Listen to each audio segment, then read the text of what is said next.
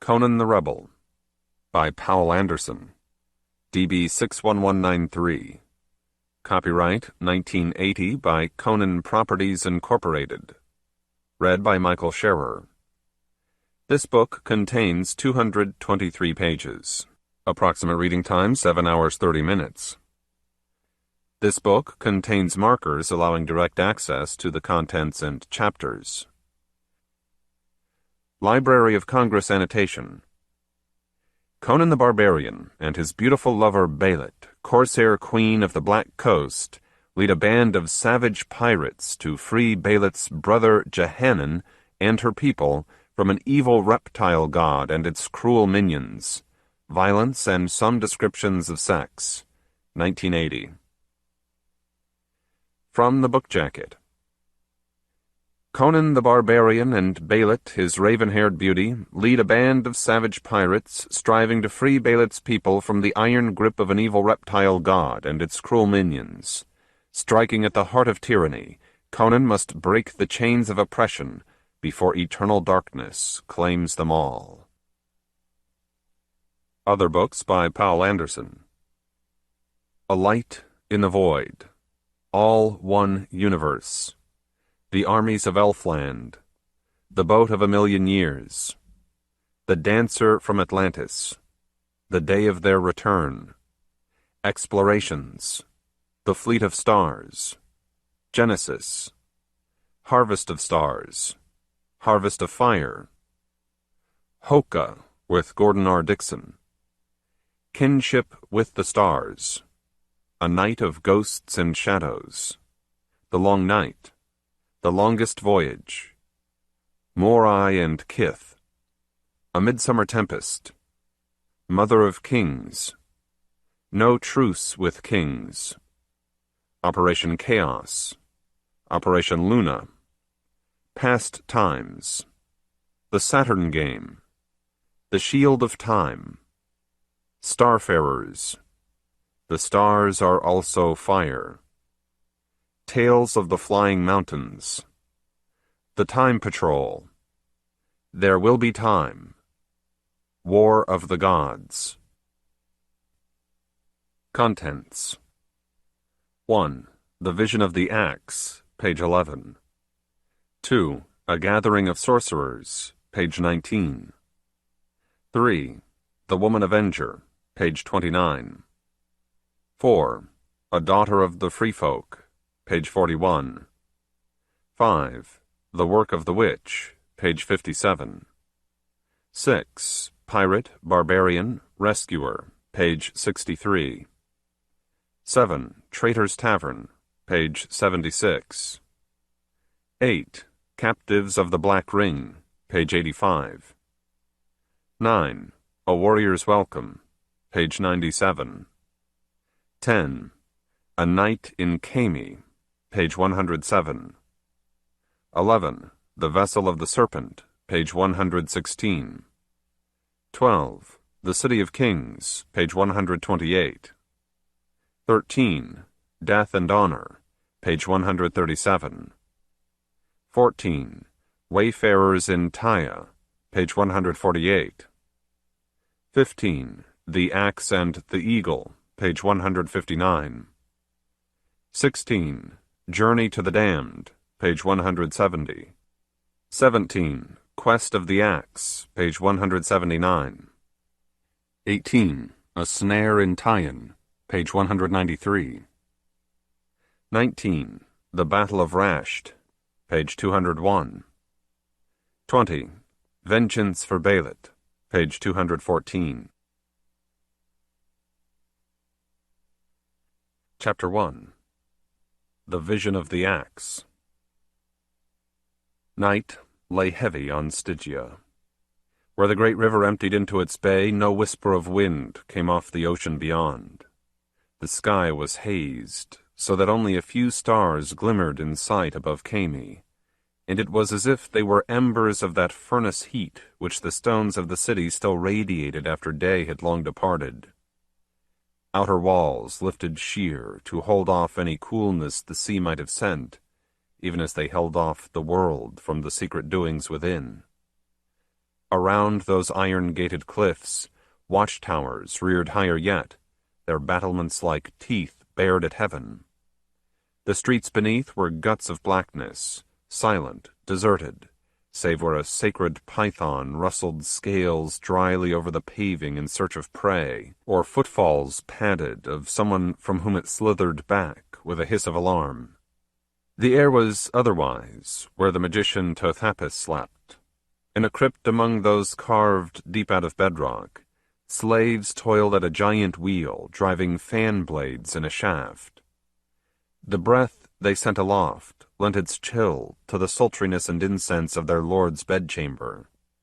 The whir made an undertone for the slumber music of a carillon played by that same machinery.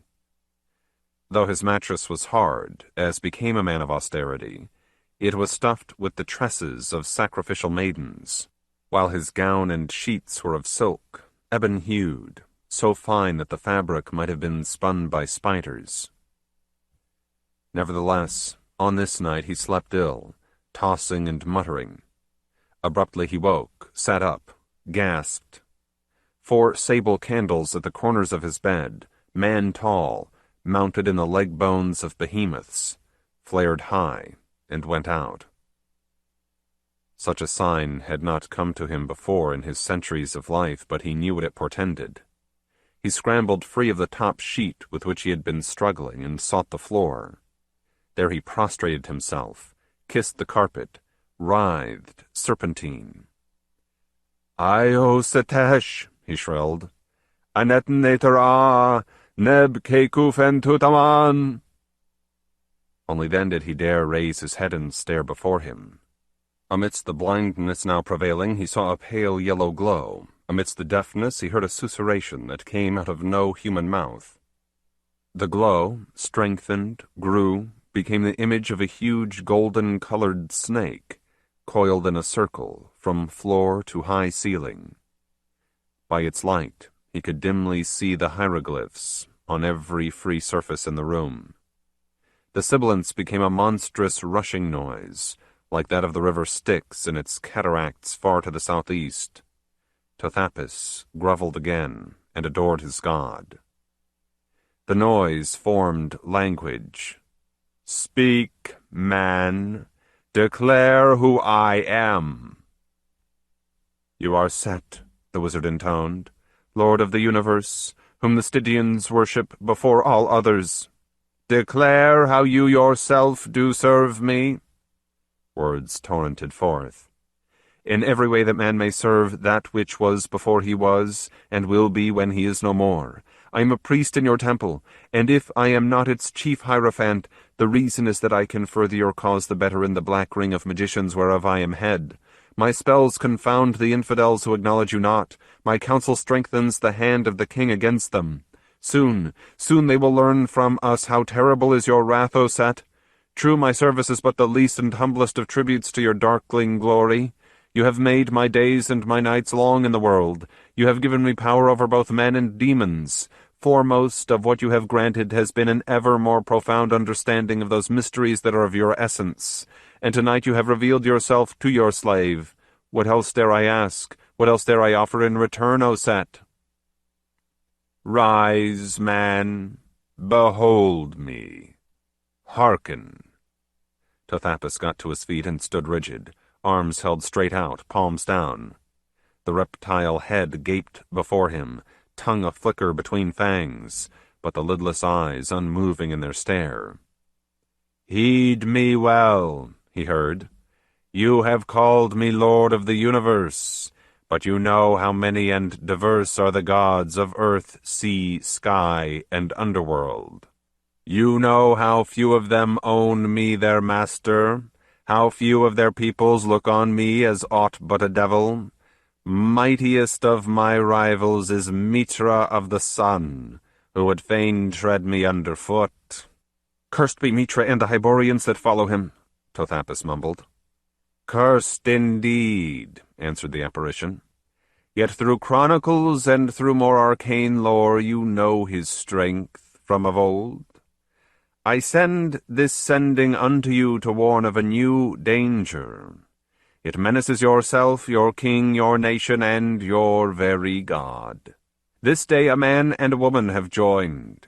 Never will any child come of their union, but already, all unwitting, they have begotten a destiny. Can it not be slain in womb or cradle? It will fast grow gigantic, and in its hands will be a war axe that hews down many, that will at last, in years to come, strike at the pillars of mine own sanctuary. Tothapus, who had gazed with calm upon hellish things, shuddered. If Set could not smite down a pair of mortals, but must instead call for mortal help, then unimaginable powers were at strife in the world beyond the world. "Sorcerer, fear not," hissed the voice. "What is to happen must happen on earth alone, for if the great gods intervened, that could bring on the last strife.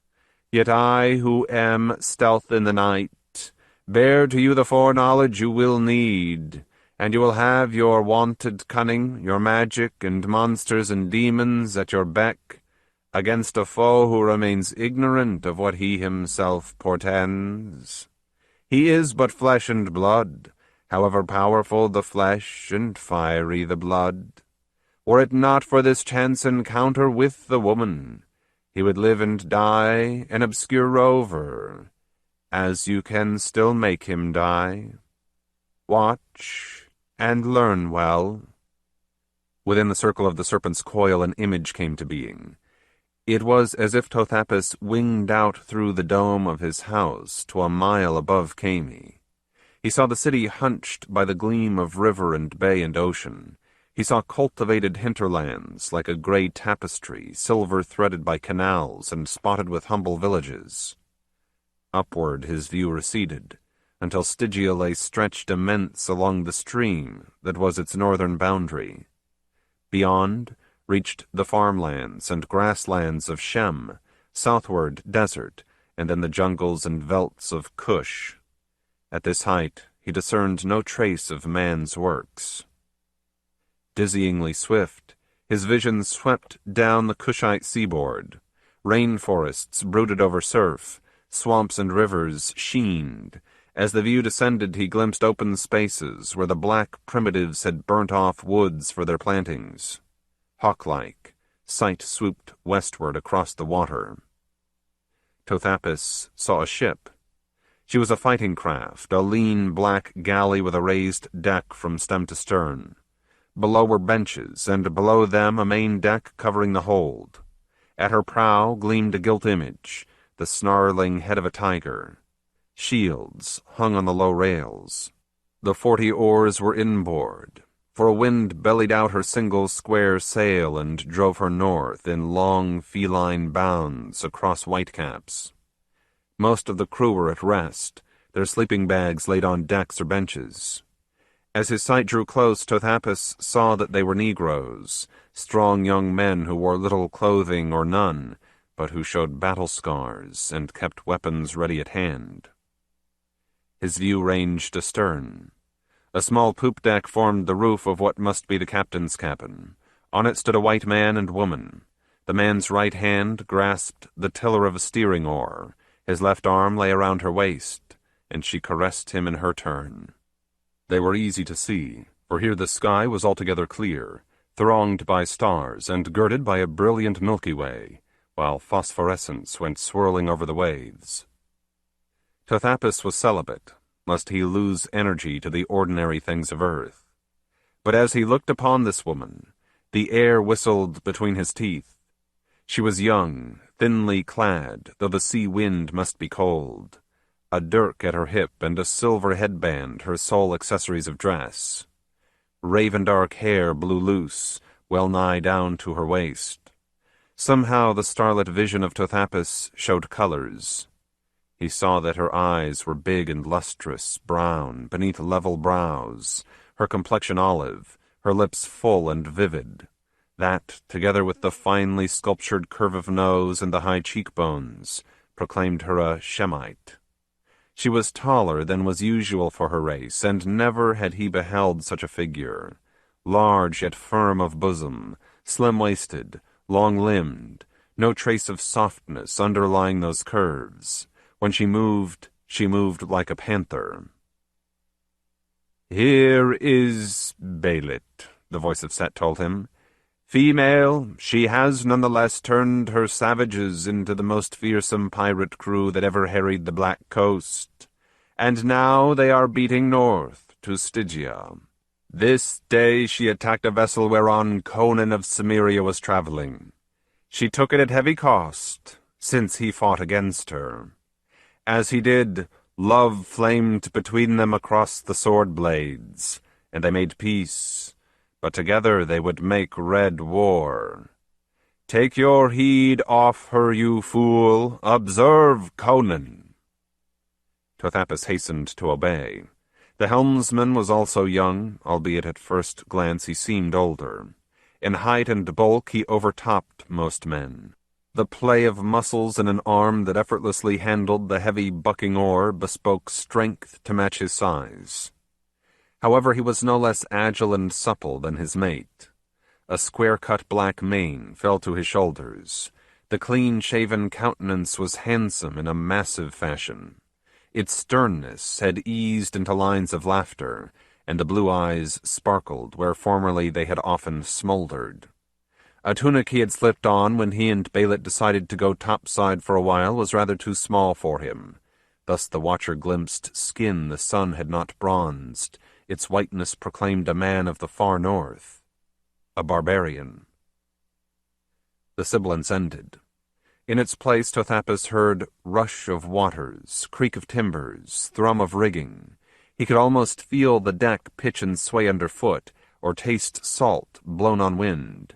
Belit spoke, her husky voice gone soft.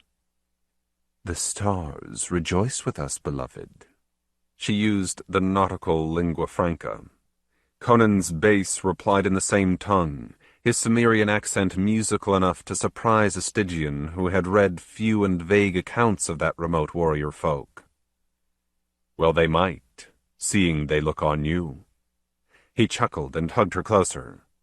"But they will miss you at your most beautiful when we go below again." "Soon?" she purred. "Quite soon. I told you I just wanted a breath of air, and thought I might as well get some practice at seamanship if we are to adventure as corsairs. Yes, I'll call Nyano and Mukatu back to this tiller in a few more pulse beats." Conan grinned. "And back to their envy, no doubt." "Fear no envy or treachery from our crew," Belit assured him. "They are my own dear men of the Suba, who have given me their blood oath. Never once while we fared has any laid untoward hand on me, or offered me the least insult." "Woe betide whoever did," Conan said, only half in jest. "But, I suppose we had better give them a romp somewhere before long." "They know they can have that whenever we put into a port safe for us. We carry loot aplenty to pay for it, but revenge is a more urgent wish, in them as in me. First, we harry Stygia." Conan frowned. "What? Oh, we can strike here and there, but why? The more so when today's fight cost you a number of your lads." "Fear not that the others hate you on that account. No, they are glad to have you as my lover and fellow captain. And I am overjoyed." Belit kissed him. "The Suba think a man who dies in battle goes to dwell forever among the gods in riotous happiness. You gave some of their comrades that gift, without harming any women or children of theirs. Now your strength and skill are on our side, to further our vengeance. You more than make up for what we lost. You are very welcome aboard, Conan." "We share feuds, Belit, as we do all else." The Cimmerian hesitated. "However, I know nothing of what yours may be, nor of how a single ship can do much against one of the mightiest realms on earth." The woman winced. "Let me give you the reason later, most dear," she said unevenly. Tonight should be for us two alone." Conan consoled her. After a while she stood back and said, with the silver band agleam on a head again lifted in pride, "As for how we can make the Stygians grieve for what they did." Tothapis leaned avidly forward. Across the coil of the Serpent and the scene that it enclosed, smote downward the vision of a great battle-axe. Darkness filled the circle, and the scaled shape writhed. "Mitra," he heard fading away. "You found me, but the game is not ended, Mitra. No, we have scarcely begun." Murk and silence entombed Tothapis. In a far corner of his own mind, it seemed strange that he did not fall delirious to the floor after what he had witnessed. Had a part of Set's reptile spirit entered him this night or during the centuries of his necromancy? He did not immediately know or care. What mattered was that he could await no further miracles from his god, nothing but what he himself could contrive. Yet before some supernatural balance of power cut it off, he had received a fragment of a prophecy. He had been given a mission. Tothapis groped his way to the door. Lamps glimmered along the hall beyond. Still trembling, but on resolute feet, he hurried toward the centrum of his stronghold. There he could find that which he needed to cast his questing spells. Given the clues he already had, a certain dead man could tell him who among the living had more information about Belit and Conan, and point a way to their destruction. Chapter 2. A Gathering of Sorcerers. The sun rose, tinging the Styx bloody. Fowl clambered on high, out of the reed marshes along it. Vultures took station. Crocodiles dragged themselves onto the sandbars and mudbanks that were theirs by antique law. High in stem and stern, slant of sail, boats plied the stream. From cargo barges resounded the gongs that set time for slave oarsmen. Across intensely green vastness, serfs came out of their villages, naked or in loincloths, to begin the day's toil. At the bay into which the river emptied, limestone heights started the northward climb of the land toward Shem.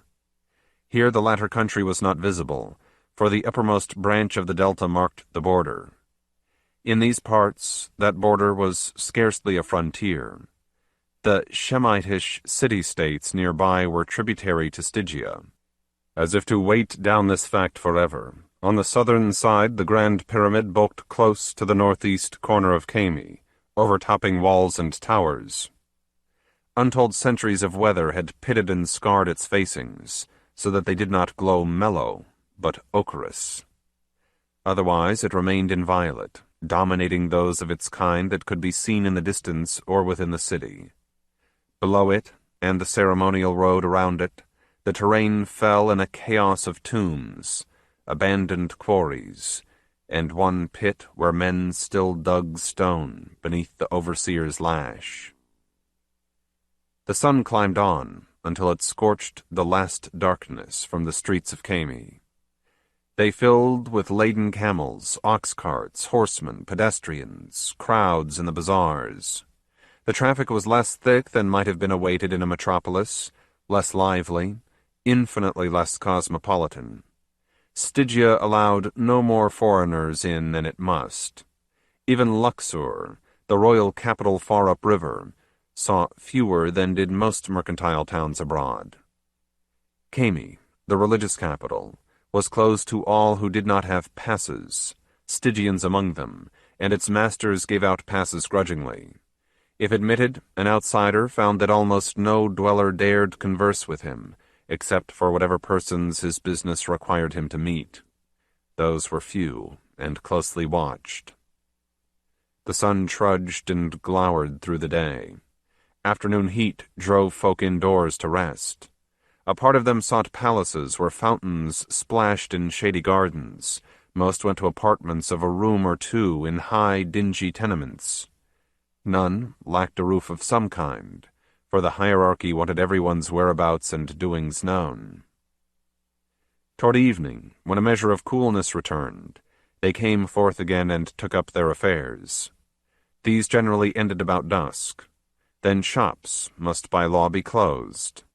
Several inns in the poor sections furtively received patrons for a while, but they would not stay open late. Though there was little crime in Khemi, the streets after sunset held their special perils.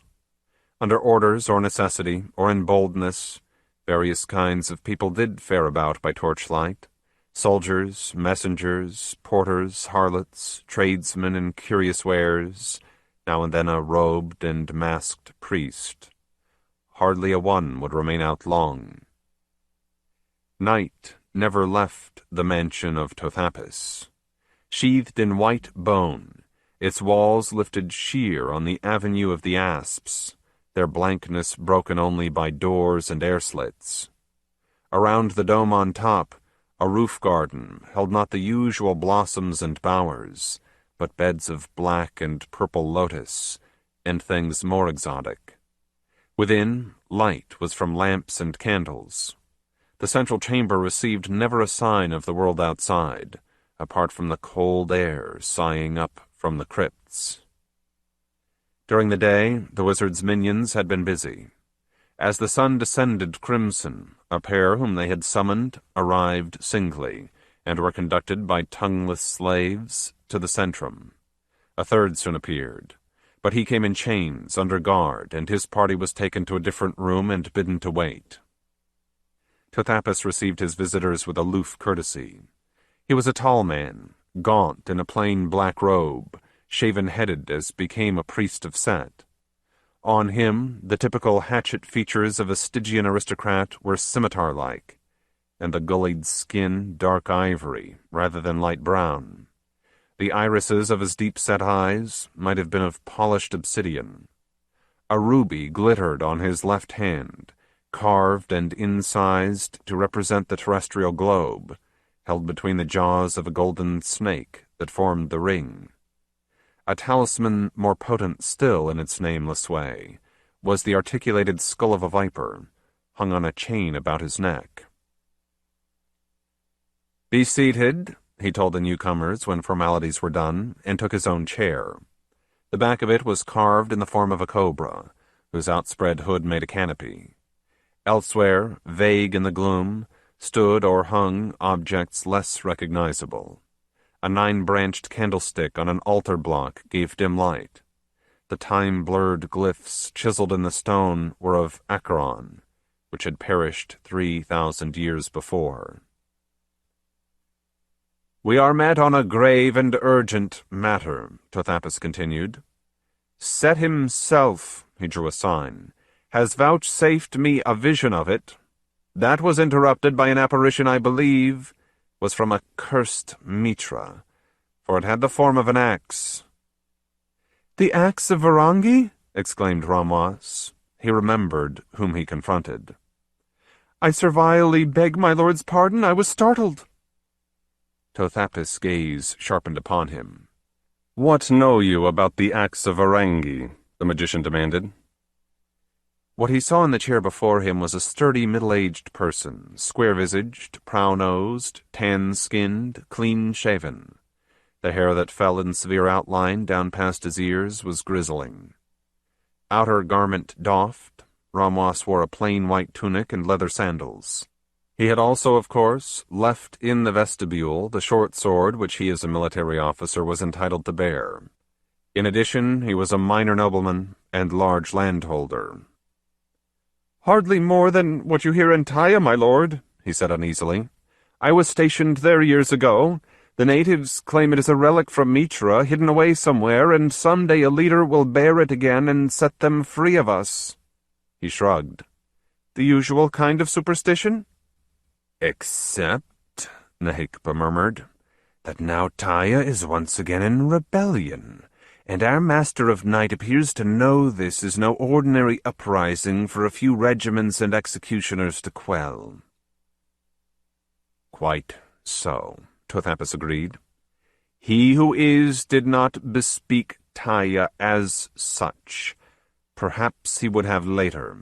The spells I cast afterward concerned chiefly a certain female pirate named Belit. Ramwas started. And her present companion, a barbarian from the Northlands, Tothapus continued. About him I could learn virtually nothing, though it is him rather than her that I was warned against. She, however, has been in these parts ere now. As always, the stones and the ghosts remember. Thus I got your name, Ramwas. My mundane agents learned more about you, and that fortunately you were at present in Khemi, inspecting your property nearby. They tell me you're an able and reliable man. Ramwas bowed his head over folded hands. Perhaps, my lord, Nehikba suggested, you could begin by describing your vision to us. Tothapus gave her a look more whetted than he cast on the officer. The high priestess of Derkita was subordinate to the hierarchy of Set. Nevertheless, this goddess of carnality, who was also a goddess of the dead, and believed to lead them through the sky on midnight winds, was no minor deity. Her cult reached far beyond Stygia, and in that kingdom the common people probably invoked her oftener more fervently than they did remote and terrible Set. As mistress of her mysteries, the high priestess in Khemi was always an accomplished witch, and the sole woman who sat in the council of sacerdotes. Have a care, Nehikba, Tothapus said low. You and I have worked together before, yes, but you are apt to skirt insolence. I pray pardon, lord. Her tone was unrepentant. I thought we should not dawdle in the business of the Serpent. His gaze lingered a moment longer. Ramwas did too. Nehikba had come to office young, amidst rumors of poison, by insinuating herself with the right faction in one of Khemi's hidden struggles for power. She retained the beauty of her youth. Slightly taller than most Stygian noblewomen, she had their slenderness, but she made it altogether sensual.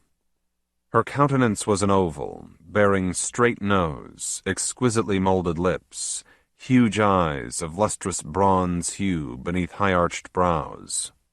Flawless, her skin was the color of smoky amber. Strings of faience beads confined the jet flow of her hair, down to just above bosom and shoulder blades.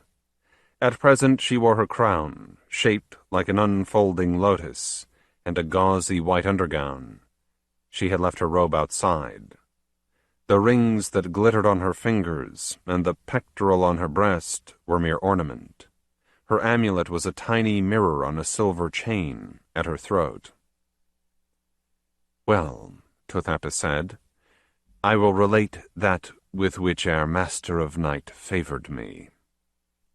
His account was straightforward, simply omitting mention of any terror he might have felt. He finished. We can do nothing about winds until that ship is much closer, and then very little. But to judge from her present location, she will take a fortnight to work this far north. The current being against her, she must needs stand well out to sea if she would make any real speed. Thus we have time to think and prepare. What can a lone buccaneer vessel mean, Lord? Ramwas wondered. Seaborne commerce is not vital to the wealth of Stygia, supposing our warcraft cannot hunt her down. Tothapus stared into shadow. He who has come aboard her is, in some unknown way, a torch that fate may kindle. The soldier shivered and signed himself. If this be true, Nehikba reminded, then our actions to thwart him could prove to be the very sparks that light the flame. Tothapus nodded. Indeed.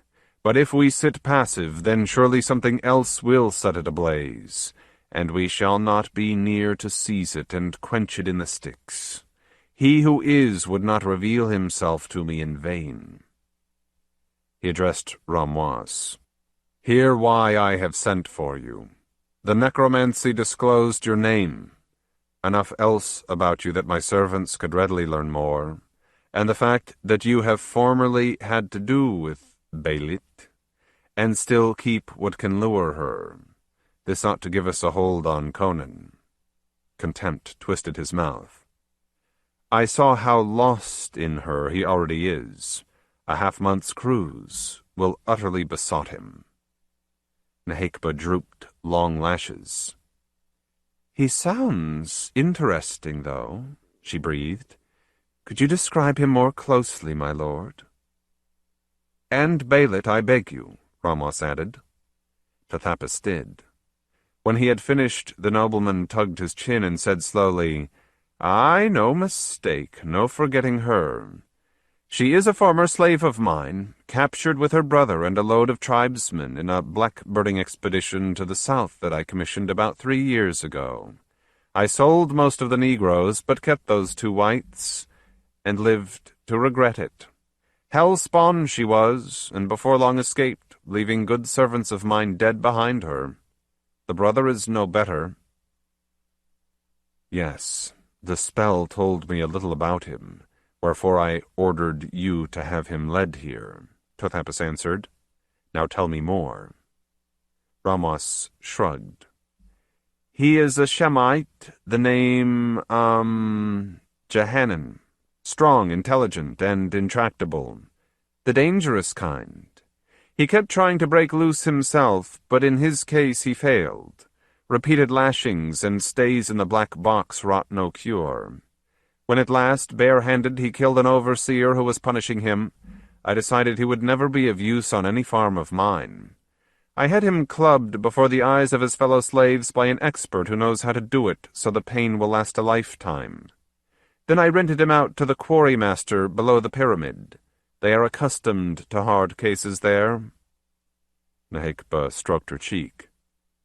"Could we bring him here for an interview?" she asked. "Pointless, my lady," Ramos assured her. "By report, not even the endless pain has tamed him.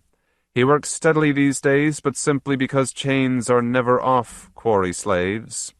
I have a notion he would enjoy resisting us, no matter how he was tortured." "Torture would be stupid in any event," the priestess said impatiently.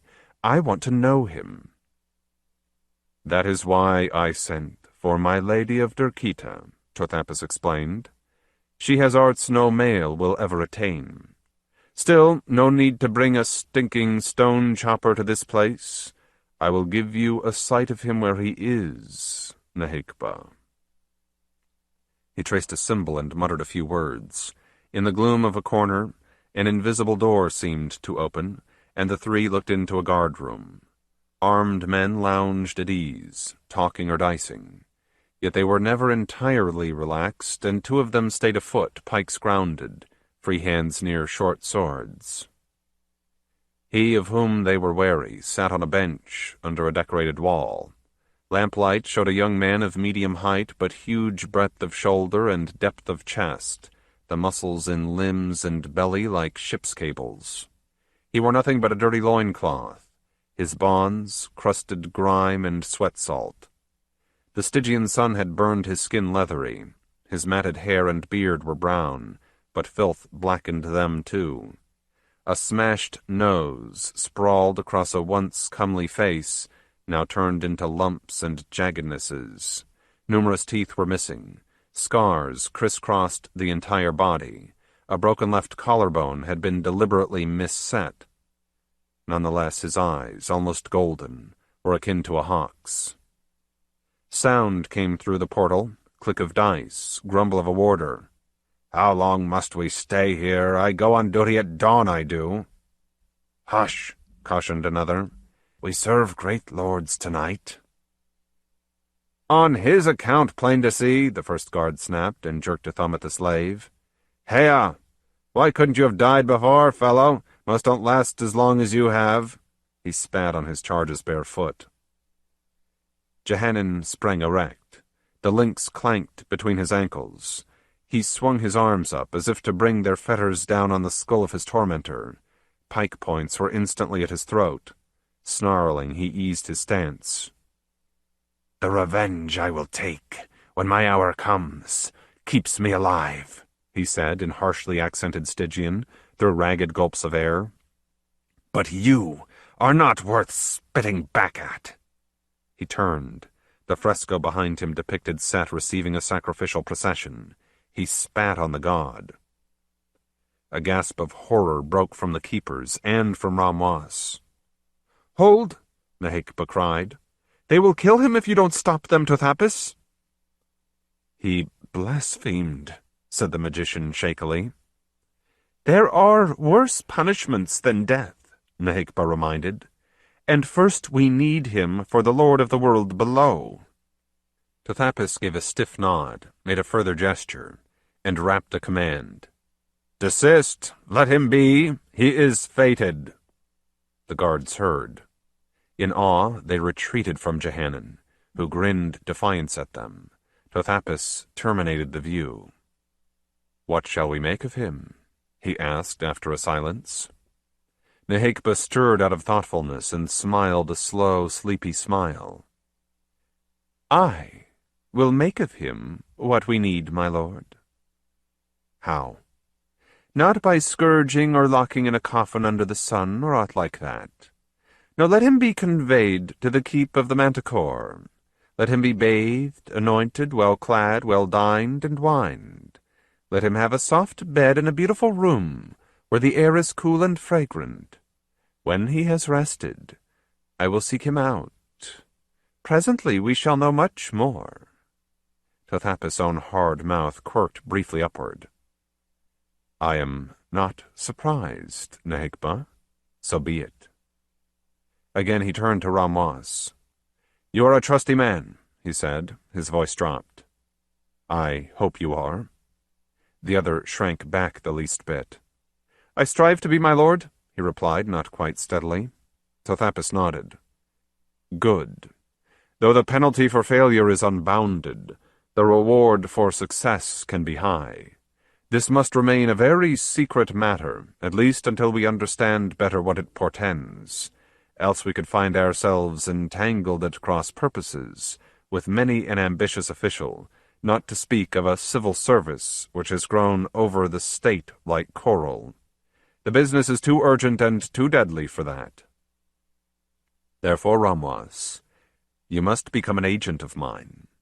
He lifted a hand against the man's arm. "Fear not. You will not have to deal with magic. Much. It is only that in this time of crisis I require men who are competent to meet emergencies as they arise. I have none such in Luxor whom I think it advisable to make privy to this affair.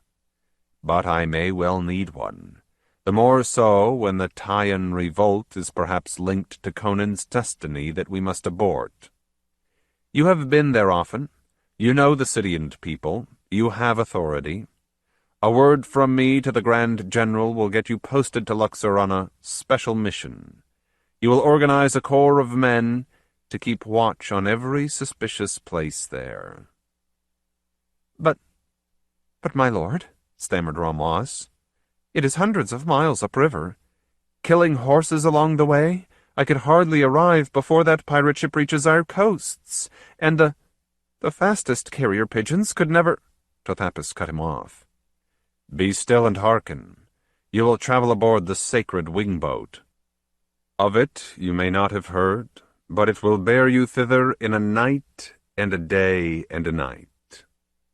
With you will go a homunculus that can relay your words to me and mine to you, across the leagues between at the speed of thought." Ramwas, who had hunted lions and men, could not repress a shudder. Tothapis saw and told him soothingly, "You will have time to set your own concerns here in order, if you are diligent. You will also have time to prepare yourself in Luxor. First, of course, you and I must speak further more than once. And never forget, Ramwas, the hour of trouble is the hour of the bold. They come to power, and the ages afterward revere their names. Would you not like that, Ramwas?" Nehekba curled serpentine in her chair and smiled to herself. Chapter 3. The Woman Avenger.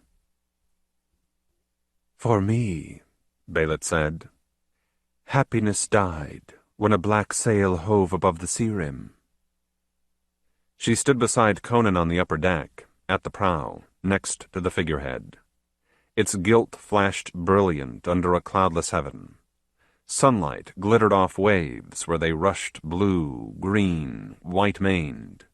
A stiffened bracing breeze filled the sail and sent Tigris northward at a pace that had foam hissing around her cutwater. The galley plunged like a living beast. Cordage sang. Land had dropped from sight, but goals yet trailed her, purity and grace on the wind. Below, crewmen laughed and jested in their native tongue as they went about their duties. Yet the soul of Belit was afar, in a terrible place. She stared from the storm rack of her unbound hair, out across leagues and years. When Conan laid an arm around her, she did not flow to him as erstwhile. Her monotone went on. Belike I should start at the beginning. However much pain is in memory raised from its grave. My father was Hoiakim, a man of Danmar on the northern coast of Shem, near the Argosian border. The city is not large, but she is tributary to none.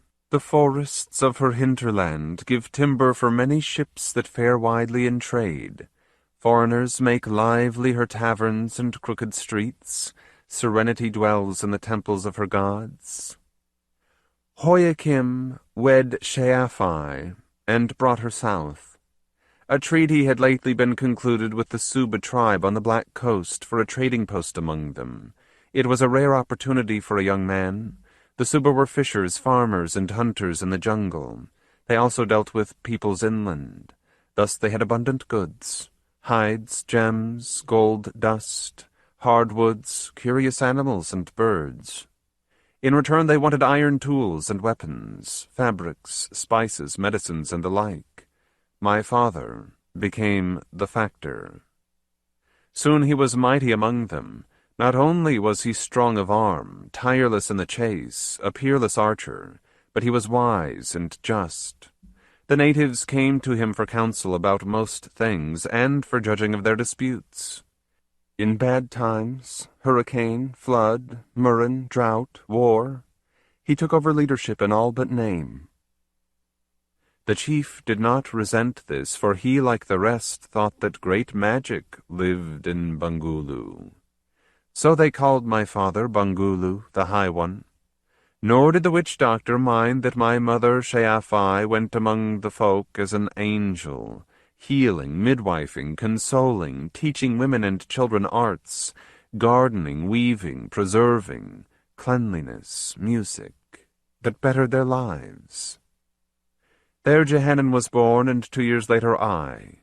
There we grew up, friends of the Suba, rangers of woods and streams and sea, learning their wild skills and alien lore. At the same time, we did not become savages. Our parents saw to our education as proper Shemites. They had many scrolls and instruments for us, as well as themselves. We accompanied them on their visits home. Besides, ships came to bring new trade goods and carry back what we had gathered. Foreign vessels, bartering or exploring, would put in too, for exchange of information and for merriment. Now we were not isolated. Life was good to us. The bud of my happiness broke into flower when... Belit gripped the rail hard. When I wedded. That was on the last voyage I made back to Danmar. Jehanan was in no haste to marry. Native girls were ever eager to please him. But I was a maiden still and ardent. For my parents' part they wished grandchildren and a helper, since the post and its business had grown. In the city they engaged a marriage broker who presently found a suitable youth. Neither pair of elders needed much persuasion. For Aliel and me, we tumbled into love. My bridegroom returned with us. He proved an able assistant, and was soon well liked by the tribe. My happiness bore fruit next year, when a son was born unto us, our own little Kedron. 3 months later, the black sail hove above the sea rim. At first there was joy ashore. Visitors were always welcome. Warriors did hasten to take up spear, bow, knob carry, shield, and form a line on the beach. A few times, the sight of them had caused a vessel to sheer off, revealing her as a pirate or a slaver. Belit left Kedron in his cradle and hurried outside to join Aeliel. The sight before her, around her, was magnificent. At her back, beyond cultivated fields, the jungle rose intensely green under a blue dazzle of sky. A stream flowed thence, bright through the millet and yams, past rail-fenced paddocks where cattle grazed, to the sea. Beside it, on the edge of the beach, the kraal stood. Grass roofs, weathered golden, showed above palisades which honeysuckle made verdant, snowy, perfumed, bee-murmurous. The trading post lay by itself 1/2 mile off, a long building of rammed earth, whitewashed and thatched, amidst a riot of oleander colors. The beach was quartz sand, blinding bright. The brook emptied into a cove which gave safe approach and anchorage. Elsewhere, surf creamed and thundered in the van of sapphire waters. A fresh west wind bore heat away. A flight of parrots went by, noisy rainbows. The warriors of Suba were poised tall along the shore, naked save for grass skirts, plumed headdresses, bangles, beads. Their sepia bodies gleamed as if oiled. From the stockade poured lithe women, fleet children, grave elders, the chief in a leopard skin. Chatter and laughter blew across to Belit. A drum throbbed in gladness. Hoyakim and Sheafai were already outside. The older man stroked his grey-shot beard and grumbled, "What do you make of yonder craft, Aeliel?"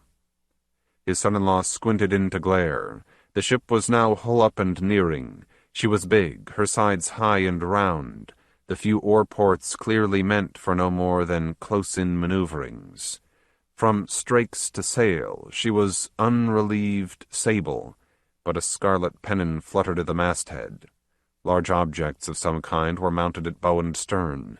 Light winked off metal as numerous men moved about her decks. "Stygian, from the lines and paint," Aeliel decided.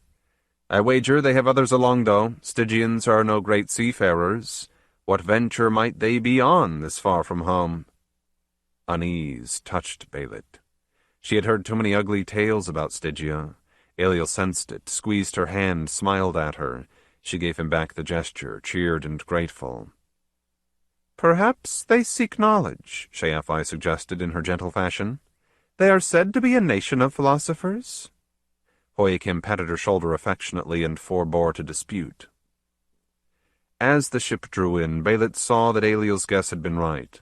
The majority of the crew were swarthy Stygians, but she identified Shemites among them, and men more fair who were probably Argosians. But why were they armed and armored? Edged steel, helmets, breastplates, shields. Surely everybody knew by now that the kraal of the Suba and her father's trading post offered treachery to no guest. The warriors on the strand felt the same doubt and closed ranks. Other people edged back toward the stockade. A leadsman called warning. Anchor cables and sail rattled downward. The ship lay at rest in the cove, broadside to. A trumpet sounded aboard. Men sprang to the objects on deck. They were great jars of glazed clay, on iron grills above trays where charcoal fires glowed to heat them.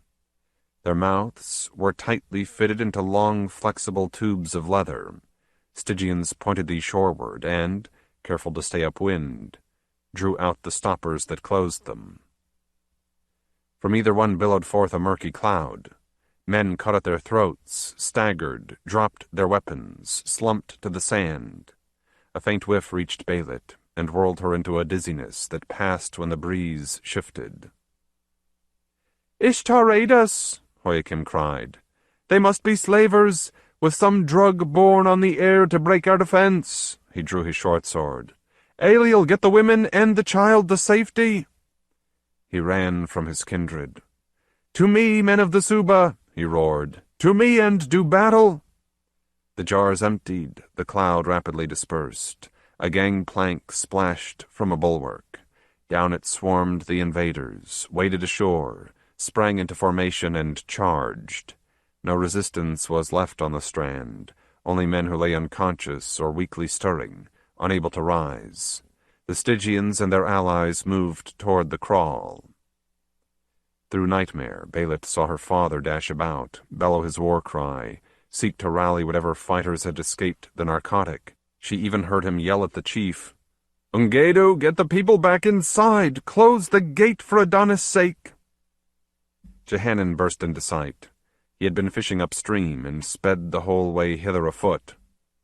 "No!" Belit shouted to the brother she adored. "Get away!" He did not hear. He plunged to join Joachim. The remaining hale men of the Suba began to do likewise. Belit saw an Argosian bowman stand forth from the ranks of his comrades. With ghastly deliberation he knocked an arrow, drew string, took aim. Did she catch the twang? She did see the arrow smite and Joachim fall. Briefly he tugged at the shaft in his breast, then he was still. Jehanan howled. Maddened, he dashed straight at the Stygians. They surrounded him. Belit saw pike butts lift and crash down. Dismayed, most Negro fighting men gave way before the onslaught of a disciplined squadron. It reached the stockade ere the gate could be shut. Leaving a few men to hold that position, trapping those within, the marauders spread out in pursuit of the majority who were outside and fleeing. "Father," Belit sobbed. "Jehanan." Eliel shook her. "We must escape," her husband said between locked teeth. "That was the last charge he laid on me." A far part of her remembered that they as Shemites ought to be immune by treaty to slavers. But what use were treaties? If they were caught, who would make complaint? "Kedron," she gasped. Sheafai came from the house, grandchild in arms. Her own tears laved the infant, but she said levelly, "Yes, let us be off to the jungle and hide before we are noticed. Many will take the same way. We can rejoin them here afterward." In the bosom of Belit, love for these three was like soft rain falling into a white-hot cauldron, of hate for the slayers of her father, the captors of her brother, the destroyers of every happiness. She darted back inside, snatched a spear off the wall, and came back to the rest. They struck off across the fields. A haru snapped Belit's glance rearward. The heart froze in her. 4 raiders had seen them and were in chase. Sheafai stopped. Belit did also, as if helpless, while Eliel raged at them to be on. Sheafai raised her grey head. "I cannot outrun them at my age," she said. "Nor should Joachim stand alone before Ishtar." She gave the wailing infant to Belit, who took him numbly. "Go," she said. From her girdle she unsheathed her knife. "Fare always well, my darlings." The blade flashed, blood spouted unbelievably red. She knelt down among the grain stalks and sang her death prayer in a voice that soon died out. "I will do that for you, beloved, if I must," Eliel vowed to his wife. "Now come." They fled onward. Young, hardy, they could have distanced their mail-burdened pursuers, but no mortal goes faster than a lead ball from a sling. Abruptly there came a shattering sound, and Eliel went down. The back of his skull was no more. The kindly grain rustled to and fro to hide that sight from Belit. She held Kedron in her left arm. Her right hand gripped the spear. She ran. Anguish exploded in her left thigh. A second ball had struck. She stumbled, recovered, tried to go on, and knew she was lamed. With great care she dropped her weapon, uncovered a milk-heavy breast, brought her son close and gave him that gift for a moment. Then she laid him on the ground, took the spear again and gave him freedom. Thereafter she waited at bay. "I killed one of them and wounded 2 more, Belit told Conan. "A mistake. I should have done as my mother did. They overcame me." He held her to him. "No need of relating what happened next," she went on in a while. She had not wept. "They did leave me alone on the voyage back to Stygia, and let me heal in flesh if not spirit. After all, I was now valuable merchandise. So were Jehanan and such of our friends as they had caught, but I was kept apart and saw little of them. I heard that no few took sick and died in the foul hold where they were chained. Her voice was dry. It turned out that this was a one-time venture. A Stygian aristocrat and enterpriser named Ramwas had learned enough about the Suba and our post that he decided a raid would be worthwhile for plunder as well as slaves. It would require special equipment, though, to break our defense. Conan frowned. No matter pity for Belit, his barbarian practicality had come to the fore. "Why is that mist of sleep not seen in war?" he asked. "It is too costly, in too short a supply," she answered. "Certain swamp dwellers in Zimbabwe brew it from a poisonous fruit found nowhere else. The agents of Ramwas could only collect enough for this single task, at a price to make it worthwhile, because it chanced they had wormed out a shameful secret from the chief's past and threatened to spread it abroad. At that, the preparation of such an amount took months." "How do you know this?" "Ramwas told me once, when he was in his cups and boastful," she sighed. "He put most of the captives on the auction block, but Jehanan and me he kept for himself. Jehanan was to be a plantation laborer. We hugged each other in a single heartbeat before we were parted. Ramwas had me brought to his harem. First, he did not want inconveniences. He gave me into the hands of a witch who cast a spell that made me barren. What was done left no mark on my skin, but... Oh, Conan, the pain of that day I can put behind me, but never the pain that I cannot bear your child." Muscles bunched in the Cimmerian's jaws. He wanted to smash something. Instead, he held Belit very gently to him, though he shivered. She laughed a little, as a she-wolf might yelp. "He got small joy of me," she said. "I almost raked his eyeballs out. He barely escaped, yammering. Since whips leave scars, he had the juice of the purple lotus forced between my lips, which paralyzes the body for hours, but not often." "And in hope, I think," Conan whispered. "You are so lovely." Belit shrugged. "Perhaps. Be that as it may, I begin to see that I did wrong to yearn for death. What revenge can the poor dead take? No, I must use my wits, so that Hoiakim, Sheafai, Aeliel, and Kedron may have many slaves to attend them." A flaw of wind made the ship lurch and the sail crack. "Ramwas had business in Khemi," Belit said. "I never pretended aught but hatred for him. I could not bring myself to anything else. I could, though. I could be mild enough about it, that he brought me along, for Khemi is a seaport." The new moon sank in a greenish west, the glimmer of the old in her arms. Silence brimmed the street beneath ogive windows through which coolness entered, their grillwork filled with violet and the even star. In a chamber of red velvet, Belit left the couch where she had been waiting. Nearby stood a glass vase full of lilies. She ripped the blossoms out and cast them on the floor. A blow against a tabletop shattered the bowl of the vase. Jagged neck in her fist, she glided to the door. Her other fist smote the panel, again and again. "Open!" she moaned. "Open! Let me out! Send for a physician! I perish!" The bolt clicked, the barrier swung wide. Lamplight in the corridor beyond revealed, gigantic, the guardian eunuch. He touched his sword, but his face was unsuspicious as he asked, "What do you want, woman?" Belit grinned wide. "This," she said, and drove the broken glass past his jowls into his throat. She twisted her weapon. He reeled back, but could not scream, only gurgle, because she kept after him, thrusting and twisting. He sank to his knees, to his belly.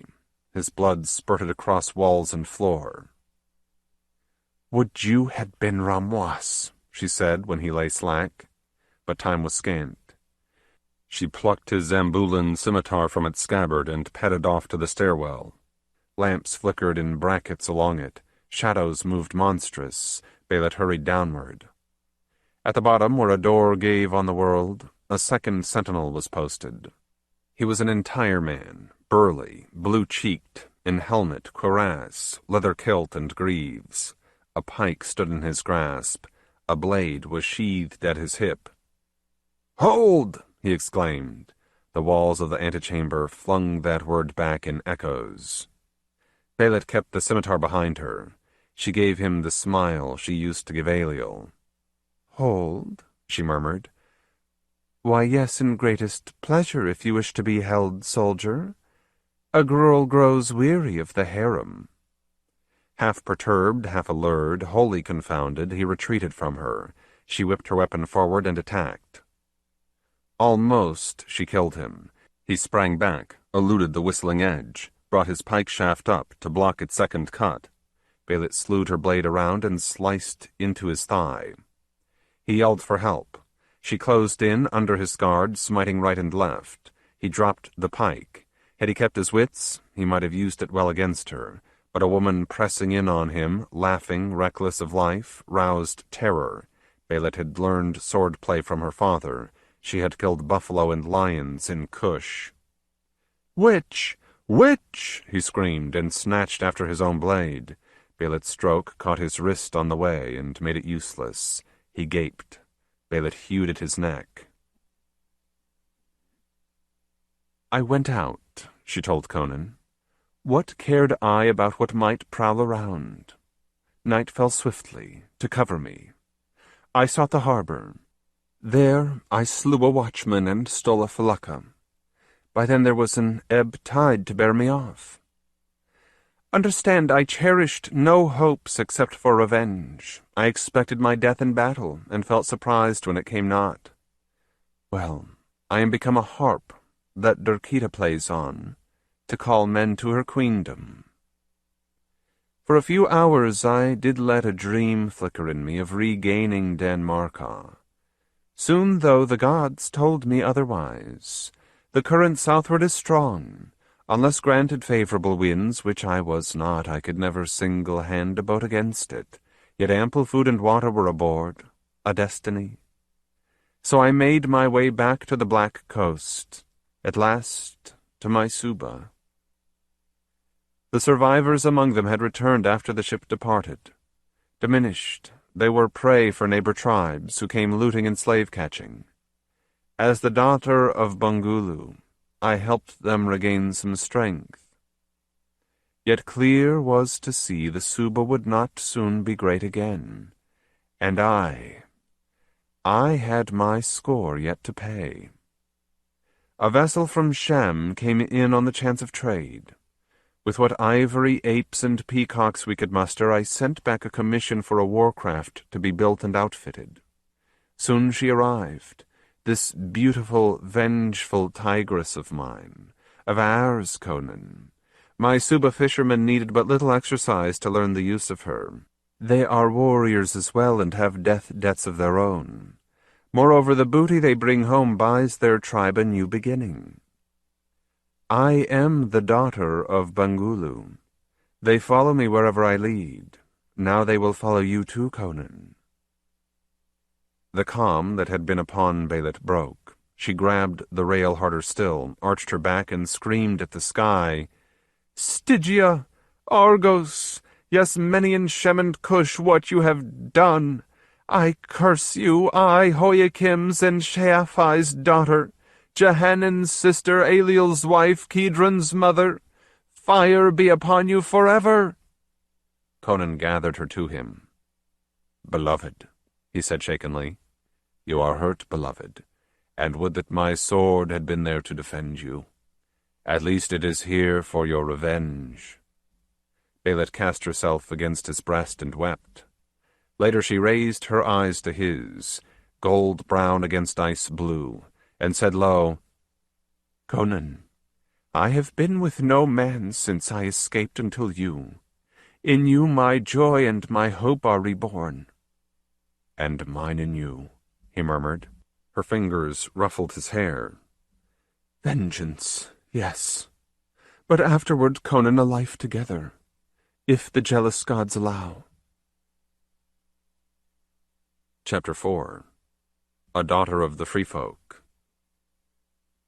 Where the Styx, flowing north from unknown sources, bent west on its long journey to the sea, was the northeastern corner of the Stygian kingdom. South of this rose ever steeper highlands, which finally crested and descended again toward the primitive but powerful realm of Kishan. Those hills and mountains formed the province of Taia. Shuat of Stygia, commanding the governor's militia against rebellious natives, led a detachment up the Helu. That river ran swiftly through its vale, eastward until it joined the Styx, creating a strip more fertile than most of the region. Here the Taians, who elsewhere were mainly herdsmen, dwelt in farming villages. Here was the main artery of trade for the province and of civilization. Or so it had been. Now, at his back, smoke from the thatch of mud huts rose to stain heaven. Date palms and orange groves lay hewn down. Vultures descended on corpses. Lines of captives stumbled in chains on their way to the slave market at Luxor. As yet the right bank was untouched, but its turn would come. Shuat, a big, hard-faced man, rode at the head of his force. On his left, a standard-bearer held on high the snake pennon of his rank. Immediately behind him, amongst his personal guards, came his chariot. Thereafter, in a cloud of dust, boom of drums, tramp of feet and hooves, creak of wheels, the regiment followed. Ahead of him, the riverside road lifted sharply with the terrain, and the valley narrowed into a gorge. Its sides were red rock, vivid against a sky where the sun blazed fierce. There the stream dashed white and loud. His adjutant trotted up to join the commander on the right, slowed his own horse, and reported, "Sir, Captain Menemhet requests orders as to where we shall camp for the night." "What? When it is scarcely past noon?" Shuat snapped. The adjutant pointed. "My lord knows well that the defile is a long one. We cannot get through it, out onto open ground before dark. May I respectfully suggest that it is no good place for us to be attacked?" "I hope we shall be." Noting the officer's surprise, Shuat deigned to speak on. "Have you considered why we are ravaging the valley, instead of merely garrisoning it, as was done in past uprisings? After all, it yielded more taxes than the entire rest of this wretched domain. Well, it has been even more important to the Highlanders, both for what it produces and because of what it once meant in their history.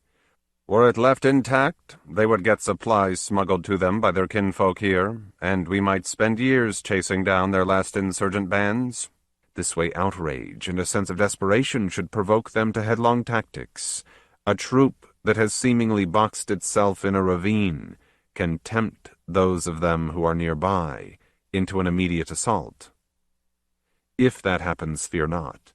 I am not so foolish as to try pushing on. We will repulse them and then make an orderly withdrawal.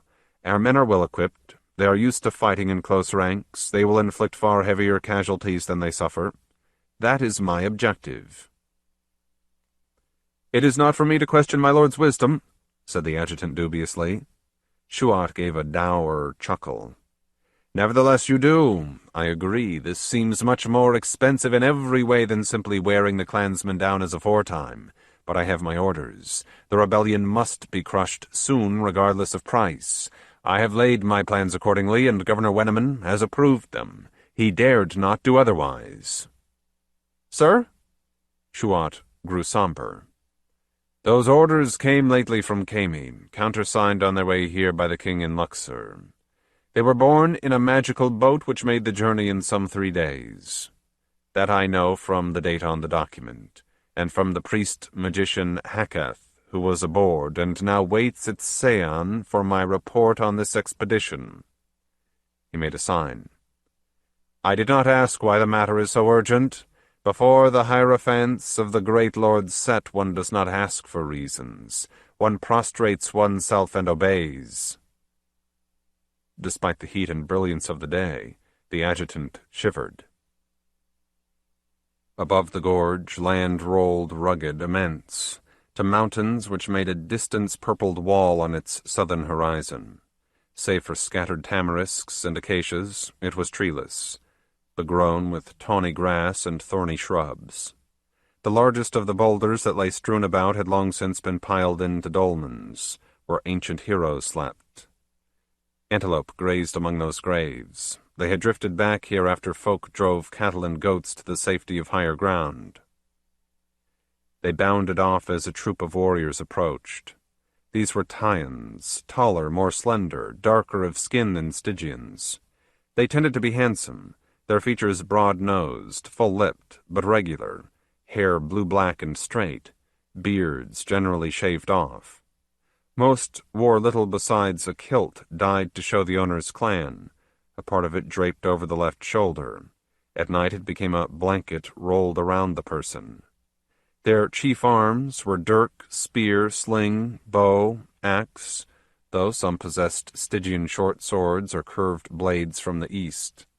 Many bore rectangular hide shields, reaching from knee to chin, and on many of these the bright paint included a solar disk.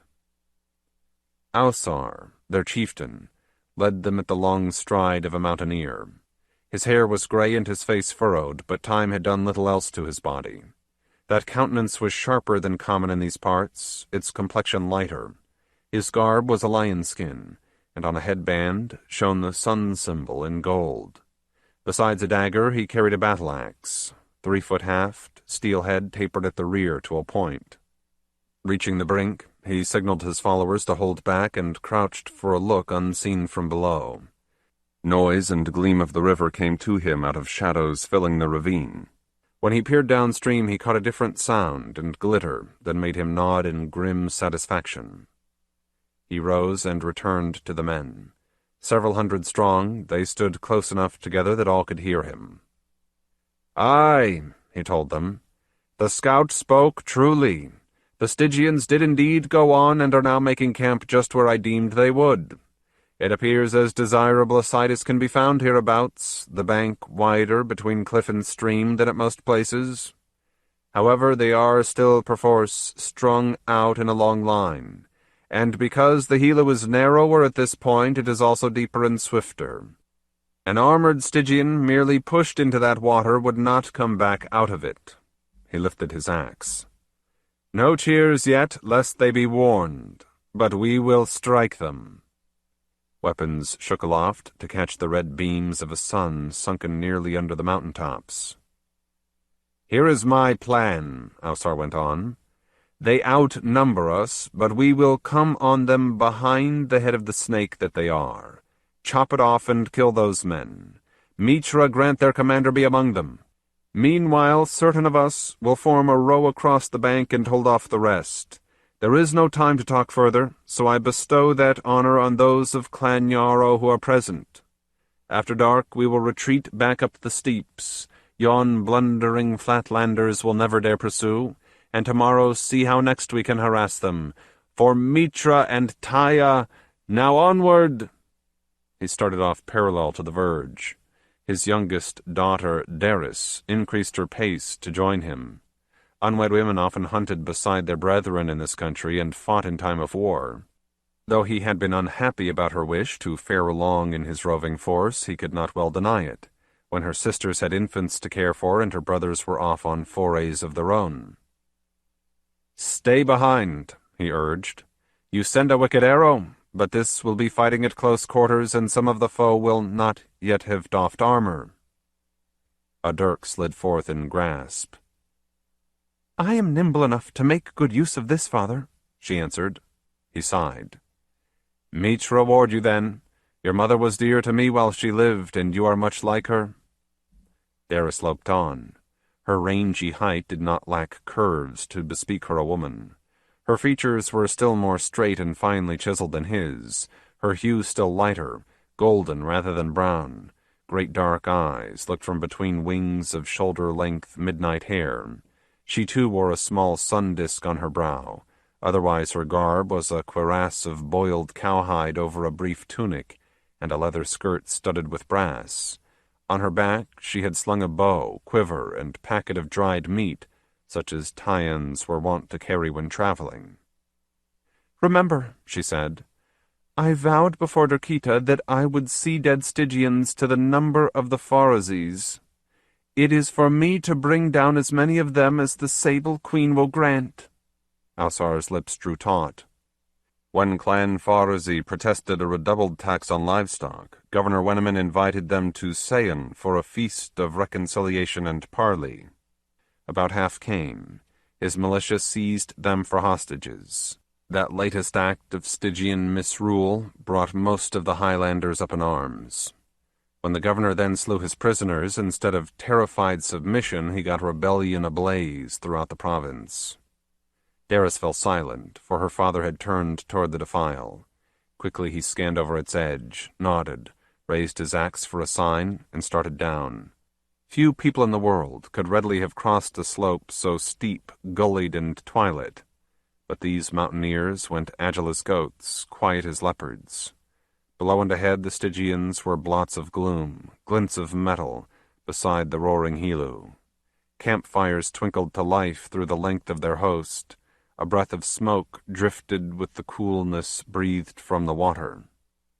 Not until talus rattled beneath calloused feet did anybody notice the Taians. A shout lifted, trumpets blared, horses whinnied in alarm, iron clanged. "Forward!" Alsar cried, and sped to battle. Helmet, breastplate, greaves, shield of a century sheened in the dusk before him. The Stygian drew blade, stood his ground, sought to stab his oncoming foe. Alsar dodged, his axe flickered sideways. Barely did the soldier withdraw his sword arm in time. The axe-head edge clashed on his shield. Again Alsar hewed, and again, to bring the greater mass of his weapon in battering and leverage on the defense. The shield slipped just enough aside, and his axe bit into the Stygian's thigh. Blood jetted. The soldier howled and stumbled. His face was unguarded. Alsar sent the point through the temple, leaped over the corpse and plunged on. Around him raged a wave of his men. Daris danced about, crouched low, seeking her chances in the tumult. A mailed Stygian fought a Taian who wielded a scimitar. Unarmored, the Highlander could not stand before his opponent. Already slashed in a dozen places, he gave way step by step. At his back was a line of the enemy. Abruptly he saw an opening, yelled, and sprang closer while his sword whirred downward. A skillful feint had caught him. The shield tilted back to intercept while the soldier trod forward. He sheathed his blade in the native's belly and ripped. Then Daris had an arm under his chin from behind. Her dirk made a single deep slash across his throat. He fell, gurgled, flopped, and lay still beside the Taian man. Daris was already elsewhere. A horseman forced his way through the struggle. From above he chopped down right and left on rebels as they combated Stygian infantry. Daris wove her way amidst violence. Heedless of danger from hooves or aught else, she glided under the horse. It screamed and reared as she hamstrung it, fell heavily, thrashed about. Daris was on the rider like a cat. Before he could recover himself, the life-blood was pumping out of a forearm laid open on the inner side from elbow to wrist. Daris rolled free and scrambled to her feet. Seeming chaos ramped on the riverbank. But armor, lines, horses. She gasped in dismay as she realized. The Stygians had kept themselves fully ready to fight, well-nigh every last man of them. The Taian assault had only thrown them back a little, then they rallied in disciplined ranks. The confusion was among Alsar's band, suddenly made to recoil, and now torches flared out of campfires to light this ground for the king's troopers. Now trumpets sounded triumphant, cavalry thrust in close formation, chariots rumbled forward on sword-hubbed wheels. The Stygian standards advanced from both east and west. The defenders of Clan Yarrow had gone down under weight of mail, horses, vehicles. The attackers were trapped. "No!" She dimly heard her father shout through the clamor and clangor. Above the heads of men who surged back and forth, seeking to win out of the press, she saw Alsar. He had cut his way back to the talus slope. Instead of fleeing at once, he stood, axe raised high, in flickery torchlight, under the first stars, for a sign and a rallying point. Stygian arrows buzzed around him, but he heeded them not, and they missed him in the dusk. "Hear, men of Taia! Hear to me!" he bugled. His warriors had not penetrated the foe so deeply that they were boxed in beyond escape. Pantherish cries lifted from them. They hurled themselves toward him with terrifying vigor. Comrade aided comrade as they charged. The soldiers did not harvest many of them before they had reached the wall of the gorge and bounded off, unfollowable, starward, into the night. Eris glimpsed that much while she struggled for her own freedom. She had been headed out of the battle when its tides swept her against 2 Stygian infantrymen. They seized her by the arms. She fought them in hissing fury. Once she tripped the left-hand man, and all 3 went down in a heap. She managed to sink her teeth in his neck. Horrified, he slackened his grip. She tore loose of him and twisted about, to bring the heel of her hand under the nose of his companion. That could have been lethal, but he ducked in time, and the nose was merely broken. The first man was upon her again. His fist slugged at her jaw. She took the blow on her cheekbone instead, yet it dazed her momentarily. He took hold of her throat and squeezed. The other Stygian hampered her resistance till she sank into blackness. Little remained of Thuron. In the course of conquering Taia, the Stygians had besieged and largely destroyed its capital, while devastating the hinterland. Afterward, 500 years of neglect and weather gnawed at what had survived. Terraces crumbled, walls collapsed, canals and reservoirs silted, soil eroded, rich farmland became gaunt wilderness. When at last men returned, it was as pastoralists. They bore off the toppled stones of the city to make shelters, miles apart. Mostly they lived in skin tents, carried on oxback, in the cycle of their wanderings. This was bad country for horse, camel, or wheel. Its dwellers perforce grew deep-chested and fleet-footed. Nevertheless, Thuron on the heights was holy to them. Varangi had founded it when he led the ancestors hither, and had consecrated it to Mitra. Here a long succession of kings reigned gloriously, a civilization flowered. Here was still the olden temple of the sun god, half in ruins but housing a few priests who still practiced the pure rites and conserved something of ancient relics and lore. Here the clan chiefs and their households gathered each winter solstice for sacrifice, deliberations, trying of lawsuits, and business more worldly. Here folk made pilgrimage to cleanse themselves of guilt, swear the most sacred oaths, or find solace in the mysteries of Mitra. Here Ausar brought his men after their defeat on the Helu. It was a natural place for all to meet who fain would join his army. The Stygians would not soon come this far. If nothing else, supply lines were too easily cut in the arid, tumbled uplands. He could hope to find new recruits waiting for him. "But scant hope have I else," he told Parasan. "You do wrong to despair this early, my son," the high priest counseled him. "Perhaps you lost a battle, but your war is young." "I lost a beloved daughter," Ausar mourned. Parasan reached out a frail hand to clasp the leader's shoulder. "She fell valiantly in a just cause. Mitra, himself a warrior, has taken her home to him." "Aye, if she did perish. O Sun-Lord, grant that she perished, that she is not captive." For a while there was silence. The 2 men sat in the priest's quarters inside the temple. Sunlight slanted through windows to reveal a pair of stone chambers, austerely furnished. Dimmed by time, a mural above a small altar depicted a youth riding a bull, between whose horns glowed the sun disk. Elsewhere stood shelves of equally aged scrolls, tomes, bits of philosophical apparatus, graceful figurines salvaged from the ruins. Patient, in his blue robe, Parasan waited. Ausar mastered himself and said, dry-voiced, "Can unwisdom ever be righteous? I did not imagine we could drive the Stygians altogether out of Taia.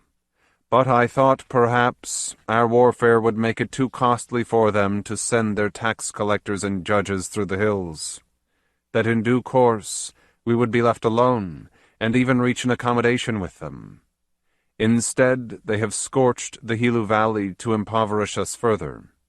I see no reason for supposing they will let it be resettled before we yield. Rather, their ruthlessness tells me that as soon as they can bring in enough soldiers, they will carry fire and sword from end to end of Taia. Should I not let spokesmen of ours bring them my salted corpse in token of surrender?" Parasan shook his wise white head.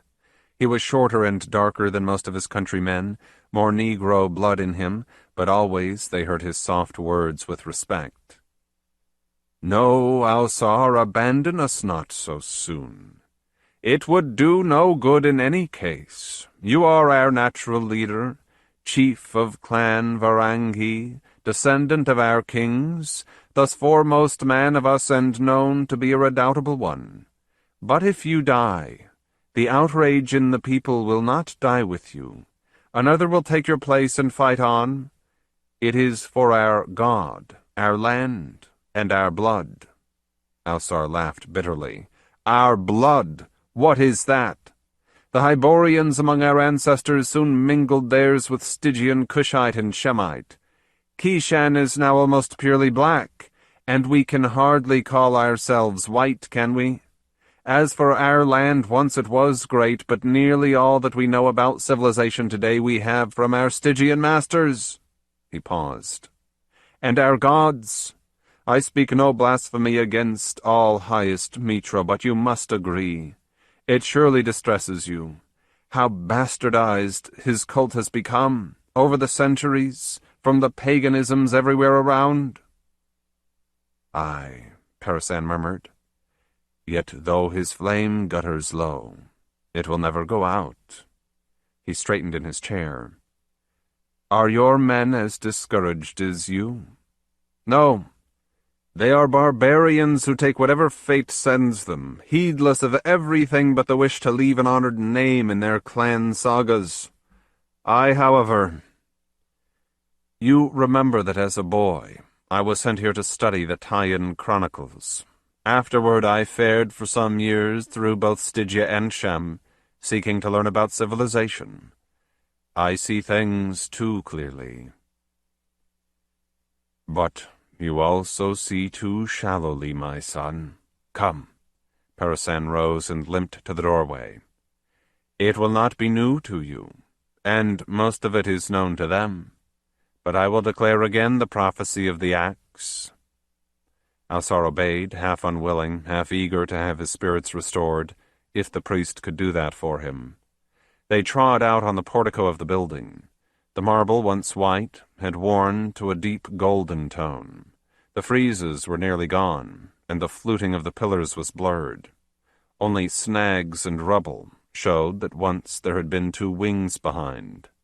Nonetheless, this remnant dreamed gracious, in an odor and a whisper of sun-dried grass. The warriors, males and a few fiercely chaste females, were encamped on the slope below, among fragments of walls and fallen columns. The smoke of their campfires drifted on a warm breeze into a sky where hawks caught sunlight on wings.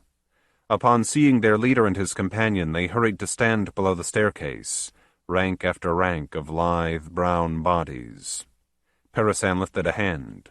Somehow his thin voice carried. "You who fight for Taia the beloved, hearken. Hear, though you have heard before, the story of your motherland. Mighty were your forebears. They came down from afar, from the cold north, Hyboria of the legends, first as wanderers, then as conquerors, then as settlers.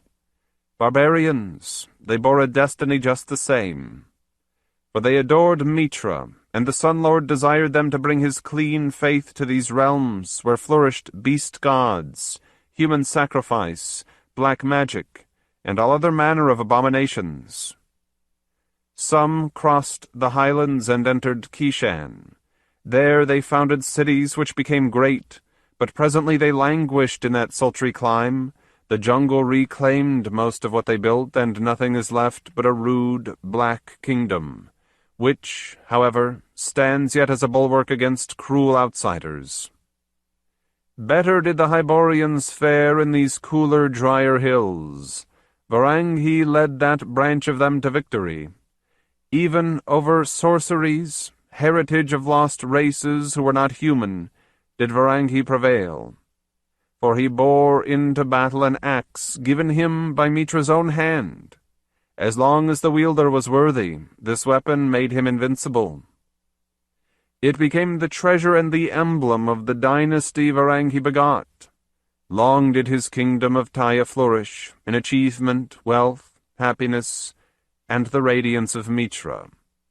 That light was unendurable to murk Stygia. Again and again through centuries the worshippers of Set strove to overthrow Taia, and ever were they repulsed. At last, though, an unworthy heir mounted the throne. He allowed himself to be seduced by Stygian magic and fell in battle. He fell childless, too. Your leader Ausar, here beside me, descends from an upright brother. The Stygians overran and annexed Taia. For centuries has it groaned beneath their yoke. The axe of Varangi lay not on the stricken field where the last king died. No living person has seen it since. Yet a holy man prophesied up and down the country that it had been hidden away, to await the coming of a deliverer fit to bear it, and he will be of the old northern blood. The Stygians captured and crucified the prophet, but they could not kill his words, which live to our own day. Often in prayer have the priests of Mitra, at this sacred place, asked him for a sign. He has given dreams and visions which tell us we must never abandon hope. They say nothing about the advent of the liberator, but they do not deny that verse in the prophecy which says that this shall come to pass after a hand of centuries.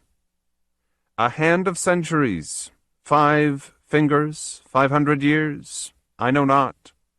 But that is indeed how long Taia has been enslaved. Yours may be the generation that sets her free. The warriors brandished weapons and roared forth the savage war cries of their clans. The Stygians bound the few prisoners they had taken, but did not otherwise abuse any. At dawn, when mists rolled chill off the river, Shuat came on inspection. For a minute or two he regarded the Taians, and they glared defiance at him. The noises of the torrent and of the regiment moving about seemed remote. "Is this all?" he growled. "And we scarcely killed more of them than they of us." To his adjutant, "I do not abide by a plan that is a failure. We return at once." His gaze went back and came to rest on Darius. "Who is the woman?" "If it please my lord, I helped capture her," the sergeant said. "And a hellcat she was," he leered. "I and my friends can soon tame her. We'll forego breakfast." Darius snarled. Shame seared her. "No, you idiot," the commander rapped. "See that golden disk on her brow? The natives reserve it for their highest-ranking family. I will not have her hostage or exchange value lessened." He addressed her. "Who are you?" Stygian was not her mother tongue, but like most Taians, Darius had learned it well. She straightened herself, met his eyes, spoke her name, and added, "I am a daughter of Ausar, rightful king of this country." "Ah," Shuat said. "Very good. My scheme has paid better than I knew." Sickened, Darius realized what she had given away. On his orders, she was separated from her fellows. They bade her a stoic goodbye. They were bound for slavery. Her fate might prove worse. She was not immediately mistreated. Her guards allowed her to wash, at the end of a leash around her neck.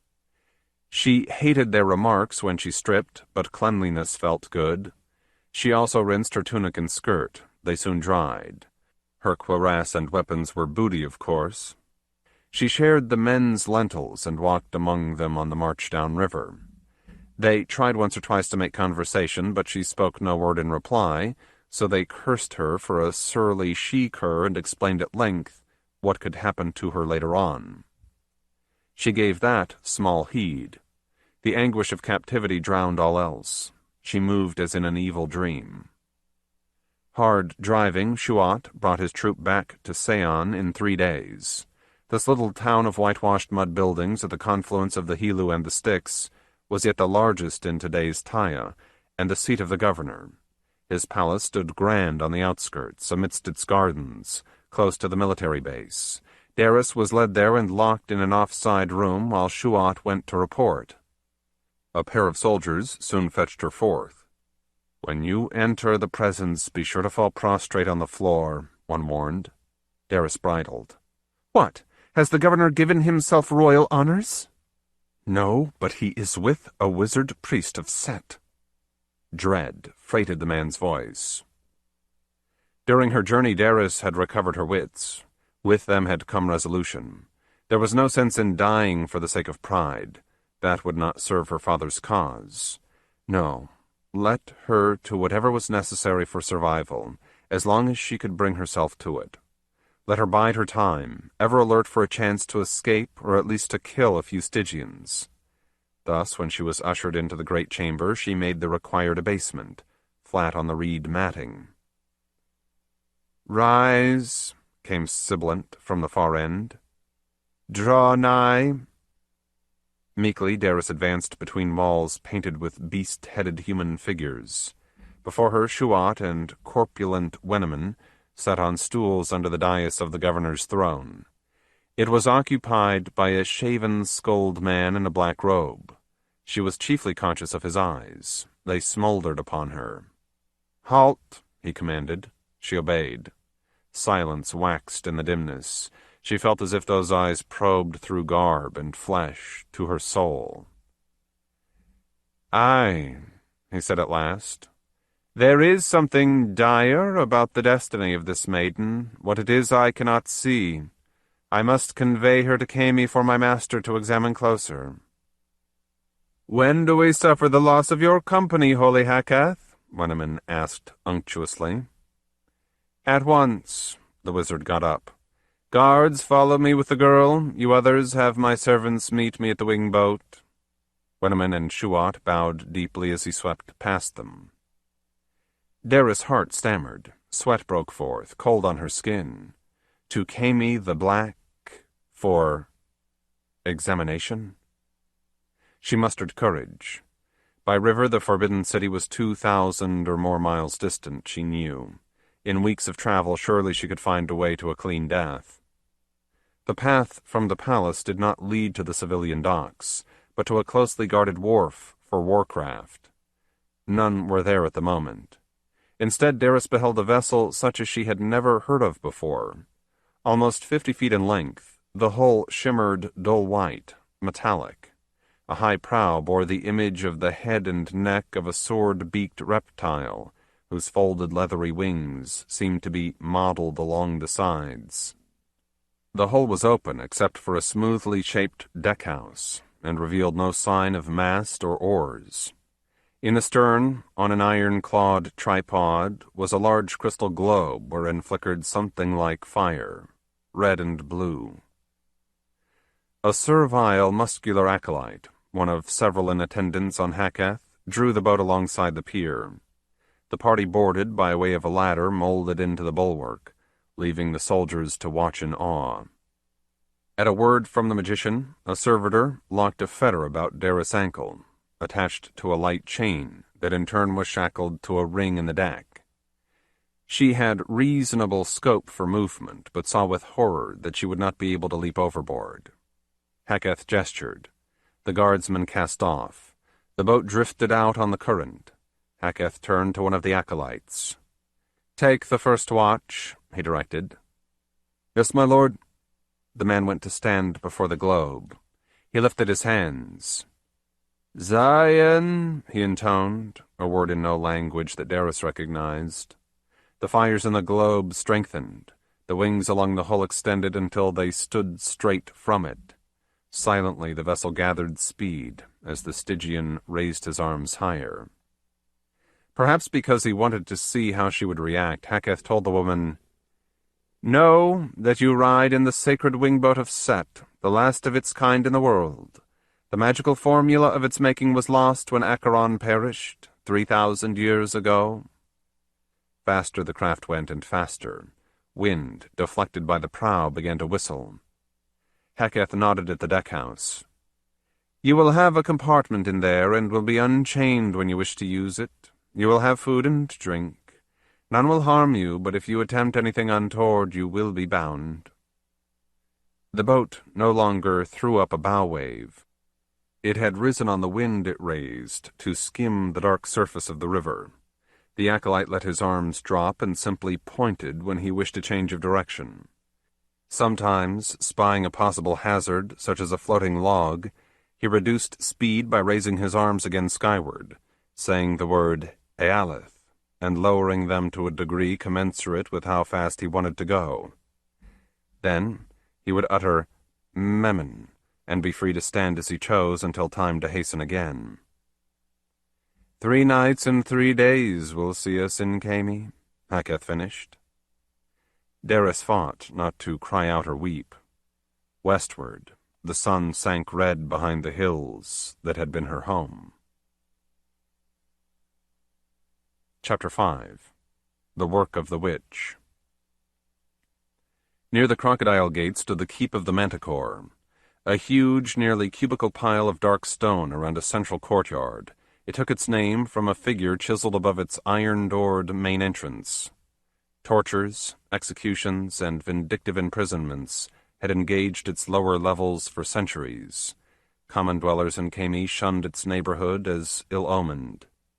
They did not know that on 2 higher floors were luxurious apartments, an elegant kitchen, secret access for entertainers who were brought there and back blindfolded, but were well paid for performing. Sometimes the hierarchy had reasons to make a detention comfortable. They did not on that account leave it unguarded. Clad in a silken robe, Jehanan, brother of Belit, lounged on a couch. Beside him a door stood open on a balcony where flowering vines grew across trellises to give shade and fragrance. The chamber was large, lavishly furnished, beautifully decorated with gilt arabesques. Inner doors led to a bathroom that was almost as big, for it included a swimming pool and a small but sybaritic bedroom. His days here had fleshed him out, restored his full strength, removed the craziness from his eyes. His face was still scarred and battered, but washed, barbered, smiling. It was a face that some women would have found attractive. Nehekba perched beside him. A film of gown and a few jewels only accentuated her utter femaleness. She smiled and stroked his cheek. "What happened then, beloved?" she crooned. "Why?" Jehanan looked puzzled. "Why do you care? It is a trivial thing from my childhood. I stopped because of realizing I myself do not remember it well." "Oh, but I care about everything that ever concerned you," she said. He flushed in joy, reached out to lay a hand on her thigh, and said, "Well, then, as I was telling you, Belit and I came back from our jungle venture safe, though muddy and out of breath. Our father was furious at the risk we had taken and was about to punish us, but our mother told him— Now what were her words? She told him he should not punish venturesomeness, for we got it from him, and we would have need of it in later life. Better to put us on our honor, to be more careful in future. He agreed. Belit and I were glad to be spared a paddling, at first. Afterward, though, having thought further, we joined in a secret wish that he had simply chastised us. For of course we could never break a promise given him." "You were a happy family, in truth," Nehekba observed. "Aye, you should know that, dear Heterka, as much as you have gotten me to recall those years for you." Jehanan sat straight. He took her by the slim waist with both hands, looked into her eyes, and said, "I still cannot believe my fortune.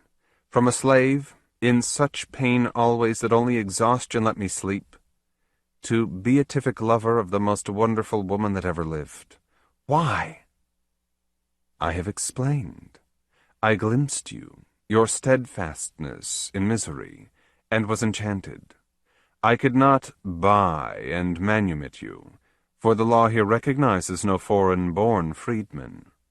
But I could have you brought to this place with the idea of making a better arrangement later. Yes, darling, of course. But you are so mysterious that— Oh, no more words for now. Jehanan gathered her to him and began to kiss her. Abruptly he winced, let go, dropped his glance, and muttered, I fear I need a fresh draught of the potion that frees me of pain, else I will have no manhood in me. Nahikba rose. I brought some, dear. She flowed across the room to a purse she had left by the entrance. He stood to watch as she took out a golden vial. I will fetch wine to mingle it in, and drink to my love for you, Heterka, he said. Her smile turned cruel. Trouble yourself not. You have no more need of this. She unstoppered the vial and emptied it onto the floor.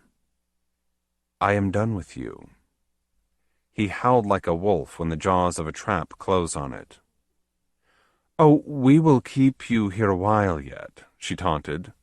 We may get a little further use out of you, or amusement. Are you a demon? He screamed. His big form lurched toward her, fingers held talon crooked. Those muscles had lost no power in anguish. Nahikba touched the small mirror at her throat. From it sprang a ray, not of light, but of dark.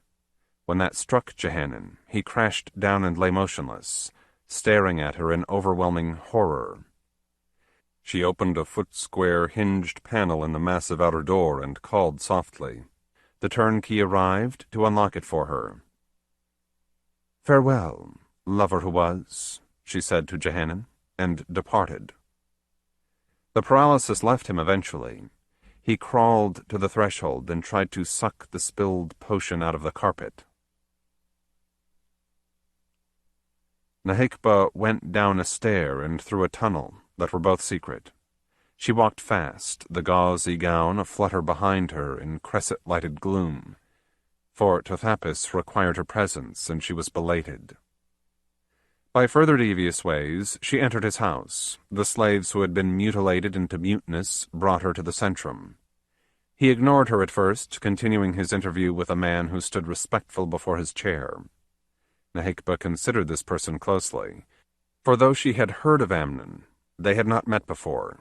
He was slender, erect, good-looking in an alien fashion. He favored his mother, who had been a Taian slave in Luxor. In spirit, however, he drew from his Stygian father.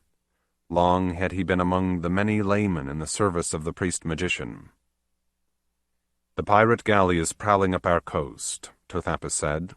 His vulture countenance jutted forward. Shadows played in the wrinkles of it and in the hollows of his eyes, as they did among the objects of sorcery round about. You wondered why I have not raised a gale to sink her. I will tell you. But if ever you reveal it to anyone else, you will soon long for the torments of hell. I am my lord's faithful servant, Amnon replied boldly.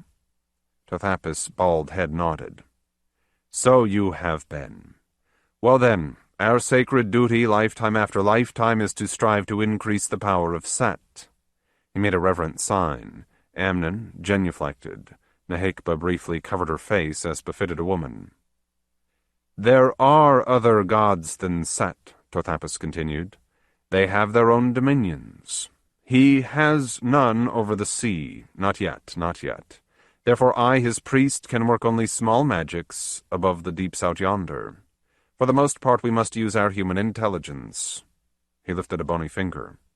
Now, the freighter Meneti sails out on tomorrow morning's tide. Her captain and crew believe they are conveying cargo south to Umar. That course is such that Belit's Tigris will soon intercept her, given the minor guidance that I am able to impose on winds off these shores. The matter is so vital that this is but a small sacrifice to make. You go aboard this evening, in the role I explained days ago. He pointed to a scroll lying wrapped about its rollers on a table. There is the documentation you require, is all clear to you. No, Lord, Amnon admitted. I am supposed to pretend familiarity with a person I have never encountered. How? Tothapis beckoned to Nahikba. She came forward. Amnon regarded her with the strife between lust and fear that she ever found delectable. "Know you who I am?" she asked. He bent his knee. "You are the Lady Nehekba, High Priestess of Drakita, and I am humble before you," he answered. "I am she who has gathered the knowledge you must have," she told him, "and who is about to impart it unto you. Look up." He lifted his eyes. She turned the mirror at her throat. A light ray sprang from the side, now exposed. He shivered and froze. His features went blank. She kept the beam in his eyes, while her left hand gestured and her tongue whispered words. After a few minutes, she let the talisman dangle free on its chain. "Amnon, arouse!" she exclaimed. He shivered again, blinked, returned to awareness. "You now know what I have learned from Jehanan," Nehekba said. "Use it well, and great shall be your reward." Astonishment made the man stagger. I know, he cried. "It is as if I myself heard—" "Peace," Tothappa said from beneath the carven cobra hood. "You will have this evening and tomorrow and the night that follows to consider what Our Lady of Drakita has imparted to you and order it in your mind. Thereafter, for a while, Amnon, you will be the embodiment of fate. Set prosper you, Amnon, who go forth in his cause." There was a little more talk before the agent bowed and was conducted out. Silence lingered after him, while the wizard sat in deep reverie. Nehekba shifted restless from foot to foot. At last she asked, "Have I your leave to go, Lord?" His attention locked on to her. "Where?" he demanded. "The hour draws nigh, for us and for Conan. We must not rest idle meanwhile." "I will not," she said. "Rather, I think I should return to the keep at once. To Falco." Tothappas frowned. "The Ophirite spy. What more can you do with that ignorant boy?" "Bind him closer to me. Remember, my lord, we ascertained he too is in some unfathomable way linked with Conan's future. Best he be our tool." "Have you not already made him your own, as you did Jehanan?" The midnight tresses stirred as Nehekba shook her head. "Not absolutely. He loves me, yes, but he nourishes still an idea of duty above self. Let me keep trying to undermine that. It must needs be done slowly, subtly." She flashed an impudent grin. "Not unpleasantly, though. For all his youth, he is an excellent lover." "No, let him wait," Tothappas said in glacial anger. "You spend too much of your vitality in carnal matters." "I serve Drakita, to whom they belong," she challenged. "You serve great Set before her, before all else in his universe, Nehekba. Have you dared forget?" Chilled, the witch fell silent. The wizard pursued. "I have urgent need of your assistance. This day I received a message through the homunculus we sent to Luxor. It was from Hekath. He is bound here with a prisoner of war, a daughter of the ringleader in the Taian revolt. He has sensed fate in her, danger. He knows not what, but he brings her to me. Surely she too is enwebbed with Conan. I stand aloof from the female mind and soul, Nehekba. You must help me prepare the plans and the spells that may also make of her an instrument for the thwarting of Mitra and the triumph of Set." Chapter 6. Pirate, Barbarian, Rescuer. "Sail ho!" The shout from the masthead of Tigris wakened an answering roar on deck. Her crew bounded about like black panthers to drag forth chests stowed under rowers' benches, open them, take out battle gear, spring to stations. In the prow, Belit laughed aloud and pointed into the starboard quarter. There was no necessity for that. Teeth gleamed ivory white in the faces of the two helmsmen as they changed course. Conan snatched his mate to him and kissed her briefly and fiercely, before he jumped down to equip himself. A brisk wind filled the sail and sent the galley soaring across wrinkled, glittery green and blue whitecaps. Limber hull and taut rigging creaked, as if to add their voices to the war chant that rose among the buccaneers. The mainland lay below the eastern horizon, but a mile or so to port, surf beat on an islet whose rocks lifted bleached and barren toward the azure emptiness above. Conan rejoined Belit. His great form now shone in hauberk and horned helmet. Sword and dirk were sheathed at his waist, and an elliptical Suba shield was on his left arm. For her part, she had merely fetched a pair of slender blades, and otherwise wore the same tunic and headband as before. Her hair was braided and coiled for action. He peered ahead. They were closing in rapidly on their prey, a big-bellied Stygian merchantman. He could see her crew scramble about, trying to coax more speed out of the square sail, then readying themselves for an encounter they realized was inevitable. "Here continues my revenge," Belit exulted. "She ought to have a cargo worth taking," Conan opined, "and in frankness, dearest, I've gotten hungry for a good fight." He scowled. "Yet I wish you would put on more protection." "I told you before a woman lacks a man's sheer strength," she explained. "Armor would but weight me down, without fending off a hard-driven arrow or keeping a solid blow from breaking my neck. But when we come to close quarters, you have seen I am as agile as any, and more so than most." He put uneasiness from him. Crom, chief god of the Cimmerians, gave might and heart to those he favored, and nothing else, that they be able to hew their own ways through the world. Had the hand of Crom reached down to the Black Coast and touched Belit in her mother's womb? Conan could well believe that. For a moment he recalled his stark homeland.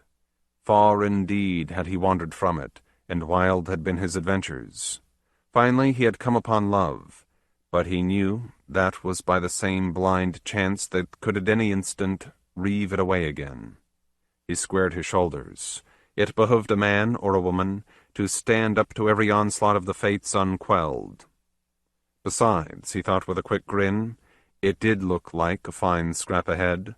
The freighter's crew did not include many full-fledged warriors, to judge by their conduct, but they outnumbered the pirates, and every sailor learned early on how to handle himself in a tussle. Arrows began to fly from her decks. Archers among the Suba returned the barrage, while their comrades jibed and howled at the foe. Sunlight glittered off spears, shaken aloft. A shaft thunked into the figurehead of Tigris, an inch from Belit, and Conan snarled. She laughed. Down below, a negro took one in his right thigh. He wrenched it loose, stanched the wound, and resumed his eager stance at the rail. A man aboard the Stygian vessel lurched, smitten in the throat, crumpled, and toppled over the side. As he splashed, a triangular fin cruised forward. Belit yelled orders. Tigris drew up wind of her quarry, hauled sharply about and pulled out. Her sail brought her toward the other hull. A huge ebon warrior amidships whirled a grapnel over his head and let it fly. Trailing a cord, it bit fast in the bulwarks. Immediately he sent another. "Wahoa!" roared his fellows, and hauled so the muscles moved like snakes under sweat-shiny hides. Stygian axemen sought to cut the lines. A volley of arrows dropped some and drove the rest back. Planks banged together. Tigris shuddered from the impact, but lay hard alongside. "Get aboard before they torch us!" Conan bawled. He had seen what fire could do to a ship. His sword flared free, and he sped along the catwalk. Crewmen of his had already brought up a boarding plank. Its teeth crunched into a rail several feet higher than that of Tigris. Conan shoved through the group and was first in their attack. Behind him stormed those few who had the armor to serve as shock troops. Most bore simply kilts or tunics, with the plumes and weapons of their native country, but they seemed all the more fearsome, for that as they gathered to follow, "Wakanga Mutuzi!" their screams overran the shouts of the merchant sailors. 3 men in Stygian military mail stood shoulder to shoulder at the head of the plank. Conan's blade whirred on high and sang downward. It belled on the metal of a shield. The bearer staggered from the force, but thrust from behind his protection. Conan's clumsy assault had been a ruse. His steel chopped sideways, caught the enemy's wrist, and raised a gout of blood. The man stared unbelieving at his dangling hand and reeled back, to sit down and die. Conan had already used his own shield to catch that of his opponent on the left by the rim, hook it aside, and leave a leg exposed to a murderous sweep. As he smote, he gave a further twist that threw his foe against the one on the right. While the first wailed and sagged, the barbarian turned on the second. That fellow was more skilled. He kept his shield before him, moving it just enough to counter blows, and worked around its sides. Conan stepped back a pace to gain room. When the short sword probed after him, his own long blade rang down upon it. Sheer impact tore it loose from the Stygian's grasp. He retreated. Conan sprang forward and onto the freighter's main deck. He had needed scarcely 3 minutes to clear the way. Honed metal gathered nigh in a frantic attempt to slay him and close the gap. He bellowed for glee and laid about him. Most of the defenders, like most of the pirates, had little more than shields to aid them, if that. Their bare brown bodies were terribly vulnerable to his iron-clad violence. Crash and clang mingled with the shrieks of those he drove back or brought low, and now Belit's warriors were swarming aboard. The Stygian captain shouted from the poop. His men heard. They were a well-drilled crew. Such of them as were able formed into a tight squad and retreated aft. They inflicted as well as took losses. The Suba were mainly engaged with those who had not managed to join that band but nevertheless put up a stiff battle. Thus a score or better of the merchant seamen gained the higher deck. Belit hurried over red-running planks, writhing wounded, contorted dead, to Conan. Arrows from the poop whistled after her. He drew her close to him and held up his shield for whatever safety it afforded. "They can stand us off where they are for a long while," she said. "There is ample shipping in these waters, and pirates are the enemy of every seafaring nation. They can hope another vessel will chance by in time to help them. Then I fear we must make off." "We can plunder this—" "No," Conan decided. It would be impossible to transfer cargo under a barrage. Already the buccaneers had been forced to take shelter behind deckhouse, mast, and bollards. He felt an arrow ram into his shield and urged Belit away. "Well, we can at least set her afire," she said viciously. The wastefulness of that offended Conan's sense of workmanship. "Hold," he said. "I have a notion. They can keep the ladder against us if they have nobody at their backs." He was now forward of the deckhouse. "Help me, will you?" He dropped the shield. "What?" she began. He told her. For a heartbeat she stood appalled, and understanding flamed in her, and she barked a she-wolf's laughter. "You are mad, Conan, but you are wonderful. Yes, go!" She kissed him, so hard that her teeth drew blood from his lips, and knelt to unlace his boots. He sent his encumbering chainmail rattling to the deck and slung his sword across his back. Barefoot, garbed merely in breeches and helmet, he darted forth. At the mast he studied the rigging for a moment, chose a halyard, and drew his dirk to cut it across. Thereafter he sought a rail and the shrouds on that side. His fingers and toes gripped tarry ratlines. Swift as a squirrel, he scampered aloft. The Stygians did not appear to have noticed him. Belit had gotten her own archers to keep them occupied. A bulwark around the poop protected them fairly well, but they must keep their heads beneath except when rising briefly for a return shot. Perched on the yardarm above the slatting sail, Conan hauled in the severed line. The backstay offered him a way down, but one that would be fatally slow. Instead, he cut the halyard again at its block and ran out along the pole. Unsteered, the ship wallowed in billows, her mast drawing wild arcs across the sky. Conan balanced himself without thinking. Near the tip of the yard he slashed enough of the sail loose that it would not interfere with him. Having gauged what length he wanted, he made the line fast. Taking the free end in both hands, he sprang. He fell, shocked to a halt as the cordage drew taut, and swung. Forward over deck, cabin, warriors, tigress, and ever-hungry sea he swept, jubilating like the boy who had once played this game in the tree-tops of Samaria. Back aft he whirled, low above the poop, and let go. His feet caught the bulwark, a brunt that went through his bones. He rebounded and came to a crouch even as his sword hissed from its sheath. Shieldless, he drew dagger as well. A sailor gaped at him, stupefied. Conan hewed. A skull clove. "Hoy-ho!" Conan trumpeted, and smote right and left. A pike jabbed at him. He used his sword to deflect it, and slithered inward. His dirk found the pikeman's throat. He hurled the dying body against another, and brought his blade around in bare time to fend off an axe. No single unarmored man could stand before a massed attack, but he forced himself in among the Stygians, where they could not work together, and sowed havoc. A short sword grazed him. He smashed the pommel of his own weapon into the face behind, and felt bone crunch. His edge sliced over the man's shoulder before that one could fall, and laid a belly open. Meanwhile he had locked the guard of his knife into that of another sword. He held it immobilized until he was ready to twist about and chop through the arm that wielded it.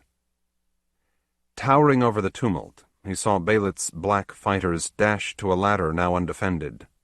Abruptly he heard a laugh, long, savage, descending. Belit flew onto the poop, in the same wise as he had done. He gasped. He had not intended that. She bounced about, her steel a-flicker. He roared. The fury of his combating redoubled. He would kill every last Stygian wretch aboard before any of them could harm his beloved. In the event, he did not, for her men arrived, and soon completed the task. Sails furled, the linked ships rolled easily in the marching seas. More coolly than exuberant Belit, Conan took stock. Their crew had lost 3, and 5 had such bad wounds that they would be out of action for a while, if infection did not take them off. No Stygians appeared to remain. The buccaneers had thrown all overboard, dead or alive. They were not in the slave trade. However, Conan saw that eventually Belit would have to do what she had done before, return to Suba country for fresh recruits. She said there was no dearth of those. Hatches yawned, where men had gone below to find out what cargo they had acquired. He heard happy noises, and gathered that it was not only valuable but readily transferable, spices perhaps. He himself approached the deck-house, Belit at his side. Both had cast off their bloody, sweaty garb. Her glorious body still shimmered wet from the bucket of sea-water she had dashed across them both. They kept swords in hand. Predators who have not learned caution reach no great age. Before them a cabin door suddenly swung open. The man who came forth wore the iron collar of a slave, yet his tunic was white and clean, and he bore his slender frame with a certain elegance. Darker-hued and finer-featured than his shipmates, he seemed foreign to them. "Greeting," he said calmly, and bowed his head above folded hands. The rest of his words were lost on Conan, who knew almost nothing of the Stygian language. Belit answered him in her own limited vocabulary. He smiled and broke into Shemitish, which Conan did know fairly well. "Congratulations upon your victory, my lord and lady.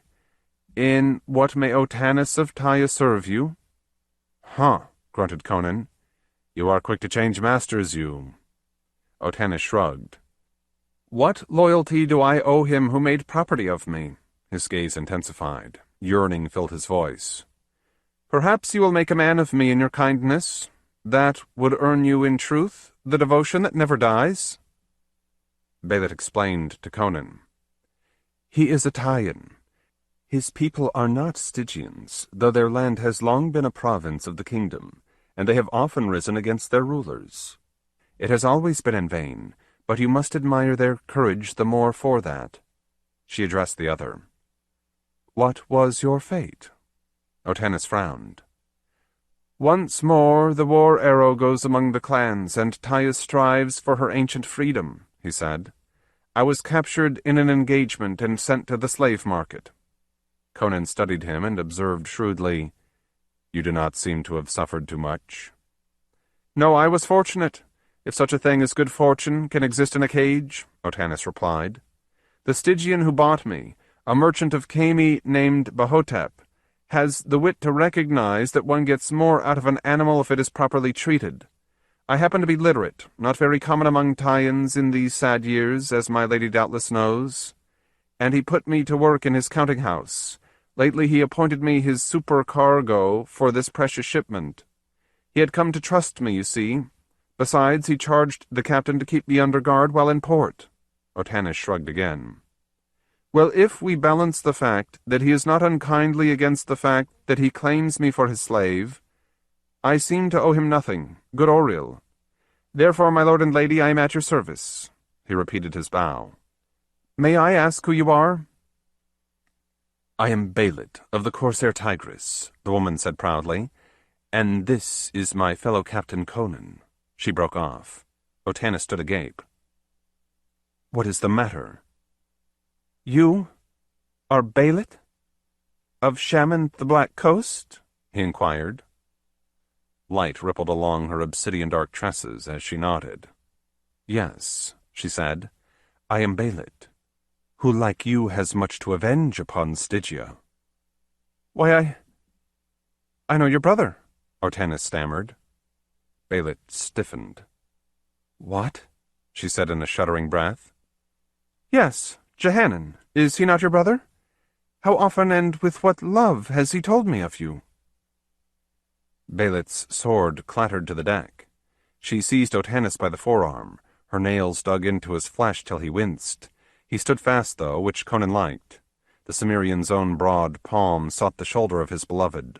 Beneath the silken skin he felt how flesh tensed and shivered. Tell me, she commanded.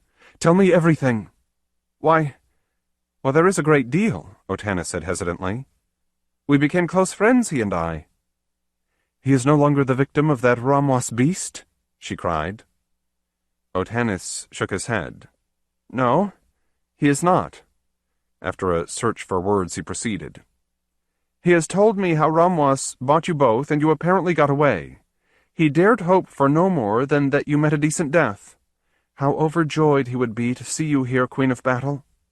But in any case, Jehanan had made such trouble on his own that Ramwas decided to get rid of him and put him up for sale. My master Bahotep bought him. As I said, Bahotep knows better than to make a field hand of a gifted and educated man. Jehanan responded well to reasonable treatment. Otanis cast a smirk at Conan. We may even visit a certain female he keeps once a week, if we behave ourselves. He grew serious anew, met Belit's tearful regard, and went on. Yes, Jehanan works beside me, or did until I was sent on this voyage. Of course, his heart ever hungers for freedom, but he is too intelligent to risk what he has, little though that be, unless the gods give him a better chance of escape than has yet appeared. Jehanan? In Khemi? Jehanan! Belit wailed. She cast herself into Conan's arms and sobbed. He held her close, stroked her hair and back, murmured what comfort he could. Such of her men as were topside stared white-eyed, but did not venture near. Where is he, Otanis? Belit tore loose from her lover and whirled on the other man. We will make a raid. Guide us to him, and all the golden Stygia shall be yours. Conan understood, down in his marrow, what she was feeling. Yet because he was in some measure still an outsider, he was able to maintain calm. Beneath it, rage and eagerness seethed in him.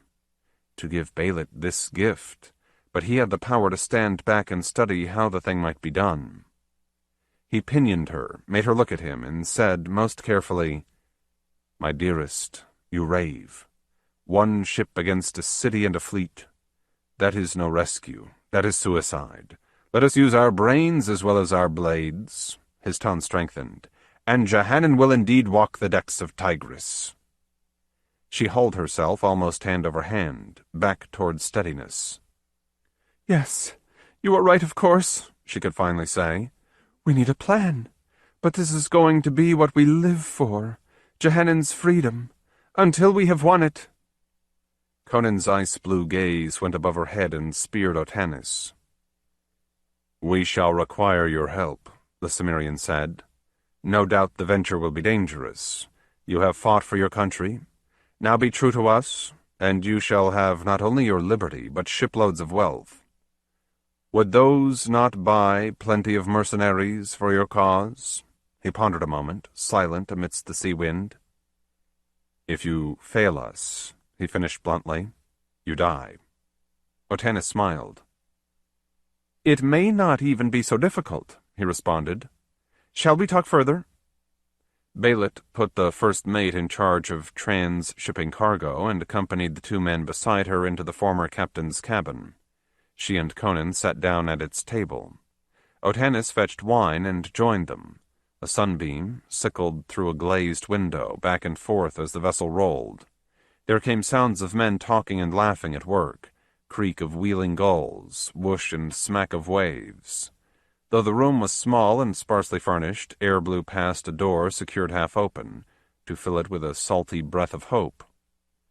Otanis took a sip from his goblet, leaned back, bridged his fingers, and said, "Bahotep's mansion and warehouse are not heavily watched.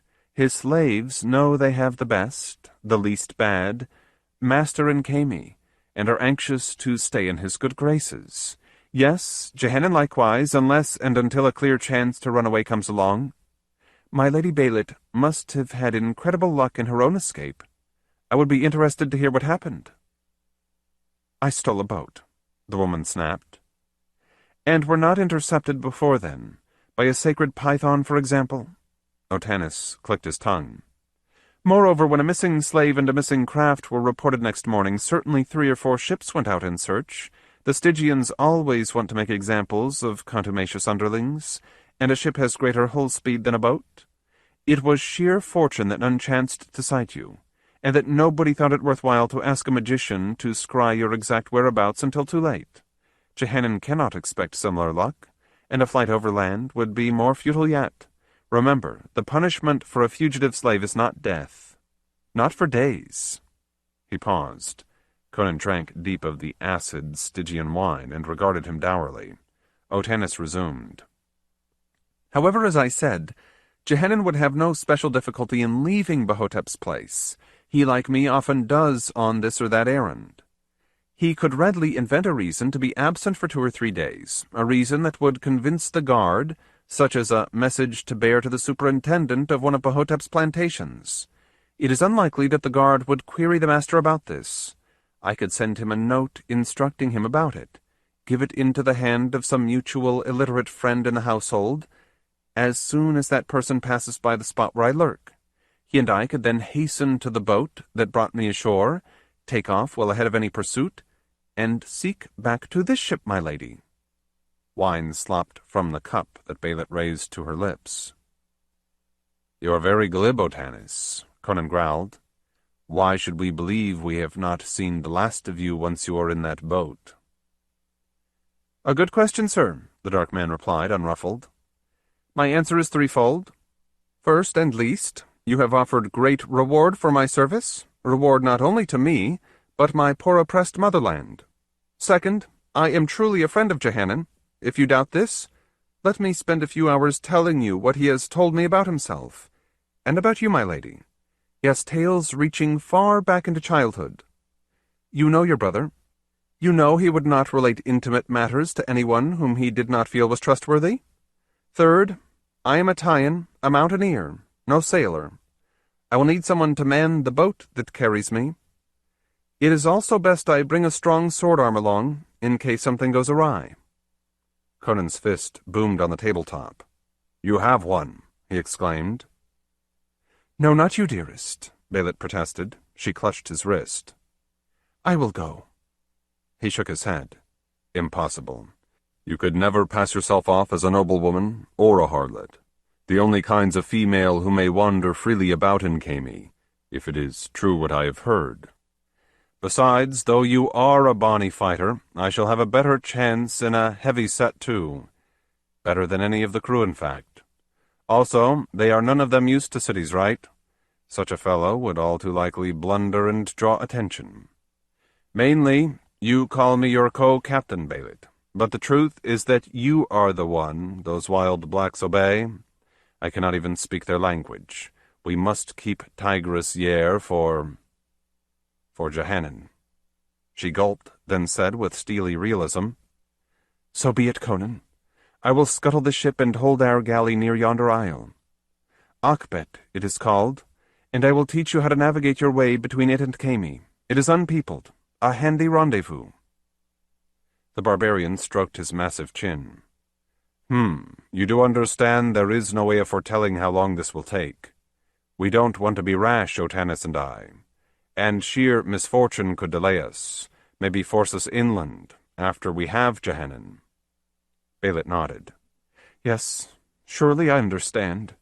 Her voice broke. "But oh, Conan, never will I forsake you in life or in death. I am torn between my love for you and my love for my brother. Unwilling am I to see you go into danger, even on his account, and yet he is the son of my father. No, never will I forsake. Here Tigris shall abide off Akbet Isle. If you are long gone, we may have to steer off in search of supplies, or caution may send us away, if warcraft come by, but always, always, we will return and wait." She entered his embrace. "Always, Conan." Soon, though, she was calm enough that she could ask Otanis about Jehanan, how he fared, and what he had had to tell. As she listened, an ardor kindled in her that flared high in Conan, too. Chapter 7. Traitors Tavern. Night had fallen when a gig taken from the merchantman reached the mainland, but a gibbous moon gave ample light for eyes that had served their possessor in the darkness of Cimmerian forests. The beams glimmered on low, lapping waves and lateen sail. Ahead, Stygia stretched dim beneath the faintly gilded eastern sky. The breeze was still off the sea, and Conan felt the heat thicken as he neared his goal. That was not Khemi harbor. No craft entered it without permission, nor would Conan have wanted his to be in the view of police. His departure might have to be abrupt and violent. Otanis had suggested a cove south of the estuary, which Belit agreed on. She had noticed it on passages between her parents' trading post and their home city in former days. She gave Conan instructions in steering by the heavens, which he quickly mastered, for he had often guided himself overland in similar fashion. Her farewell yet thrilled in his spirit. The boat lost wind as she entered the little bay, screened by liana-clad mangroves and palms on its miry sides. "Furl the sail," Conan told Otanis, and took up a sweep. Water churned to the force of his sculling. Serpents and crocodiles glided off in alarm, shiny-scaled. "Oh, you are a lover, aren't you?" the barbarian added after seeing how clumsily his companion labored. "Let me do it when we make land." That happened shortly. He secured the hull fore and aft to trees growing on a bank at the low water line. It would be unwise to leave himself dependent on the tide. Their drooping branches and the vines growing leafily along these ought to protect the gig from observation by chance wayfarers. Having made things shipshape, he garbed his sweating form in caftan, cowled mantle, and sandals that had been part of the booty. The cloak hid his illegal sword and dirk, and should enable him to pass casual inspection at least by night. His size was unusual but not extraordinary among the generally tall Stygians. His skin was tanned to much the same hue as that of their aristocrats, and his blue eyes and foreign cast of features were shadowed. "I envy you in your cool tunic," he remarked to Otanis. A whine filled the sultry air. He felt a sting, squatted the mosquito, and chuckled. "Or maybe I don't. Well, from here on, you are in charge, my friend." In practice, he found he must be the leader through the marsh, for the other man stumbled and fumbled. It struck Conan odd that one who had been a hunter and herdsman should be as inept as any city-dweller. However, the Cimmerian supposed a native of highlands might well fare badly in this wet and tangled gloom. Few people had had as wide an experience of nature in all her aspects as he had. Otanis did take over after they emerged in cultivated fields. Dust gray by moonlight, a road ran north beside an irrigation ditch for them to follow. Twice they came by villages of serfs, miserable clusters of mud hovels. Starveling dogs yelped at them, but did not rouse humans who slept the sleep of exhaustion. Why do they live like this? Conan wondered. What do they get from their lives but toil, for the good of their overlords, not themselves, and want and an overseer's lash across their backs if they flag? It is the only life they know, Otanis replied. But can they not even imagine something better? The only life I knew as a boy was that of my barbarian homeland. It was paradise set beside this, but nonetheless it grew wearisome to me, and I started out to see the greater world beyond. Conan reflected.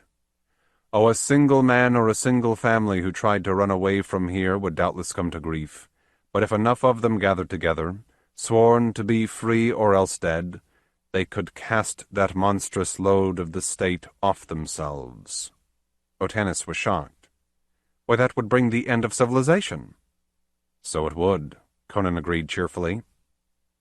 The heritage of the ages, learning, art, refinement, abolished for the sake of those beasts of burden?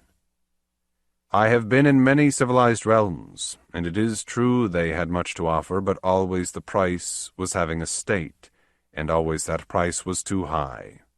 Conan threw a sharp glance at his associate. You talk rather strangely for a Taian, from what little I have heard about Taians. Otanis pinched his lips together.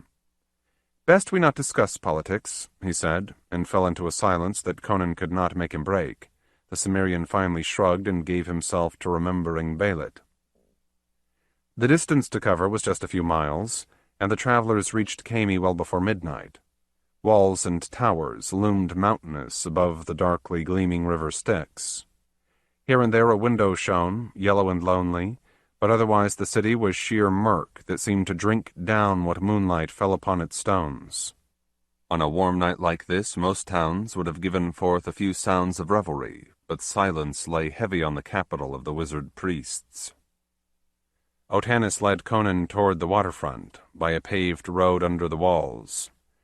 That brought them in sight of the Grand Pyramid, a hulk overtopping the loftiest battlements. This being high ground, Conan also glimpsed the pale jumble of old quarries and tombs below it, descending to the streamside. He curbed a shiver of fear. Mortal foes of any sort he gloried in meeting, but he nursed a primitive dread of the supernatural, and folk whispered that the ghosts of uncounted centuries haunted yonder brae. As for Khemi itself, he had not told Belit what courage he must summon to enter such a place. Yet he was in truth the man best suited by far to accompany Otanis and fetch her brother back for his dearest. In his mind he stamped on his terrors, in his body he paced with tigerish steadiness. The gates were closed to traffic between sunset and sunrise, unless it was in the service of the hierarchy. But only a pair of flanking walls and watchtowers confronted the docks, which otherwise stood open. Anything else would have hampered the waterborne commerce on which Khemi, like most of Stygia, depended. For defense on that side, the city had the royal fleet, the steep upward approach, and ultimately the powers of its sorcerers. Not for hundreds of years had any hostile force been so foolish as to attack it. Even its landward fortifications were mainly for the purpose of enabling the hierarchy to keep close control over its life. Thus Conan and Otanis could enter as belated fishermen might, though they did keep to the deeper shadows, and sometimes hunched waiting for the opportunity to advance a few more yards, lest the harbor police notice them and ask their business. In the streets beyond, they had no further need for stealth. What a pit, Conan muttered. Is not a single honest inn awake for a horn of beer against this accursed heat? You can get that where we are bound, but few places else, Otanis declared softly. Now be quiet. We do not want to draw the heed of certain things that go abroad after dark. Beneath his cloak, Conan clapped hand on sword hilt. He had heard of the giant pythons, sacred to Set, allowed to rove freely in the night when they grew hungry and take what prey they found. Almost he would have welcomed such a monster, something real to fight. He was no Stygian, to let himself be crushed and devoured unresisting because that was the will of the god. Though the street was broad, high buildings on either side shut off the moon and most of the stars, making it a canyon of gloom. He appreciated, grudgingly, the absence of the filth common to thoroughfares elsewhere, until he glimpsed a party of the slaves who cleaned it up each night. They were the emaciated, the diseased, the insane, deemed worthless for any other duty in this last stretch of their lives, and it was as if nothing but their foremen's whips kept them tottering along. Elsewhere, a flaring torch would show an occasional laborer of a slightly more fortunate kind, a messenger, a robed and bestially masked priest, or a courtesan, naked save for the high-plumed headdress required of her. Those people were few and joyless. Aside from them, Khemi was an abyss wherein went slitherings and hissings. The blackness deepened as Otanis brought Conan into a meaner section. Here the ways were narrow, twisting, and foul, between crumbling walls of tenements and workshops. Flat roofs were lumpy with sleepers who had fled oven-like interiors. Once a pair of young men slunk close, spooky in their caftans, and Conan saw knives glimmer forth. He drew his sword, and they thought better of whatever they had intended and slipped back into their alley. "Yes," he said, "this hyena's den has no right to rule over a country such as yours, Otanis." His guide made no reply. Presently they stopped at a certain doorway. A withered palm frond proclaimed the house an inn, and light trickled faintly through cracks in panels and window shutters. Conan's keen ears caught sounds from within, and among the stenches of the street he snuffed an odor of cooked meat. "Have we found the hostel you bespoke?" he asked. Otanis nodded. "Yes, Umanonks." Aboard the ship he had explained that while unregistered foreigners were absolutely forbidden to be harbored in Khemi, there were landlords who would ask no questions if a person had payment. The purse at Conan's hip was well filled. He had inquired how Otanis, brought from the highlands to the service of a respectable merchant, knew about such things. The answer had been that the minions of Pteion occasionally got curious assignments. Then, too, gossip was rife in the household. Otanis knocked. The door, chained, opened an inch, and a surly face peered out. Conan grinned and held up a gold coin. The chain clacked loose, and the newcomers passed through. They found themselves in a tiny taproom, beneath whose ceiling the Cimmerian must lower his head. Rushes underfoot had not been changed for weeks and stank of sour beer and uncollected offal. Stone lamps cast dull and smoky light over a few wicked-looking men, attired in kilts and dagger belts, who sat cross-legged on the floor. A harlot, hideous and pathetic in old age, huddled nearby, ignored. A haunch of pork on a skewer kept somewhat warm above a charcoal brazier that made the air still more stifling than outside. Otanis exchanged Stygian words with the one-eyed taverner and passed money across. Glancing at Conan, he pointed to an inner doorway and said in Shemitish, "You have a das, to yourself except for the vermin, in the first chamber on your right as you go through there. I have paid your keep for a week. Do not let Uminank charge you for food or drink. He will try, of course." Conan grimaced. "A week locked in this sty?" "We talked that out before we set sail," Otanis reminded him. "Wandering loose, you would much too likely become suspect. Besides, how then could we find each other at need? No, stay hidden. I cannot say how long it will take me to get a message to Jehanan, or when he can safely leave after that. If the gods favor us, it may be only a day or two." "And you will seek me here," Conan agreed. "Very well. Though if Belit could see where I must wait, she would have no doubt that I love her." "I go now. Sleep well." Better I sleep lightly. But are you leaving without rest or refreshment?" "I know where to find those near Behotep's house, and can begin at once to scout the area." Conan gripped Otanis by the shoulders. "You are a good fellow," the Cimmerian said gruffly. "May luck fare beside you." The dark man smiled, bowed a little, and departed. Umanonk chained the door behind him. Conan approached the meat. It was not especially appetizing, but he was hungry. As he drew his knife to cut off a slice or two, Umanonk scurried up. Conan did not know the words the landlord spoke, but clearly he was demanding money. Conan told him in Cimmerian, "You have been paid," and elbowed him off. Umanonk broke into an arm-waving tirade. He appealed to his patrons, two of whom rose with hands upon daggers. Conan flipped his cloak aside to show the scabbarded sword. One man promptly sat back down. The other held out his palm and whined, "Baksheesh?" Half amused, Conan gave him a copper and was immediately surrounded by everybody in the room. "Baksheesh! Baksheesh!" they clamored. He had had less trouble hewing his way through an enemy troop than he did in winning to his bedchamber. That was scarcely the proper name for such a dirty, windowless cubicle, but it did have a reed mat hung in the entrance, a moldy straw pallet on the clay floor, and a pot. Conan undressed and spread his clothes to serve as a lower sheet. His weapons he placed on either side, and he would indeed sleep lightly, his fingers never far from their hilts. He drifted off into a dream of Belit.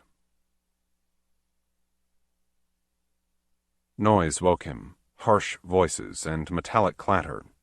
The air had cooled and filled with gray light, seeping in from dawn outside. He heard Umanonk expostulate, a thud that might be of a fist as it struck the innkeeper, for it was followed by a whimper, barked commands, tramping feet.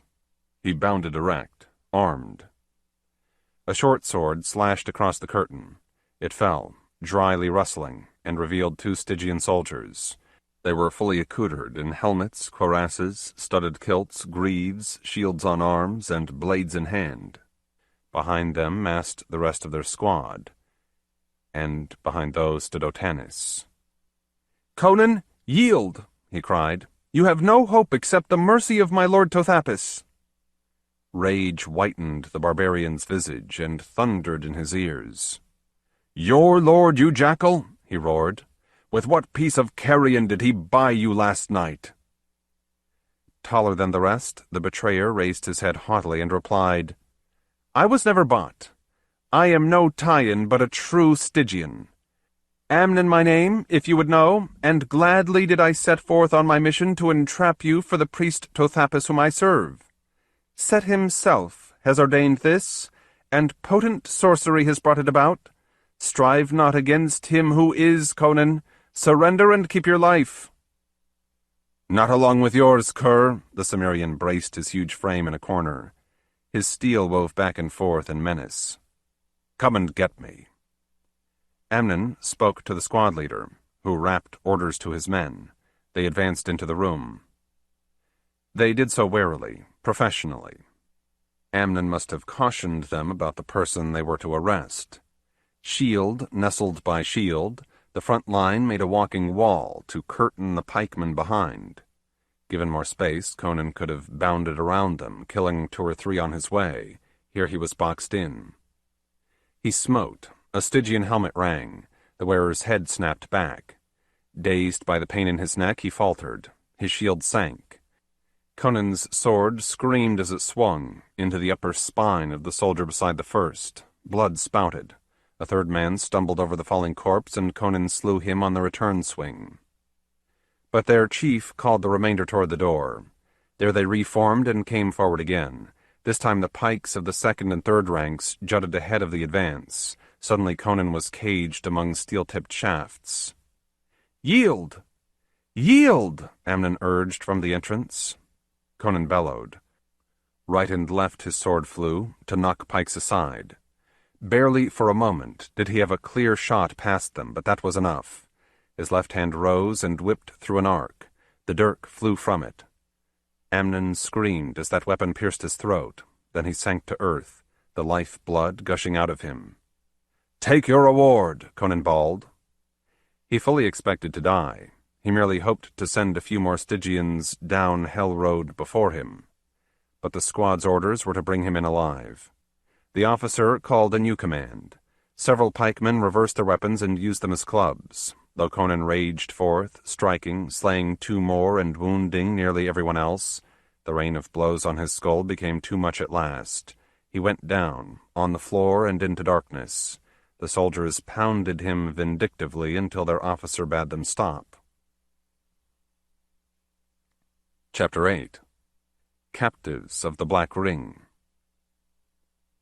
Tothapus' vulture countenance drew into a scowl. His fingers tapped the right arm of his cobra throne. For a moment that tattoo was the solitary sound among the shadows bulking and swaying misshapen in his centrum. "I like it not," he said finally. "It is reckless." Nehekba, seated on a stool at his feet, let great bronze-hued eyes go wider still. Catching the candlelight, they seemed to turn the entire loveliness of her face luminous. "Why? What would you do, my lord?" she murmured. "The more I think about this thing," he answered, "the wiser it appears to me that we have the lot of them killed out of hand. Conan, the Taian princess, Jehanan, yes, and that Opharite Falco. Aboard his deadly destiny, together with the 3 lesser fates which are somehow linked to it." "My lord, forgive me, but I must say that fear speaks through your lips, not reason," the priestess witch retorted. "We must probe deeper, learn more, before we take any such drastic action. Else the chain of future events that we sever could recoil upon us in unforeseeable ways. For example, Mitra." At the name of the hated sun god, both persons uttered a hiss and drew a serpentine line through the air. "Might find another than Conan able to wield the axe that was forged in heaven, if that is indeed what he is intended for. And this time we would have no forewarning of who or where. We must gather clues, trace out the possibilities in him, before we can ascertain how the deeds he is to do may safely and permanently be prevented from ever coming to pass." "Aye, true," Tothapus conceded. "But we have drugs and torture for quick interrogation of him and the rest. Instead, not only have you demanded he be luxuriously maintained in the keep of the Manticore, you want all of them brought together. No." "Potions and pangs will get but little out of that strong, stubborn warrior," Nehekba argued. "They should be our last resort, short of his execution, not our first. Whereas if we let the prisoners meet, let them talk and act freely, unaware they are observed, they will reveal everything about themselves, including, I am sure, whatever weaknesses Conan has that we can use against him." Tothapus remained uneasy. Nehekba persisted. "What is to fear? No mortal has ever escaped from the Manticore. Be zealous in the service of Set, and our Master of Night will aid you. Does he not delight in guile?" Decision crystallized in the wizard. "Very well," he said. "We will try it." He traced the sign and spoke the words that opened a way for vision and hearing between this house and the castle. The scene that appeared was of a room occupied by the officer of the day. He saw nothing in return, and started apprehensively when the voice of Tothapus addressed him. Scrambling to his feet, he saluted and heard his orders, while sweat sprang forth on his skin. "Yes, great lord, it shall be done at once," he chattered. Tothapus and Nehekba followed the progress of the men he summoned. Those carried their assignments through without incident. After they had departed from the common room, the priest kept his view on the 4 who were now there. Getting her first close look at Conan, Nehekba drew a sharp breath and leaned avidly forward. When the door of his apartment opened, the Cimmerian snatched up a chair. His wild hope was that he could brain whoever entered and somehow make his way out of prison. He snarled in disappointment and dropped the weapon as he saw an entire squad of fully armed soldiers. If they were here to fetch him for torture or worse, he would attack and die fighting, but the treatment he had received thus far, baffling though it was, made that seem unlikely. Instead of chains and a dungeon cell, he had been given palatial quarters high in this great building. A physician had poulticed his injuries. A barber came in daily, well guarded, to shave him. The trays that passed through a small hinged panel in the door carried delicious food and drink in abundance. A closet held a variety of fine garments in his size. There was a pool in which he could swim as well as bathe, with fresh water pumped in from outside each time he had drained it. After 3 days of such conditions, he suffered from no more than rage at being confined, longing for Belit, and puzzlement tinged with fear of what this might portend. "Rejoice," said the chief of the squad in accented Shemitish. "In his kindness, Lord Tothapus has decided you should not languish alone, but may have company during certain hours. Come with us." Bewildered, heart thumping beneath his tunic, Conan obeyed. The men conducted him down a corridor whose doors resembled those of his place and doubtless concealed similar appointments. At the end it gave on a large chamber, richly carpeted, well furnished, full of light and soft air from open windows. Whitewashed walls bore murals of flowers and wildfowl. A large carafe of wine and 4 crystal goblets stood on a table. 3 people already present stared as Conan entered. "We will bring you back at dinner-time," the Stygian officer said. He and his men withdrew. Conan heard a heavy bolt slam down. The chamber had but that single exit. Driven by his wish to be free, he went to the nearest window and glanced out. As he had expected, it offered no egress, just a sheer wall going down to the same paved courtyard that his balcony overhung, impossible to climb or jump without smashing himself. He turned to confront the others. "My name is Conan, and I hail from the far northern country of the Cimmerians," he declared in Shemitish. "Are you captives here too?" I believe so," replied a youth. "I certainly am. We have none of us met before. I am Falco, a son of the Baron of Jehanan in Ophir." Conan nodded. The fellow's nationality was plain to see, despite Stygian garb. Perhaps 18 years old, he stood slim, a trifle on the short side, but lithely muscled. Fair-skinned, hazel-eyed, hair ruddy brown, his regular features showed him to be of the western Ophirites, civilized, courtly-mannered, often commercial-minded, rather than of the hard-riding plainsmen in the east of that kingdom.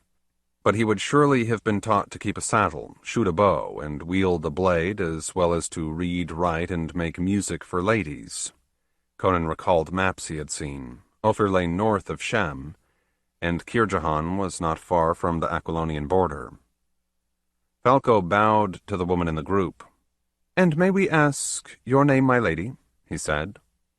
Conan regarded her with pleasure. She was very tall for her sex, slender but well-proportioned and firm-fleshed in a gauzy gown, her hair and eyes dark but her complexion more nearly golden, her countenance molded out of those of several races but finely formed. The look she gave him was bold, in no way coquettish. She started to address them in a language he did not recognize, except that it seemed to belong to the Hyborian family. Seeing that nobody understood, she changed over to Stygian. "She is Daris of Taia," Falco interpreted. "Her father Ausar has taken the lead in the revolt of that province against King Mentufera." He hesitated, concern upon his boyish visage. "If her father yet lives." Conan frowned.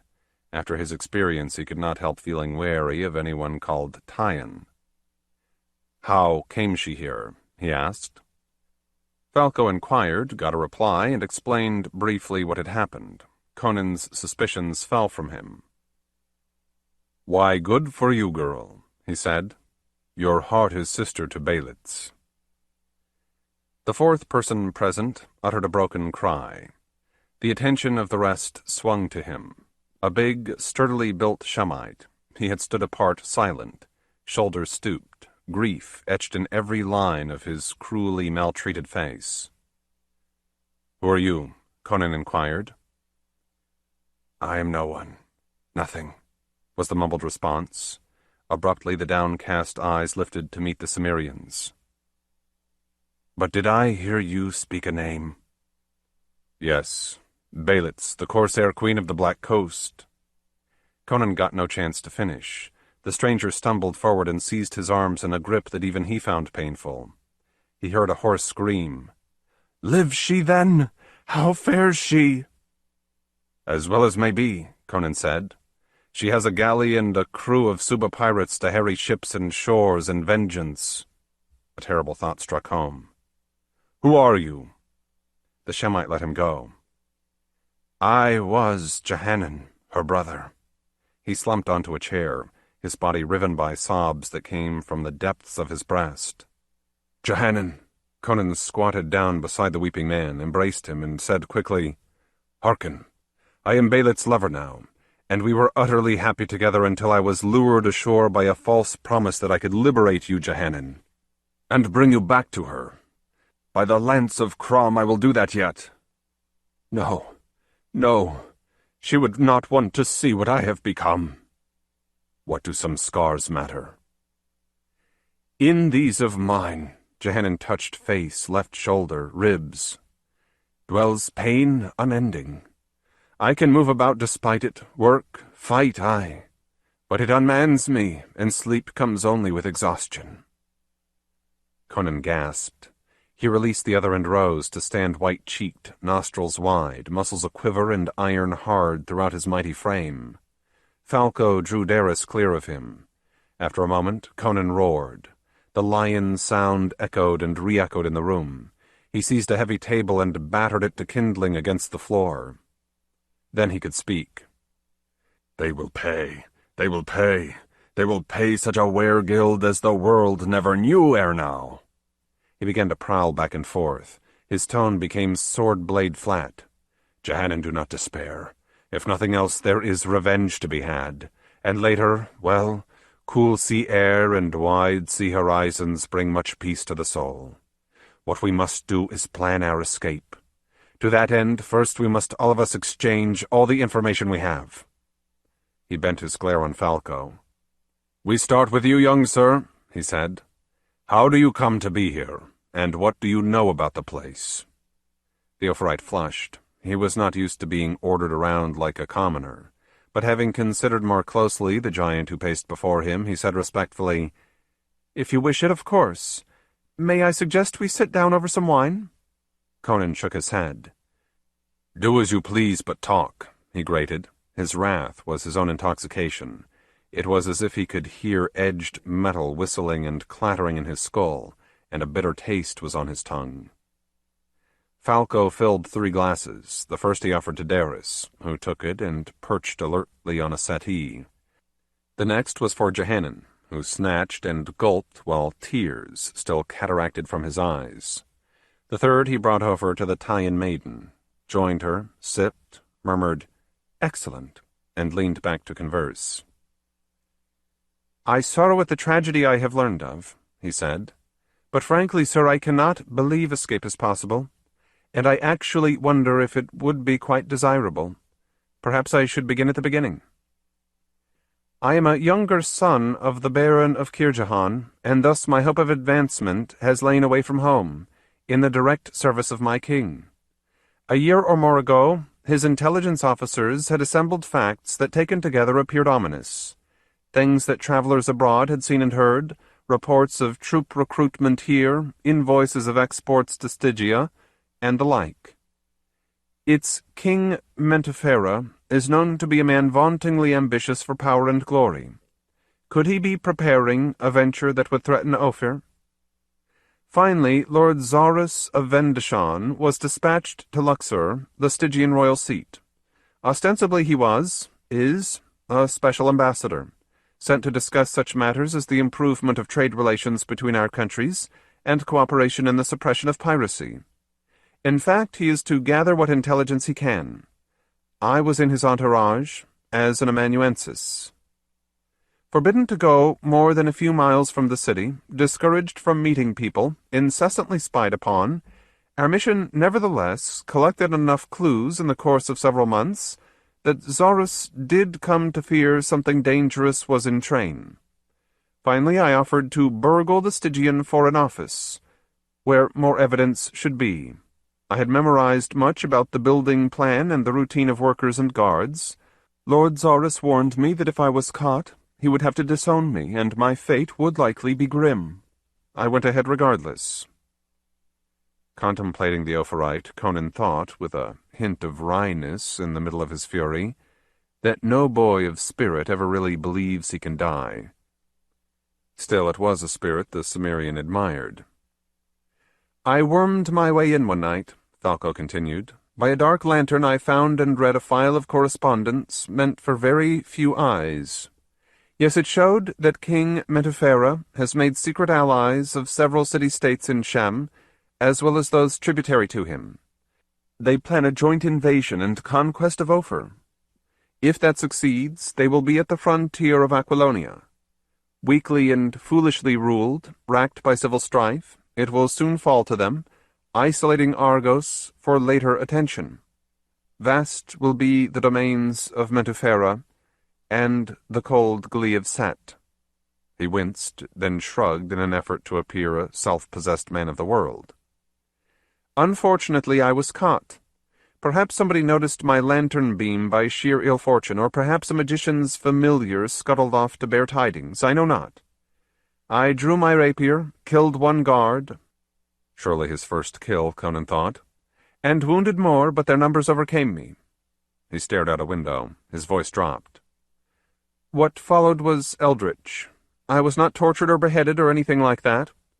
Instead, they soon took me by hidden ways to a dock where a priest-manned boat waited, a boat driven not by oars or sail but by demonic fires, spreading wings to skim the water so fast that we reached Khemi in 2 nights and a day. I heard it is the sole vessel of its kind, built in ancient Acheron by magical arts since lost. The chief priest aboard spoke little to me, but did admit that seldom have prisoners been thus conveyed. He also told me that his government would make no complaint about my action, would not mention me at all, and leave Lord Zarus to wonder what had happened. At journey's end, I was brought here and put in soft confinement. Here I have been since, a matter of weeks." "Have you any idea why you are so carefully handled?" Conan asked. Falco nodded. A blush reddened his face. "Yes, sir, I do. And that is the reason I wonder if our escape would necessarily be a good thing. Instead, perhaps we should hope for eventual release." Conan halted, folded his great arms, and scowled. "Say on." Falco drank deep and avoided the Cimmerian's whetted gaze. "Well, I have been having a frequent visitor, the most wondrous lady." Jehanan brought his head sharply up. He tensed. Falco sighed. "Yes, the Lady Sennefer is a dream of beauty and, well, love. I have, some knowledge of women, but never had I imagined there could be one like her. She is living proof that not all Stygians are bad, and, in fact, peace is not a lost cause." "Never mind her body," Conan said with a sardonic grin. "Tell me about her business." "Well," Falco responded, "she has explained to me that a strong party in favor of peace does exist among the nobility. They see no gain worth making in foreign adventures. Rather, many of them would like the country opened up, letting new ideas come in from abroad. They are striving to change the king's mind, and they do have considerable influence. One of them learned about my capture immediately afterward and thought I should be preserved as a potential liaison. His associates could not get me freed, but they could arrange for my detention here. Sennefer is remarkable in every way. At first she simply came wanting to make my acquaintance, that she might report on me to her kinsman, but soon—" Fiery red, he tossed off his wine. Jehanan could endure no more. He sprang to his feet and croaked, "Believe her not. She is another fiend like her who sought me out. You will learn that to your sorrow, boy." "What do you mean?" Conan rapped. Slowly, the shame of it, often locking his tongue, Jehanan forced himself to relate his woes, and how a gorgeous wanton who called herself Heterka had restored his joy in life, only to dash it from him again for her sport. Conan's expression grew stark. He did accomplish going over to Belit's brother, wringing the hand that trembled before him and murmuring a few words of consolation. Thereafter he cast his glance at Darius. "Best we hear her entire story," he said. "I think we are all in the same spiderweb." Falco translating her Stygian, the woman described her own experiences. At mention of the wingboat, The Opharite was surprised, and surprised her in turn by relating his tale. Conan merely nodded. Jehanan had sunk back into misery. "Well," the barbarian said, "time that I spun you my yarn. I am, you remember, an adventurer from the far north, who has knocked about the world for a number of years. I suppose the part of my life that matters to us here began when I met Belit." Jehanan seemed rather heartened by the account of his sister. "She got herself a fine man, seems," he even said. Conan continued. The effort of putting words together, telling the basic story without giving away information that might be useful to possible eavesdroppers, took his mind away from overt anger. Down below, it seethed onward, white-hot. He poured himself a glass of wine to cool it a little. At the end, the three who were seated looked up his height into his glacier-blue eyes and heard him say, "Clear as to see, we are in a weird affair. I gather this Tothapis I heard mention of is a leading priest-magician, right?" Falco nodded confirmation. "Now why should he go to such trouble to snare me, a plain buccaneer? That is the job of the Royal Navy. Why are the rest of you also so important to somebody?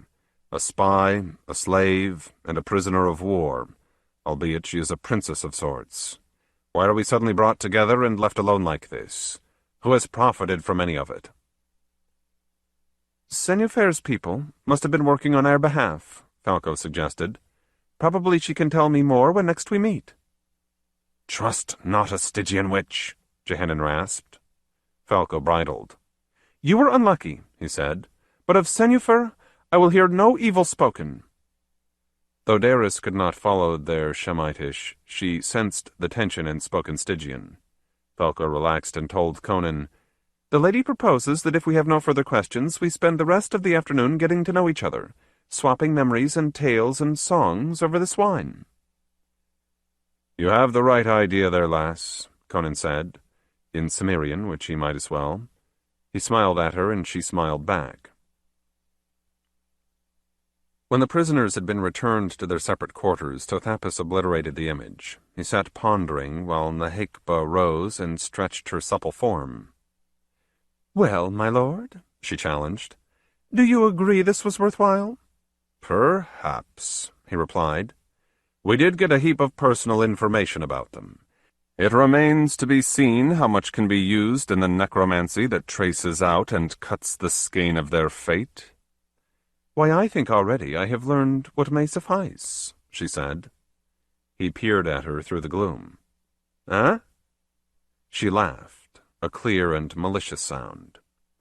"Conan may love his little Belit, but he has been parted from her for days, and he is plainly bull-virile. Did you not see how he ogled Daris? It may take a while, but I judge he is corruptible through this, if by no different means. And once he is corrupted in the priggish eyes of Mitra, once he is enslaved to me, then we have him, whether he recognizes it or not. His destiny will be lost, his soul rudderless, and yet, while he lives, none else can have the honor of being the god's warrior. For is it not written that the pledges of Mitra are for eternity? You can keep him alive a very long while, Tothapis." Sharp fingernails combed flowing tresses. "And I expect to enjoy myself unusually much." Chapter 9. A Warrior's Welcome. That evening a full moon rose out of the sticks. It would not be visible from Conan's balcony for some while, but he saw how the sky lightened to a deep purple over the battlemented walls across the courtyard. Stars were coming forth. The weather had turned milder, the night was balmy. He picked out the North Star, by which he could steer home to his own people if he were free. Not that he would leave Belit, but she had said that some day she would like to visit the land that had bred him. He looked upward and found Jupiter, a silvery golden brilliance. The same planet shone down on her where she waited at sea. Did she watch it at this moment, held wakeful by her yearning and fears for him? Pain stabbed afresh. He drew a quick breath. It turned into an oath. He spun on his heel and stalked back inside. Hours of vigorous exercise every day had kept him fit while somewhat assuaging his boredom. Well, he would do an extra round now in hopes that that would enable him to sleep. Candles glowed throughout the main room. He ignored its richness, peeled off his tunic, dropped the garment on the floor, and attired in nothing save a loincloth, started a set of deep knee bends. A click and rattle sounded through the stillness. Conan crouched in immediate readiness for action. His heart galloped.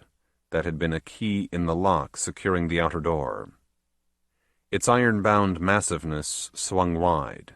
An armored soldier stepped warily back, cocked crossbow aimed at the barbarian.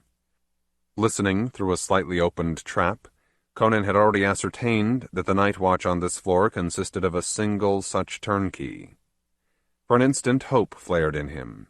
If he moved fast enough and had rare good luck, he might elude the shaft and get his hands on the Stygian. Even then, he knew how desperate any such attempt would be against a fully alert bowman. He checked the impulse entirely when a second figure came in sight and passed through the entrance. A woman.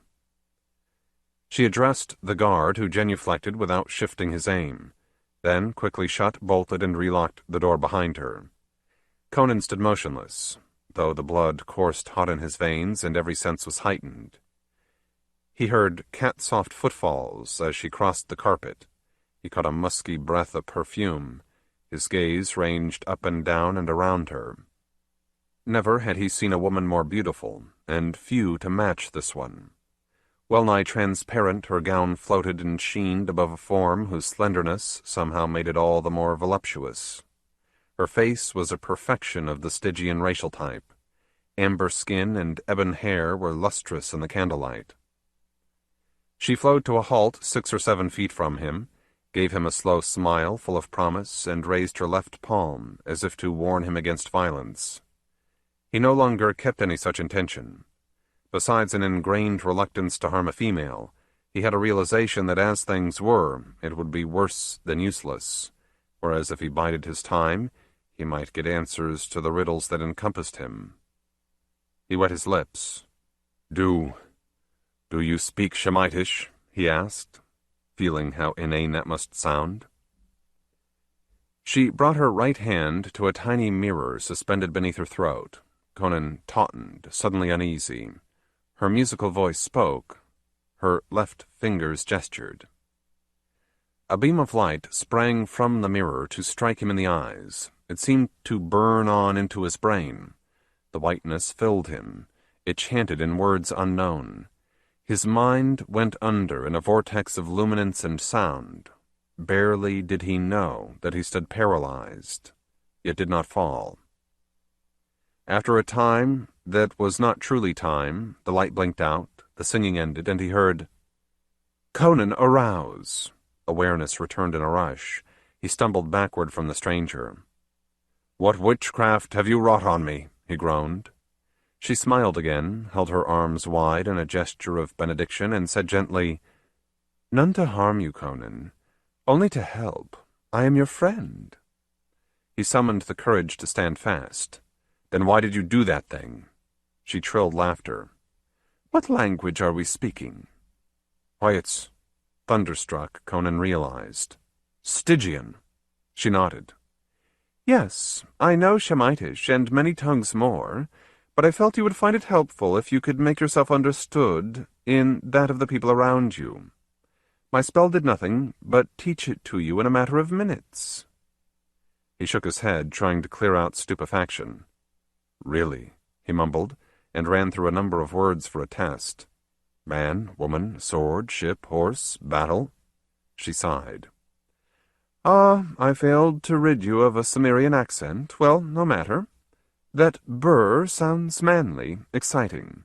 She moved toward him. "Shall we pour wine, sit down, and talk?"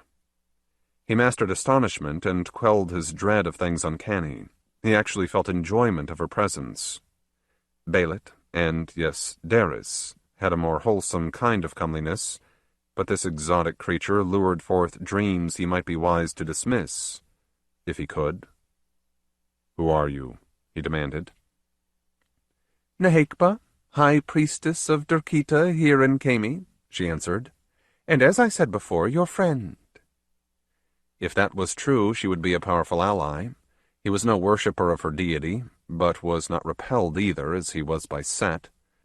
The goddess of love and death had devotees throughout these parts, well beyond the borders of Stygia. Belit sometimes invoked her. Nehekba reached him and offered her hand. He took it in his great paw, then awkwardly bent to kiss its delicacy. Her skin was like silk. When he straightened, she gave him a smile that was at once languorous and radiant. "I will fetch the wine," he said thickly, and sought the carafe set on a table for his use. Several goblets stood by, since he was also offered water, beer, and milk each day. He filled two, and brought them to Nehekba, who had taken a seat on his couch and leaned back against a cushion, legs curled trim beneath her. She took a glass and beckoned him to the same resting place. When he had joined her there, she raised the vessel and said, almost sang, "To your happiness, Conan. May I aid you in regaining it?" "Thank you," he said lamely. "Will you drink to me in turn? No, to us?" He sipped without uttering any toast and plunged ahead. "You must know I am completely in the dark about everything. Why am I here? Why are you? What is going on?" "You must have learned a little from your fellow captives today," she said. "It was I who prevailed on Tothapis to give you those hours." Indeed, he had made certain discoveries, the Cimmerian thought, and was now making more. "We talked, yes," he said, choosing each word. "One among us believes he knows the reason he is confined on this floor, rather than in dungeon or grave. That is young Falco, who has also received a lady visitor." Nehekba nodded. Light rippled along her hair. "Ah, yes, Senufair. She is a noble woman serving the same cause I do, the cause of peace." "And pleasure, I hear," Conan said bluntly. Full lips curved again upward. "Why not? What harm? She is a wealthy widow, thus free to indulge herself if she stays reasonably discreet. Besides, we do wish to maintain contact with Falco. The time may come when his connections in Ophir prove invaluable to us. A man who visited him regularly might fall under suspicion of conspiracy, but a woman obviously having an affair need fear nothing except that a new guardsman may require a fresh bribe." "What about Heterka?" Conan snapped. Nehekba raised her brows. "Who?" The wine-glass shook a little in Conan's fingers. "It is a horrible story." "I know nothing of it. Well, I do know another noble woman of that name who dabbles in leechcraft, but is said to have certain nasty inclinations. We Stygians are human, dear. Therefore we number among us the good, the bad, and the indifferent, and our affairs are as tangled as anywhere else in the world." Conan decided not to pursue the matter. Instead, he cried low, "Enough, I pray you. Tell me how I come to be here and what you mean to do." "You must understand. I am no confidant of Tothapis," she said in a tone of sympathy. "He is a mighty wizard as well as a priest, the present head of that society of sorcerers called the Black Ring. Hence I likewise remain in the dark about much of what happened, though I cherish hopes of finding it out. Meanwhile, let me tell you what I can. Tales have been reaching Stygia of a rover from the far north, a peerless warrior, at large in these southlands. Turned pirate, you could become a significant danger to us in a wartime that seems all too likely. Tothapis may well have used his arts to trap you for no other reason than that, though perhaps his plans go deeper. I must agree it would be wrong to let you harry my people. I am not angry at you. Piracy is reckoned an honorable trade among you barbarians, no? But I do aim to teach you better, and bring forth a chivalry I am certain is innate in you. The factions favoring peace and war are not at sword's point. It is a matter of disputation and politicking which does not prevent persons of opposed views on that issue from cooperating otherwise. As a member of the hierarchy, I heard about you, and persuaded Tothapis to order you detained here. He himself supports the expansion of Imperial Stygia, but he is not bloodthirsty, and it suffices him to have rendered you harmless. In due course, after getting to know you well, Conan, I believe I can convince him that you will honor a parole to wreak no further harm on Stygians. Then he can let you go free." "How long might this take?" the Cimmerian asked. "A year or two, perhaps." Nehekba gave him a lingering look. "It depends on how quickly and closely acquainted we become. You and I," she purred. He clenched a fist. "What do you want of me?" "It may be that you can vitally serve the cause of peace," she said. "Quite possibly a magical intimation of this was what made Tothapus alarmed enough to act against you. If that is so, then I think I can gradually lull his fears. Not that I would ever employ you or anyone in treason. It is only that I sincerely believe the good of Stygia, too, lies in peace. What might you be willing to do in aid? For generous pay, of course. Well, that remains to be seen. But I can imagine you, for instance, as a swift courier whom no bandit or secret agent can stop. Messages to the governments of such countries as Ophir, Argos, Nemedia, Koth, Corinthia, even bedeviled Aquilonia, may encourage them to unite in exerting diplomatic and trade pressure on King Mentufera to alter his plans. It helps that his heir, Crown Prince Stesvan, does not share his ambitions." Conan stroked his chin. These matters get too entwined for my stiff brain to follow," he said. "Nevertheless, wait. To judge from what Falco told me, war against Ophir will begin soon, well before you could talk me out of my cage." Nehekba shook her diademed head. "No, nothing can be done while Taia is in rebellion," she reminded him. "I was instrumental in having the chief's daughter brought here. Perhaps, after she and I have talked, she will agree to serve as a go-between, negotiating an end to both revolt and injustice. An accomplishment like that would vastly strengthen the hand of the peace party." "You leave Jehanan's presence unexplained," he snapped. "Jehanan?" she responded innocently. "Who is that?" Before he could speak, she set down her goblet and leaned close to him. "We will get chances aplenty to discuss politics," she breathed. "Need we carry it on this evening?"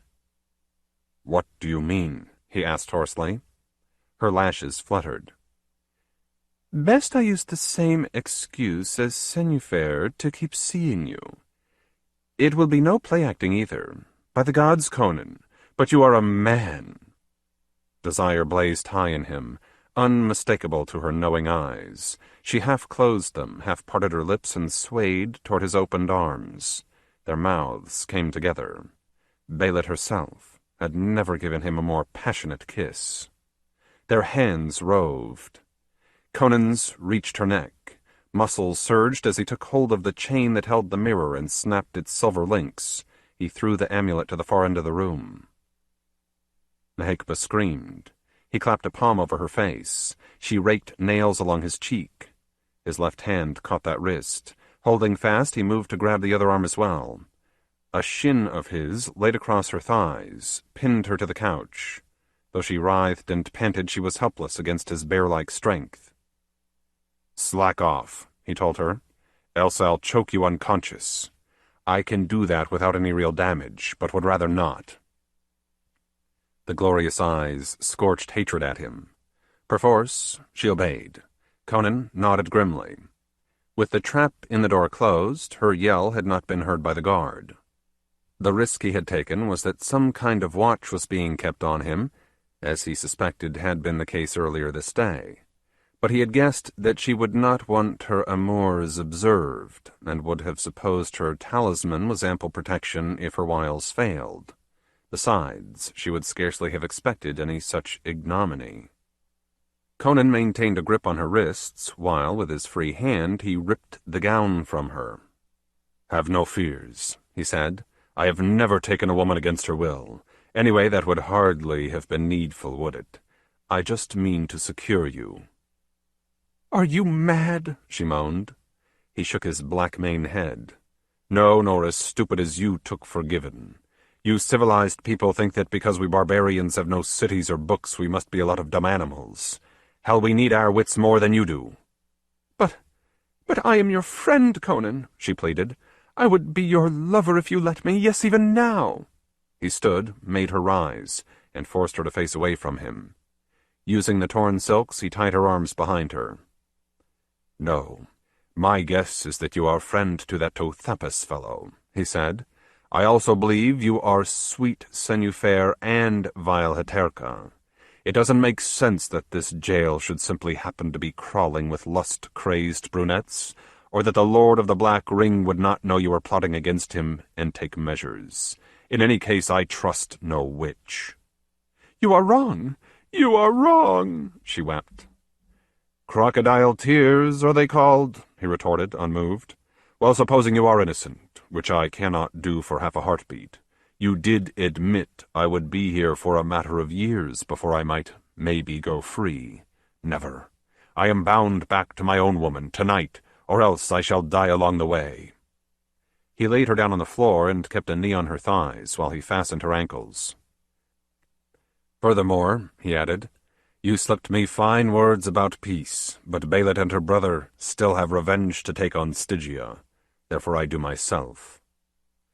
Having rendered her immobile, he rose and for a moment regarded her nearly nude body. A sigh gusted from him. "What a waste," he said. "How tempted I was to have my sport with you first. But you are a witch. I dared not risk you somehow binding my spirit here away from Belit." He stooped and effortlessly picked her up. "Call the watchman to let you out," he instructed. "After I am done with him, I will leave you here. The change of guard will find you in the morning." "No, you blind beast!" she flared. Conan gave her a terrible stare. "If you do not obey," he said, "I will break you in twain for what you did to Jehanan." She cowered in his arms. I will! I will!" He nodded and stalked to the door. Actually, he had lied, or so he thought. He doubted he could bring himself to such a deed against a woman, no matter how evil she might be, and he lacked absolute proof of Nehekba's iniquity. However, the rage that had not left him gave the threat convincing force. At the door he elbowed the panel open and brought Nehekba's head close to it. "Sound calm," he whispered in her ear. She gave a convulsive nod and cried with a coolness which bespoke her powers of deceit. "O soldier, my business is done. Come unlock that I may go home." Immediately Conan laid her down and used 2 remaining scraps of cloth to gag her. She found time to hiss vindictively. "You have made your death certain, barbarian.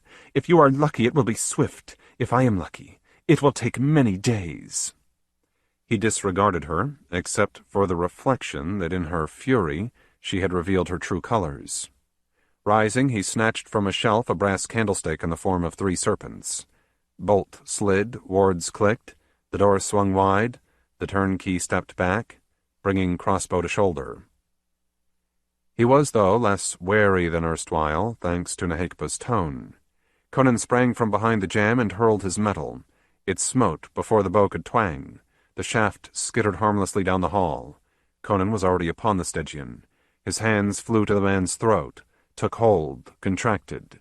He felt the larynx snap between his fingers. Blood gushed from the soldier's mouth. He fell and flopped. Conan drew his sword and ended his pain. Fearily quick, the Cimmerian returned to his chambers. A tunic would be less conspicuous than a loincloth if he got as far as the street. He donned the one he had dropped and added a cowled mantle. Having strapped on sandals as well, he went back out.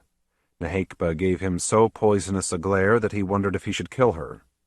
But no, he could not bring himself to that, nor did he want any part of the talisman he had torn from her. Best would be if he could get rid of the thing, but he was unsure how and dared not experiment. He took the Stygian sword belt and put it on. A key was still in the door, attached to a ring from which several more hung. Conan plucked them free and started down the corridor. He would not leave behind him the friends he had made this day. Chapter 10. A Night in Khemi. Falco sat up in bed with a start. The big man who had shaken his shoulder let go and loomed over him. Light from candles sconced in the hall came dimly through open doors. Conan's eyes, catching it, burned like blue torches. "On your feet, lad," the Cimmerian said. We're bound out of here. But, what? Falco stuttered. I'll tell you later if we outlive the next few hours. We've got a dead guard on this floor, but we'll need to make more as we go along. Falco hunched away. No, he protested. This is lunacy. Have you forgotten what the Lady Senufere promised? Conan spat. I will explain what her promises are worth when I get the chance. Now come, for Crom's uncaring sake. We don't have time to jabber. Resolution congealed in the Ophrite. He sat straight amidst the sheets and said, No, do what you like, and I will wish you well, though I doubt if anything can save you. But I am not leaving Senufere, whom I love and trust. Conan glowered.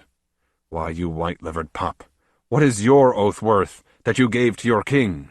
You are the one who can bring him warning of what Mentufera plots against him.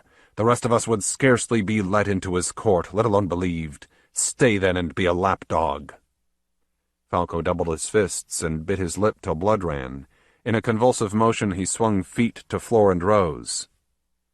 I am sorry, he said in a voice that wavered. You are right about my duty, to try. Much better. Get dressed, quickly. Falco drew on tunic and footgear. Do you actually imagine we can break free? How in the world? By what I have used thus far, surprise and speed. I paid attention while they brought me here. Did you not? Falco made no answer. Staring beyond his companion, he whispered, I will return to you, Senufere, if I live. Return to you, bringing peace between our nations, O my darling. Conan snorted and led the way forth to unlock Jehanan's door. The Shemite slept restlessly, tossing and muttering in nightmare. When Conan shook him awake, he gasped and flailed about. Easy, fellow, the Cimmerian said. Save that for the Stygians. Jehanan sat up. You are loose, you two? He marveled without gladness. What will you do? Get you and me back to Belit for a start. I told you earlier, I have a boat tucked away, and the traitor who knew where she lies is dog meat. We shall have to fight clear of this kennel first, but... Jehanan slumped. He shook his head. What is the use? He mumbled. Name of Ymir! Conan exploded. What gutless wonders am I among, that I must talk them into seizing their freedom? If nothing else, man, don't you want to kill Stygians? Jehanan's back stiffened. There is that left in life, he said slowly. Very well. Dress, then. It wrung Conan's heart to see how the other must fight agony with every movement as he got out of bed. Come over here, Falco, the barbarian directed, turning his back and taking the youth's elbow. We should decide what equipment we can improvise. Remembering Belit, he took a glass decanter, smashed the bottom against a table, and gave the Ophrite the jagged remnant to hold by the neck. Muscles stood forth in his limbs, cable thick, when he wrenched a leg from the same heavy piece of furniture. He tucked that club under an arm, loosened his sword belt, and handed the metal weapon to a now-clad Jehanan. You Shemites favor short blades, he remarked. You ought to do right well. Somber anticipation touched the ruined countenance, and the scarred frame moved more smoothly after having been used a little. Let us be off, said Belit's brother. We have the girl left, Conan reminded. If nothing else, she deserves a chance to dare this too. Darius of Taia must have roused when the key turned in the lock on her door. As the Cimmerian entered, she came bounding into the main room from her bedchamber. Her naked form was leopard-lithe. The dark hair rippled behind at her speed. She saw him, stopped in mid-career, and reached out. Eyes blazed, teeth flashed. Have you broken loose? She cried. Oh, Mitra! Oh, wonder! We are on our way. Even now Conan found himself admiring the sight before him. She seemed quite unaware of her nudity. If you wish to come along, get dressed fast. Not in a gown meant for a rich man's plaything? She scoffed. Let me go to... Yes, to your place, Falco, and find a proper tunic. I won't be a minute. She was as good as her word. Returning, she still revealed shapeliness of leg, for the garment was a trifle short on her, and the hard-soled feet were still bare. She had also found a leather belt with a heavy bronze buckle. I shall have a use for this, she said almost merrily. Conan grinned back at her. A soldier and 3 tavern brawlers, eh? I thought you might use yonder crossbow, though. They had emerged in the hall, and he pointed toward the corpse. "For a single shot, if you like, but thereafter we shall be in a melee, true?" Daris did pause to retrieve and make ready the bow, while she observed, "Suddenly you speak Stygian. Much that is strange has happened this night, and I think much more will yet." "Silence," Conan warned, and led the way to a stairwell. Progress down the murky stone flights was slow, for caution. At each landing the barbarian stopped, listened, finally peered, before he waved his followers on.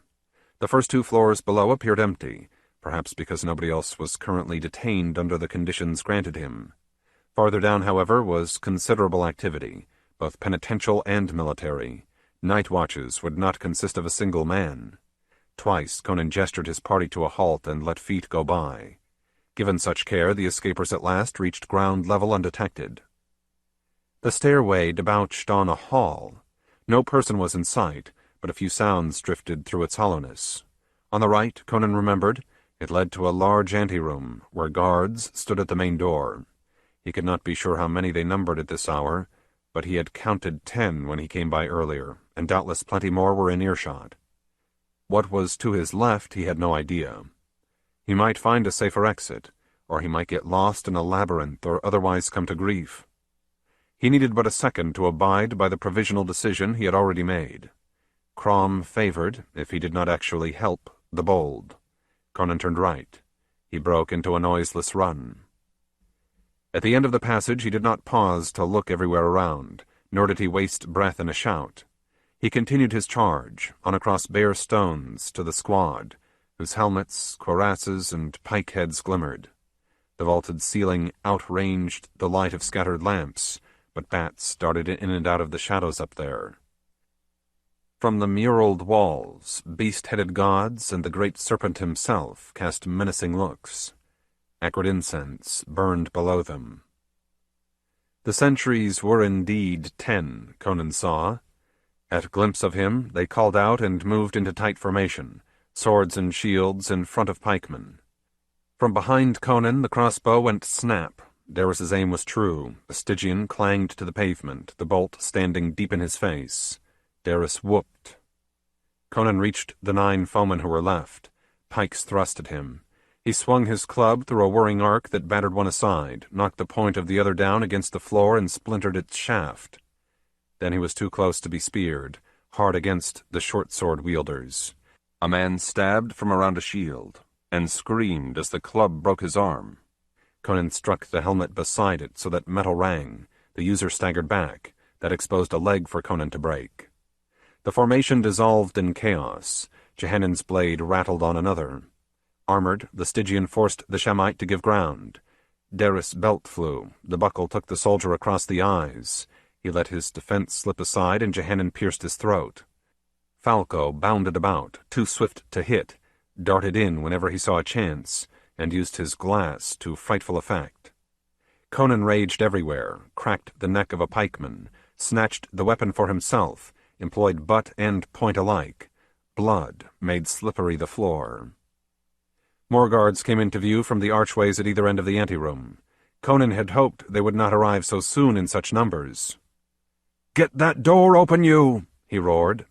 Side by side, he and Jehanan held off the survivors of the squad, while Falco, his glass now shattered, and Daris struggled with a ponderous chain-secured latch. The newly arrived Stygians milled about in the background. Most were unarmored, and all were astounded. Their confusion would not endure past a minute or two. Conan smote, Belit's brother thrust, forgetful of pain in his battle ardor. The portal creaked. A breath of night streamed through to the fetor inside. "Out!" Conan bawled. He stood fast while his comrades left. An officer cried, "Kill him!" and led a band in attack. The Cimmerian hurled his pike and skewered the man. A lamp flickered on a stand nearby. The barbarian flung that and its burning oil on the next Stygian who headed a party. Both charges faltered. Conan slipped through the door and caught up to his own folk. The moon had risen high enough to drench the street in cold brilliance. Conan thought that nonetheless he could outrun pursuit until he was lost to sight. He might have done that, and Daris beside him, but they soon realized that Falco and Jehanan could not match them. By unspoken agreement they slowed. A glance rearward showed a swarm of guardsmen following. Conan thought of ducking into some black, tortuous lane, such as met the avenue here and there, and shaking off the enemy in the warren beyond. But no, neither he nor any of his band knew this accursed town to speak of. They would blunder about lost, while the Stygians spread out a human net that must inevitably close on them. The waterfront offered a slight chance, maybe. He had seen a little of it when he entered. "This way," he rasped. Stone sphinxes and inscribed stelae glimmered on either hand, unreal in the moonlight. A few times a belated passerby saw the chase and fled. Stateliness yielded to bulky warehouses, deserted at sundown, between which rats scuttered. Ahead, Conan glimpsed masts raking aloft from wharfs and moon glimmers deceptively lovely on the stream. Lanterns bobbed, carried by a squad of harbor police. Conan eased his pace. Now it might be possible to elude the enemy by darkened ways. Behind him a trumpet clamored. The notes were not music. They were long and short blasts of varied pitch. "Stygian army code," Daris panted. "Surely they warn all warders hereabouts against us." "We shall be surrounded," Falco groaned. "At least we can find a spot to make a stand that will cost them," Conan said. "No," Jehanan replied, through his heavy breath and the thud of his trotting feet. "If we can get by them at this end before they cordon us off, I know where we can shake them." "Huh?" Conan grunted. Hope crackled anew in his breast. "The old tombs and quarries below the Grand Pyramid," Jehanan said. "They are a jumble, and feared. None go there save slaves like me by day, who dig what limestone is left to take. I have come to know them a bit, trudging across them to my toil." The hope froze in Conan. A prickling went along his spine, and the sweat of his efforts felt suddenly chill. "Are they not haunted, those?" he muttered. Falco showed cheer.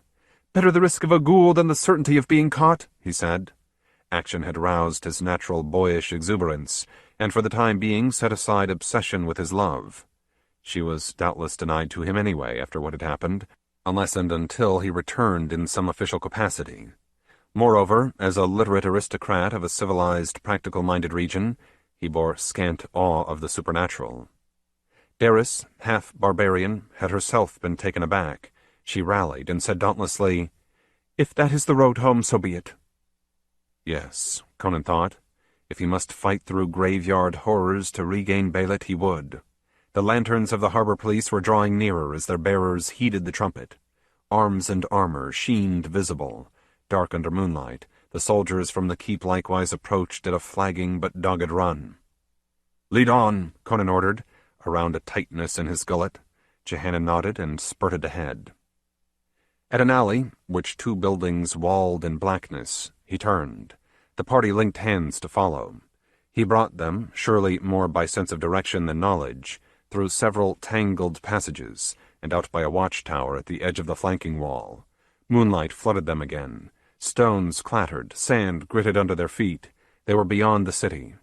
It sheared sable above them. Jehanan ran slantwise over ground which sloped sharply from those ramparts toward the broad, gliding, moon-polished river Styx. The Grand Pyramid's mass hove in view, ghostly in that luminance, seeming almost to float under a sky where a few stars gleamed. A brazen tone clove the night silence. Conan looked over his shoulder. Lanterns gleamed firefly-like. Had his group been seen from the tower, maybe? More lanterns came from behind the half-wall. The terrain across which he sped grew rough, treacherous, pocked and skeleton-white. Pits yawned on every hand. Shadows cast by huge tumbled blocks made them hard to identify before one fell over an edge. Jehanan skipped like a mountain goat. Somehow he had mastered the ceaseless torment that would have crippled most men altogether. Daris fared still more nimbly. Conan saw Falco trip again and again, often nearly going into a hole. He joined the Opharite and lent a guiding clasp. A remote part of him felt glad that this added trouble kept him too busy to dread demons. Halloos lifted. Stygians had reached the rugged stretch. They ventured forward slowly and clumsily, but their officers screamed commands that did send them onward. Jehanan beckoned. An excavation was at his feet, wide enough for moonbeams to reach its depths. He went on all fours and groped his way down a rough slope. His friends came along. Stones tumbled free, a sound like dry bones. Conan fought not to shudder. At the bottom, Jehanan scouted among boulders and sharp ridges until he found what he sought and vanished. His followers crawled over the same barrier as he had done, and saw before them a low, oblong structure of chiseled blocks. Its entrance gaped open on murk. Conan clenched his teeth and crept into the ancient tomb with the rest. After his pupils had dilated, he found that barely sufficient light was reflected, that he was not altogether blind. "To me," echoed Jehanan's hoarse whisper. The Shemite stood, a blot of darkness, in the center of some object. When he got there, touch more than sight told Conan what it must be: a lidless sarcophagus, plundered ages since. The four crawled into it and lay huddled close. The barbarian felt something hard against his ribs. His fingers traced a curve, holes, teeth, a human skull. The olden owners? Scarcely after millennia. Besides, he brushed shreds of flesh. Some creature had brought the head here to devour, belike from a recent grave elsewhere. What kind of beast or being? Voices called back and forth, feet scrambled, metal clanked. The Stygians had attained to this area and were casting about in search. Conan thrust aside his qualms and made a warrior's calculation. Jehanan's sword and Daris belt were the last weapons left to his band, but the tomb was highly defensible, and plenty of rocks lay around to throw or to weight a fist. The noise faded away. The enemy had not made as thorough a search as they might have. No doubt dazzling moonlight and inky shadows, in this ripped-up, barren patch of wilderness, confused their vision. But no doubt also, they were not eager to stay. When they were gone, Jehanan said, "We move again. If we go carefully, mostly creeping, they won't see us. They will come hunting in force at sunrise, I suppose, but by then we can be in a place I know where they cannot find us in less than a month." "A month? Waterless?" Conan muttered. "If we can endure till tomorrow night, I will lead you out toward the hinterland," Jehanan promised. "Then you can guide us to your boat." Chapter 11. The Vessel of the Serpent. The refuge was a niche or shallow cave near the top of a bluff, screened from sight below by a ledge. Sand had blown in to soften the floor a trifle. As night wore on, air grew chill. Sleepers huddled together for warmth. None were free of frequent dreams that made them struggle, moan, and waken aghast. Dawn was infinitely welcome. Conan was first to grow quite conscious. He gently disengaged the arms Daris had cast about him in slumber, and slipped outside. Prone on the ledge, he squinted over its rim. The sun, clearing the river, turned stream and eastern sky silver. Black Khemi and dull-hued Grand Pyramid loomed athwart western blueness. Underneath him, the limestone wreckage was pale yellowish and purple-shadowed. He saw troopers clamor about down there in quest of him. Though light winked off their metal, at their distance they resembled ants, and he heard no breach of the stillness around. He drew a deep breath and felt memory of nightmares slipping away. Whatever had brewed them must have slunk back into the tombs. He and his people could get well rested during the day, recover strength in spite of thirst and hunger, and after dark depart. No doubt the Stygians would try to ring this area in, but no doubt there would be gaps in their lines ample for an athletic, determined, knowledgeably guided party to get through unobserved. If need be, the escapers could crawl for 2 or 3 miles over the farmlands beyond, until distance failed them. Thereafter it would be no long walk to the gig, nor an extremely long sail to Akber Isle, Tigris, Belit. Conan stretched cramped muscles and smiled. Suddenly he tensed. An oath cracked from his lips. Out of the harbor, spidery-oared, slipped a war galley. Another followed, and another, and another. In midstream they raised sail, caught a westerly breeze, but continued rowing against the tide, and moved off between the headlands enclosing the bay, seaward bound. Conan counted them. Why, they must be nearly the whole flaming fleet, he exclaimed.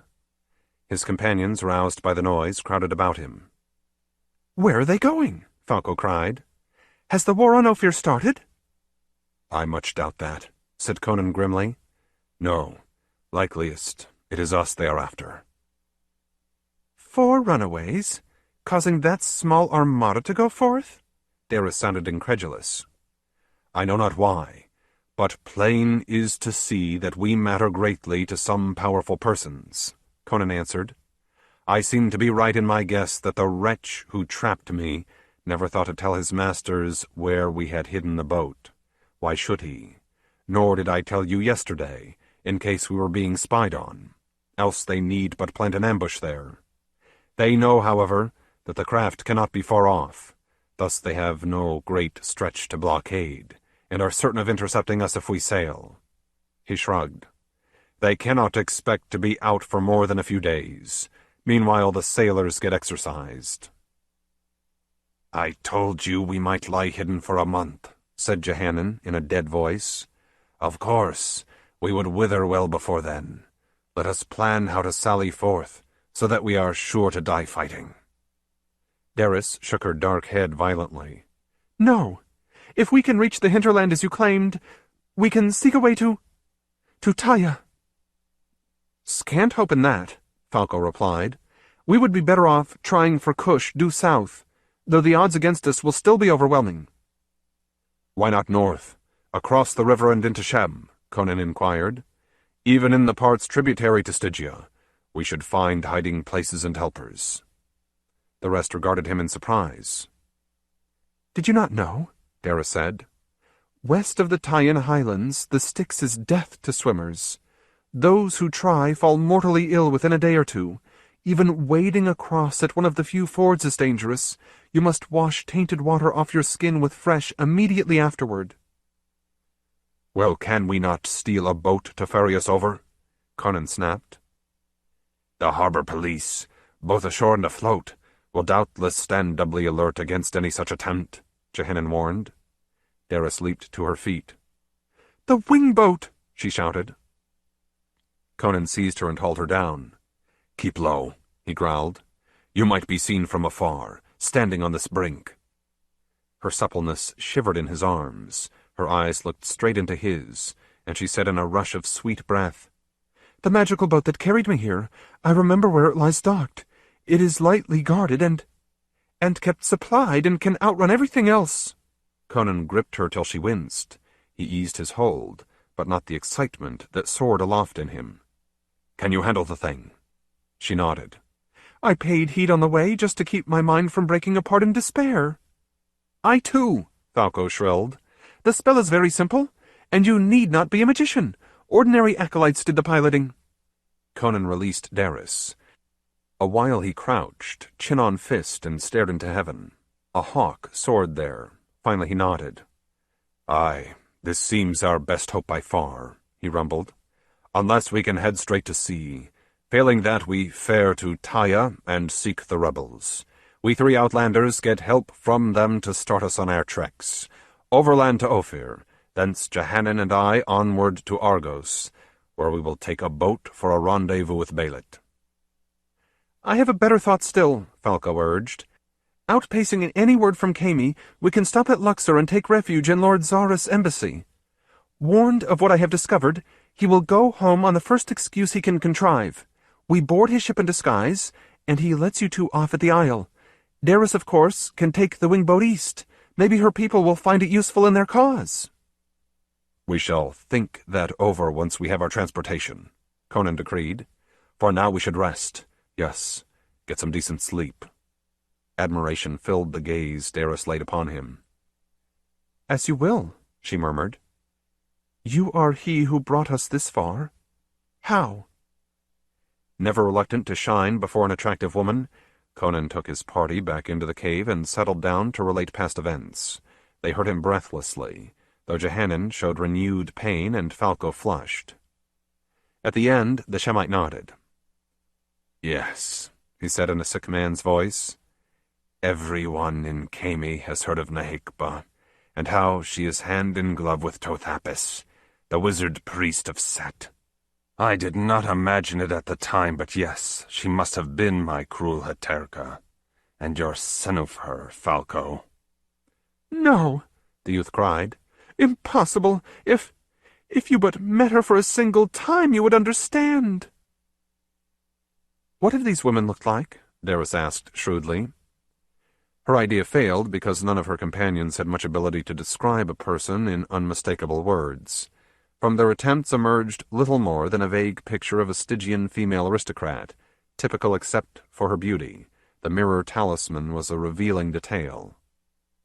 "But she never wore any such thing, did my Senufer," Falco said triumphantly. "There, are you satisfied?"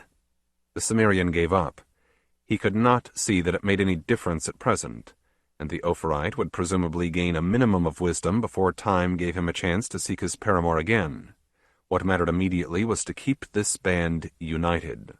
While the plan did hold promise, Conan hardly expected that theft of the Black Magician's sacred craft would prove safe or easy. They left before moonrise. A dry and foodless day had not unduly diminished either strength or alertness in them. All had keen senses and had often stalked game in wild country. The early part of their passage went fast. Later they inched along. By the time the moon cleared the hazes that at first reddened it, the last Stygian picket was behind them, and they stood in shadow under a rampart. "The wingboat has a roofed dock of its own on a short canal that must have been dug for it west of the city," Daris had explained. "A double row of monoliths guards the path to a sallyport. I read upon them terrible curses against trespassers when I was marched away. Otherwise I saw only 4 sentinels." Conan had dismissed unease about those curses. Anybody could write a threat on a stone, and the Stygians were utterly subservient to the hierarchy. Were the necromancers really worried about their vessel, they would have fenced that path with flames or adders or something else deadly. This he must believe, and otherwise put his trust in Mitra? Now he led the way south, since he dared not cross through the harbor area. Locked gates, a ban on land traffic, ought to keep them unnoticed if they hugged the base as they rounded 3 fortified sides. The moon was too bright for his liking, but the western ground would be shaded from it. Halfway along the first wall, a portcullis stood lowered. Conan did not expect sentries at the foot of it after dark, too valuable to endanger needlessly. They would be aloft in the towers flanking the gate, and if they actually paid much attention to anything, would keep eyes on the horizon, yet he signaled for redoubled caution as he started past. A hiss brought him leaping about. Moonlight glistened on the scales of an enormous snake, which undulated forth between the bars. It moved toward him, mouth agape, tongue a-flicker. Lidless eyes gleamed in a head raised man-high. Jehanan drew blade. Daris whispered shakenly, "A python of Set after prey! We can run faster than it can crawl." "No, both of you," Conan murmured back. "Either way, we would make too much noise. Hold off, against the wall. Keep silent." He poised motionless, as if he were a Stygian who would meekly accept being choked and engulfed. The serpent hissed again and drew nigh. Thunderbolt swift, it struck to seize him in its fangs and throw coils about his body. Conan's fist met the snout in midair. The thud was soft, but the pain to that sensitive spot great. The snake went backward in waves. Hope that it would flee broke asunder, for in twisting about it spied Daris. The man-thick length surged toward her. Conan sprang. He cast himself on the cold neck, just behind the head, the one place where no rib-crushing loop could reach him. His legs clamped tight. His arms came around the head. His hands gripped the lower jaw and heaved downward. The reptile thrashed in maelstrom violence, but otherwise the struggle was silent, an icy flowing beneath the moon. A crack resounded. Conan had ripped the forward part of the mandible free. He clung the tighter to the wildly lashing body, while he brought the bleeding piece above the skull. With all the might that was in him, he smashed its teeth downward. The blow drove them through scales and bone into the brain. Barely did he cast himself free of loops that still churned about. He struck the ground, rolled over, and bounced to his feet, gasping. Let the dead monster flop until sunrise quieted it, if that saying about reptiles was true.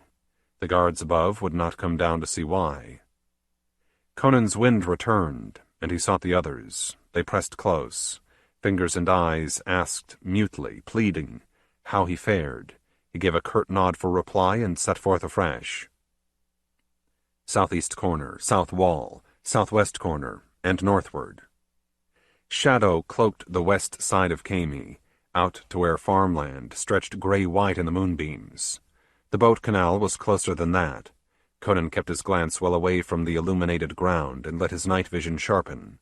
Crouched above the deeply cut channel, by starlight, he saw water like a ribbon of tarnished silver. At its end stood a dock and a roof built out on slanting poles, all in silhouette. Likewise featureless were the menhirs, whose double line marked a path from the bank to a gate in the city wall. He drew his companions into a huddle. "We must either be quiet about this or quick, or both if we can," he muttered. "For any racket will surely draw men from yon towers. Follow me, but do not act unless I tell you to." "Oh, you alone?" Anguish pulsed in Dara's voice. Her fingers clutched his wrist. "No, us together," he answered, "but being sensible about it, heed me. Come!" He avoided the stairway down the bank, and, like a prowling tiger, slipped over the earth toward the pier. Soon he made out the vessel berthed there, long, metallic, figure-headed by some beaked reptile. Bent nearly double, he glided close. 4 sentinels were on duty. 2 stood, spears grounded against the planks. 2 rested on a bench close by. While young and burly, they were not soldiers, but shaven, pated, garbed in black tunics. Acolytes. Conan padded up behind the seated pair. He rose. His great hands seized both heads and dashed them together. There was a cracking sound, and the bodies went limp. The guards afoot whirled about. Conan leaped over the bench. A Stygian tried to bring spear against him. Conan was too quick. The edge of his right hand chopped past the shaft, into the neck behind. The guard lurched and crumpled. The Cimmerian caught him before he could splash into the water and lowered him with care. That took a brief time, though. Yet the 4th warder had not yelled for help. Conan looked and saw why. Daris had laid a knee in the small of his back, slipped her belt around his throat and held it tight. She lacked the power to strangle him, but she kept him dumb, and his sandals made scant noise as he struggled. Jehanan arrived, sword in hand, to finish him. Conan decided he could not well reprimand such a pair for disregarding his orders. Anyway, speed remained vital. He beckoned his company to gather the strewn weapons and come aboard. Had his course of late not been so headlong, he might have had trouble forcing himself to do likewise. Fires in a crystal globe the size of 3 human skulls glowered and wavered astern. The metal of deck and hull felt chill to his touch, nothing like warm, life-remembering wood. Forward of a deckhouse, whose unlighted ports resembled empty eye sockets, rose the terrifying figurehead. However, if this was his roundabout way to Belit, he would not hesitate. He had proposed going straight to sea, but Falco and Daris did not think that would be wise. Naval vessels were bound to spy both this craft and the fact that she was not manned as she ought to be. She was not so fast that she could evade stones or flaming missiles from well-aimed catapults. It was not even sure that the magic which ran her would prevail far from Stygia. Set's power appeared to be slight out on the clean ocean. Inland, then. "Take over, Daris," Conan said low. "Stand by her, Falco. Jehanan, help me cast off." The woman's eyes gleamed wide, but she nerved herself to go before the globe, speak the word and make the gestures. The youth kept close watch on her. Well-nigh soundless, the boat slipped from shore, backed out the narrow channel, entered the river, and turned her prow toward the moon. Wings spread wide. Speed increased. The hull lifted to slide on the very surface. Cleft air whistled. Khemi receded into night. Conan wrestled down his fears and took charge. He sent Jehanan forward as a lookout. Himself, by the glow of moon and brightened demon fires, he explored. In the deckhouse he found small, separate cabins, lanterns, flint and steel for kindling them, no galley but ample stores of food and drink that did not require cooking, assorted clothes and weapons and the like, and instruments he neither recognized nor desired to know about. He considered casting those overboard, but decided to leave well enough alone. Minute by minute he felt calmer, happier. A night and a day and a night to Luxor. An arrow or a galloping horse could perhaps outstrip that, but who could shoot an arrow or ride a horse untiring through almost 1,000 miles?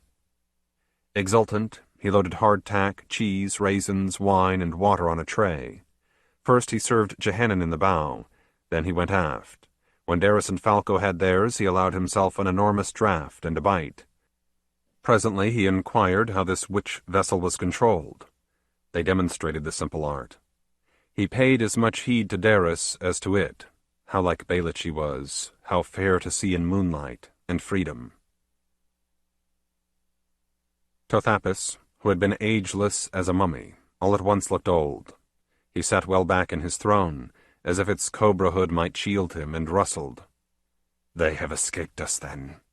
They have done the impossible, and now they are off in Set's own boat, to Taia." "How can you be sure?" Nehekba asked. She knew it was not by scrying. After his god revealed the location of the corsair ship to him, the sorcerer had been able to track her continuously from afar. But once Amnon was aboard, he had let this surveillance lapse, for it was a demanding thing to maintain. Indeed, in his haste to organize the seizure of Conan, he had neglected to ask Amnon what Belit's plans were, and an agent on whom he had laid spells protective against hostile magic and life could not be summoned back from death. If he sent his remote vision scanning widely about, the chance of its lighting upon his enemies was very slight, and meanwhile time slipped away between his fingers.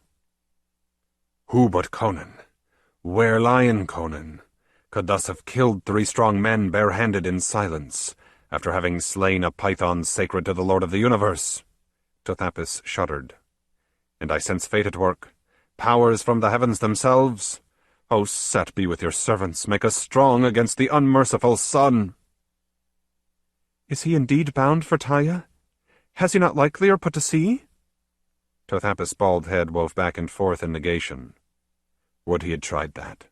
The boat would soon wallow helpless on waves that annul its fires. Now he must have headed oppositely toward his destiny.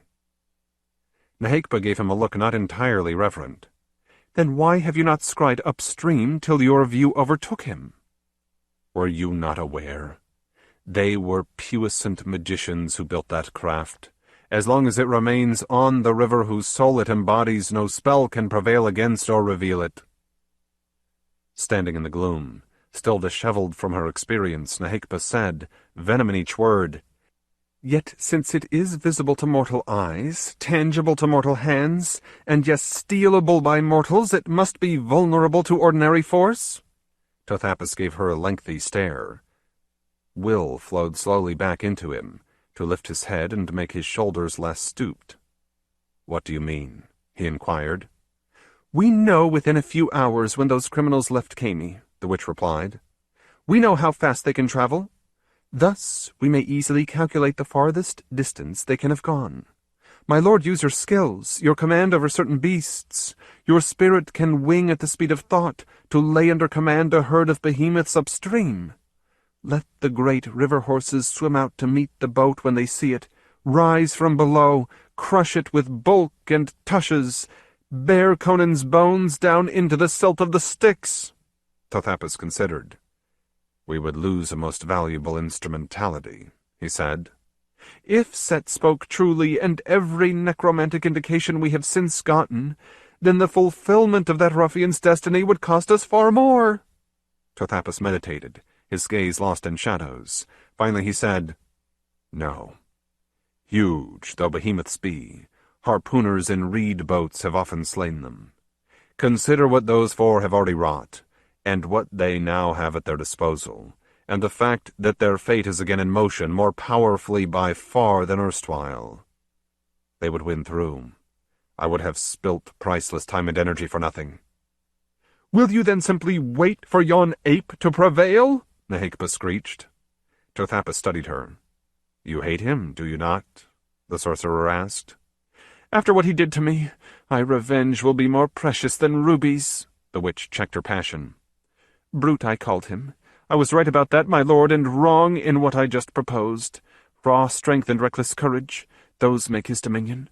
We must fight him on a different ground. Her laugh shivered forth. Why, my lord, he has stunned us till we were bumbling along as brainless as him. Let us use our wits. You did earlier, when you dispatched Ramos and a homunculus to Luxor. Never has investment shown higher profit than yours will. What mean you? Tothabus demanded. Our enemies will make halt there, Nehekba said eagerly. Falco will insist on it. See, was I not wise in getting to know him well? He will argue that Zarus must be warned, and furthermore can smuggle them directly out of Stygia. Conan ought to agree. He has no reason to suppose they are not well ahead of even the fastest carrier pigeon, but you can send an instant message to Ramos, ordering he keep clandestine watch on the Ophrite embassy and stand prepared to take the gang when they approach. Tothabus came as near showing enthusiasm as he ever did. By the underworld, yes. We will do it so. A shade of fearfulness crept back over him. Yet if somehow, through some damnable quirk of chance, the barbarian does elude our trap. Forget not my featherskin, Nehekba said. In bird guise I will depart east within this hour.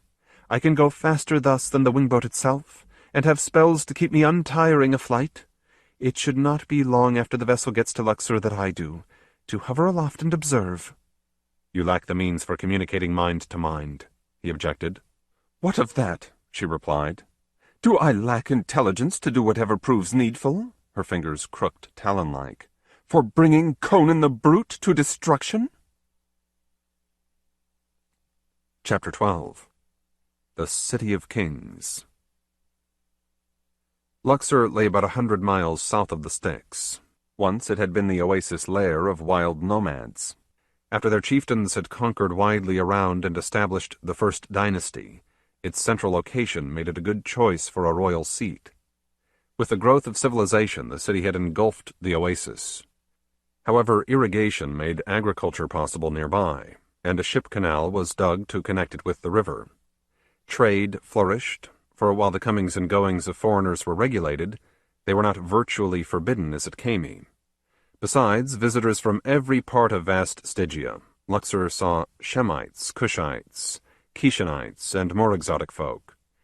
Occasional vessels brought goods from far Argos or Zingara, rowing the long way upstream for the sake of prices that even made the dismal inns endurable to their crews. The wingboat slipped up the canal by night, not to attract notice. As if to aid her wayfarers, a wind off the desert blew dust, which stung their eyes and gritted in their nostrils, but obscured the moon. It died down toward morning. By then they were not far from the capital, in an area Falco remembered from excursions of limited range that the embassy staff had had permission to make. Here a gradual slope of ground to the water and below created a marsh full of reeds and wildfowl. The boat nudged into that whispery thickness until she lay well hidden against a bank. "Let us get going," said Conan impatiently. "Remember, lad, if you have not heard from us after 3 days, do not try to be a hero on the spot. Hasten on to Taia, find Dera's father, Ausar, tell him what you know. Give and take what help from him you may." Yes, the Ophrite said unsteadily. "But do return. Mitra and Varuna guard you." On the journey, he had not only rested and recuperated like his comrades, he had acquired worshipfulness for the mighty Cimmerian. Darius likewise often found her gaze drifting toward the leader, and herself unwontedly shy when he spoke to her. Jehanan was mostly sunk in silence, though he did his share of work and tried hard not to inflict his suffering on the rest. It had been a strange trip, through landscape sometimes barren, sometimes intensely green. No pilot of ship, barge, felucca, or canoe, but sheered well off from the eldritch craft and dared not hail her. Serfs abandoned flocks, hoes, shadoofs to pelt inland at the sight. Yet those aboard were peaceful, and 3 of them were sometimes merry, with wine and song and tales and hopes for the future. Now, though, action was again upon them. Falco had best stay behind, as caretaker, and because he might be recognized on his way to the embassy. If all went well, his countrymen could fetch him after sundown, bringing a forged pass to get him by the nighttime pickets at every city gate.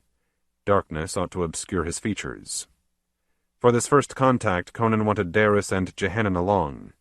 Despite cowl and caftan, he would be fairly conspicuous in the streets. It should lull suspicion if he was accompanied by an obvious Shemite and Pteion.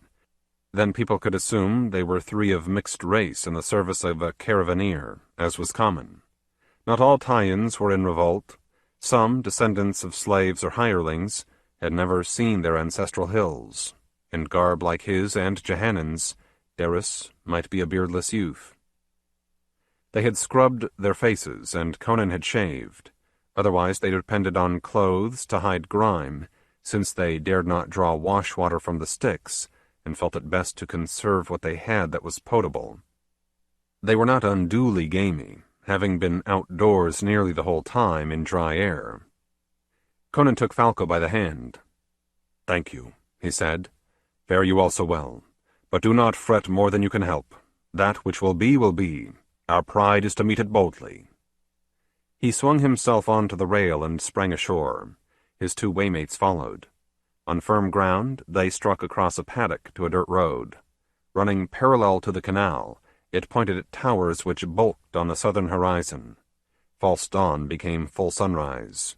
A flock of ducks beat clamorous up from the marsh. Mud hamlets dotted a terrain of croplands, date groves, and ditches. Southwest and southeast, the desert that stretched beyond it thrust ruddy wedges into its green. Air was still cool, but rapidly warming. After a while, Conan reminded, "Falco described well how to find Zora's place, but we should not seem too eager or purposeful. Best we loaf through the streets like newcomers off duty, sightseeing, keeping an eye out for a pleasant way to spend some of our pay. A town like this must know many such drifters each year." "Be not so sure how the Stygians will take to us," Jehanan said harshly. "Those grovellers before snakes are unlike any people anywhere else. Are they even human?" "Oh yes," Darius replied. She touched his cheek in compassion. "Some of them have misused you and yours, as some of them have misused my folk. But I have met a number of ordinary ones and heard tell of many more. Decent persons, little different from you or me, simply concerned to make a living for their families after paying their extortionate taxes. And what harm have these poor toilers we see coming forth ever done to anybody? The common Stygians are the first victims of their own overbearing nobles and fanatical priests." Conan grunted. He cared nothing for such fine distinctions. In his worldview, apart from fierce, immediate loyalties, the hand of every man was against every other man. At best, there was truce, for practical reasons, and always fragile. That did not mean that individuals could not share work, trade, enjoyment, liking, respect. He had been sorry to kill certain men in the past, though he lost no sleep afterward. Strife was the natural order of things. Luxor grew in sight. The outer defenses were yellow sandstone, formidable but not forbidding in the way that Khemi's were. Banners on cross-poles hung arrogant above battlements. Gates stood wide, and while sentinels were present, they did not check the traffic, which by now had become dense. Foot, cart, litter, chariot, horse, ox, donkey, camel. Laborers in loincloths, drovers in ragged tunics, desert nomads in white and black robes, merchants in garb more colorful, courtesans in gossamer, soldiers, hawkers, strolling performers, housewives, children, foreigners. A bewildering variety of individuals surged to and fro. They crowded, jostled, chattered, quarreled, screamed curses, yelped laughter, importuned, haggled, intrigued, shouted, wailed, crooned, made a maelstrom of sound between high drab walls, whose balconies were festooned with garments hung out to dry. The streets, mostly cobbled, littered and dirty as was usual in cities, were redolent of smoke, grease, dung, roast meat, oils, perfumes, drugs, humankind, beastkind. Conan's party entered and pushed a slow way through. A monument, on a pillar the statue of an ancient king trampled a Shemite and a Cushite underfoot, marked their turn into the Street of the Weavers. Here, cross-legged in booths, Sellers held out fabrics and chanted their virtues to every passerby. It was less jammed than the main artery, and the newcomers could walk somewhat faster. According to plan, they pretended to marvel at the spectacle as they sauntered. "Hello, hello!" cried a voice. Conan glanced behind him and saw a man in a shabby caftan running to catch up. He carried a load of trinkets, crudely whittled toy camels in his hands. Strings of bone beads hung on his arms. Drawing close, he said in Argosian, "Welcome to Luxor. You are from Argos?" "No," Conan replied, annoyed. "Ah, Zingara." The man slipped into an accented version of the tongue of that country. "Beautiful Zingara, you take home souvenir." "No," Conan said in Stygian. "I do not want to buy anything." "You speak this language," exclaimed the vendor likewise. He smiled across his entire weathered face. The effect was somewhat diminished by his few snags of teeth. "You are a world traveler, then. You know fine wares when you see them. Here, look at this camel. Beautiful workmanship." He thrust one of the little models into the Cimmerian's palm. "Only 5 lunars." His reference was to a small copper coin of the realm. "I don't want it." Conan sought to give it back. The hawker's fingers were not there to receive. 4 lunars, the Stygian offered. "No, by Crom!" Conan suppressed a desire to bring out the axe concealed beneath his robe. That would be madness. "For 4 lunars, I will give you 2 camels," the man said. "Take them home to your children." "I tell you no." 3 camels." "No." 3 camels and a necklace." Conan strode on. The vendor kept pace. "You must not steal a poor man's stock in trade, sir," he scolded in a loud sing-song designed to draw attention. "Think of my babies at home." "Take the damned thing," Conan snarled, tried again to return it, and failed again. Suddenly he noticed Jehanan and Darius were not beside him. He stopped and looked behind. The owner of a real, if rather moth-eaten camel, had cornered the maiden and was insisting that she wanted a ride on it, and he would take her to all the interesting parts of town. "Here," he said, and made the animal kneel. He pushed her toward the saddle. "It is easy, it is fun. You pay me only what you wish." Jehanan sought to deny a fellow who proffered grubby confections off a tray. "Ah," that Stygian leered, "I know you want Numi." From a flowing sleeve he produced a packet. "Finest Numi. Burn it, breathe the smoke, get lovely dreams, and feel wonderful. Just 2 silver stellars." Jehanan whitened. 3 lunars, proposed Conan's pest. The barbarian was about to cast the gimcrack he had onto the street when he realized what a scene that would bring on. Already curious denizens had paused to watch. They included a mounted guardsman a few yards off. Somehow Darius had been eased onto the live camel. It lurched to its feet. The owner grabbed the bridle and trotted off, tongue clacking. "For 3 lunars, 3 camels, and 2 necklaces," Conan heard. The seller of sweetmeats and drugs beamed and suggested, "You would like to meet my sister. Young, beautiful, very, very good. Take Numi, feel fine, make love to her, be happy. Come." He plucked at the Shemite's robe. Jehanan's breath rasped. His fists doubled. "Hold!" Conan roared. "We must go on, no time. Here, I will take your toy for 3 lunars. Darius, Jehanan, for everything's sake, give those scoundrels a ransom and let us get out of here." "You are buying 3 camels and 2 necklaces," the vendor told him. "1 more necklace for 1 more lunar will bring you luck." Conan opened his purse and shuffled forth money. The wingboat was well supplied with Stygian coinage. Darius terminated her ride by paying over what she guessed the camel driver would have expected for an entire day. Jehanan's hand shook as he bought himself free. Even that Stygian was subdued by the look he got and bowed before he slipped off. More of the kind converged on the travelers. "See, behold what I offer! You are my father and my mother! Alms, bakshish, for the love of the gods!" "I have heard about this, but never quite believed it," Dara said, breathless. "And I have met something of the sort before, but not to match," Conan answered. "We are mistaken," Jehanan said. "We must stride straight forward fast, scowling, fists closed and at our sides, looking neither to right nor to left." Conan gripped his shoulder. "You can speak so well now?" the Cimmerian murmured. "O brother of Belit, you are unwounded in your heart." The peddlers and beggars presently quit and disappeared into the ruck. Conan wondered how to get rid of the gewgaws that had been thrust upon him.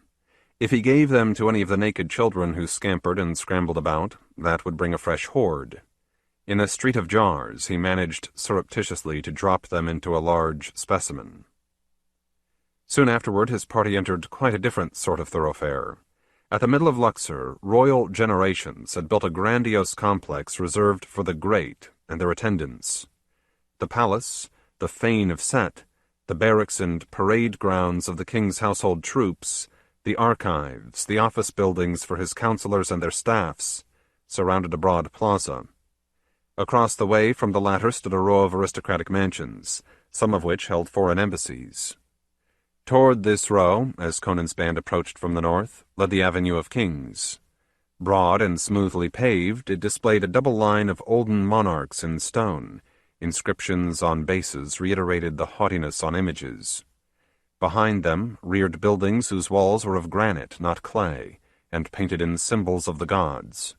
Here traffic was scant and dignified, a lord or lady born in her litter, a couple of well-born boys off to school under ward of their pedagogue, a scribe bearing the apparatus of his trade, an occasional priest, official, wealthy merchant, military officer, liveried servant, veiled wife, deliveryman bringing wares that had been ordered.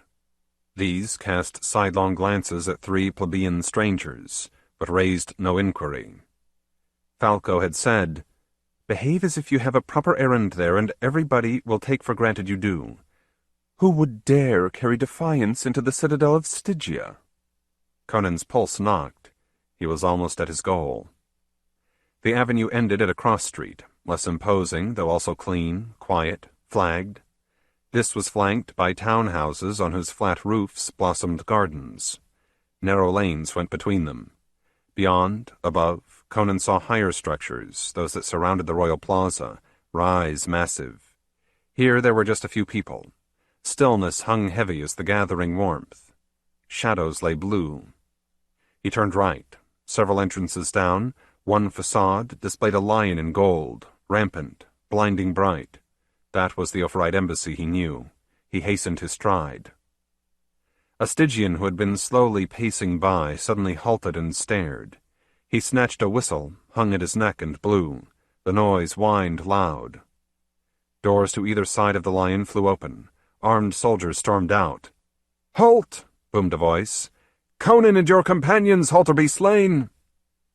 "Mitra, aid us," Daris gasped. "We are betrayed." "By witchcraft. Nahekbas, Tothapis." Jehanan lifted the hem of his caftan and drew short sword. "Ishtar," he prayed in his mother tongue. "Let me go bravely. Guide me home to you. Make me well again that I may abide in your love." Conan unslung the axe he had chosen off the boat. It was a Taian weapon, straight-shafted, beaked as well as edged, lively in his hands for all its weight. He spent but an instant feeling sick at the knowledge that he had lost, that he would never again embrace Belit, and gallant Daris must die beside him, slain by him if that was needful to forestall her capture. Then he was warrior and naught else. His glance flickered. The Stygians had his party boxed between two long house fronts. They were 30, half of them closing in from either side, 4 bearing cocked crossbows, the rest blade and shield. Behind the eastern rank, their commander shouted orders, a burly, grizzled man, equipped with sword but otherwise wearing simply a tunic.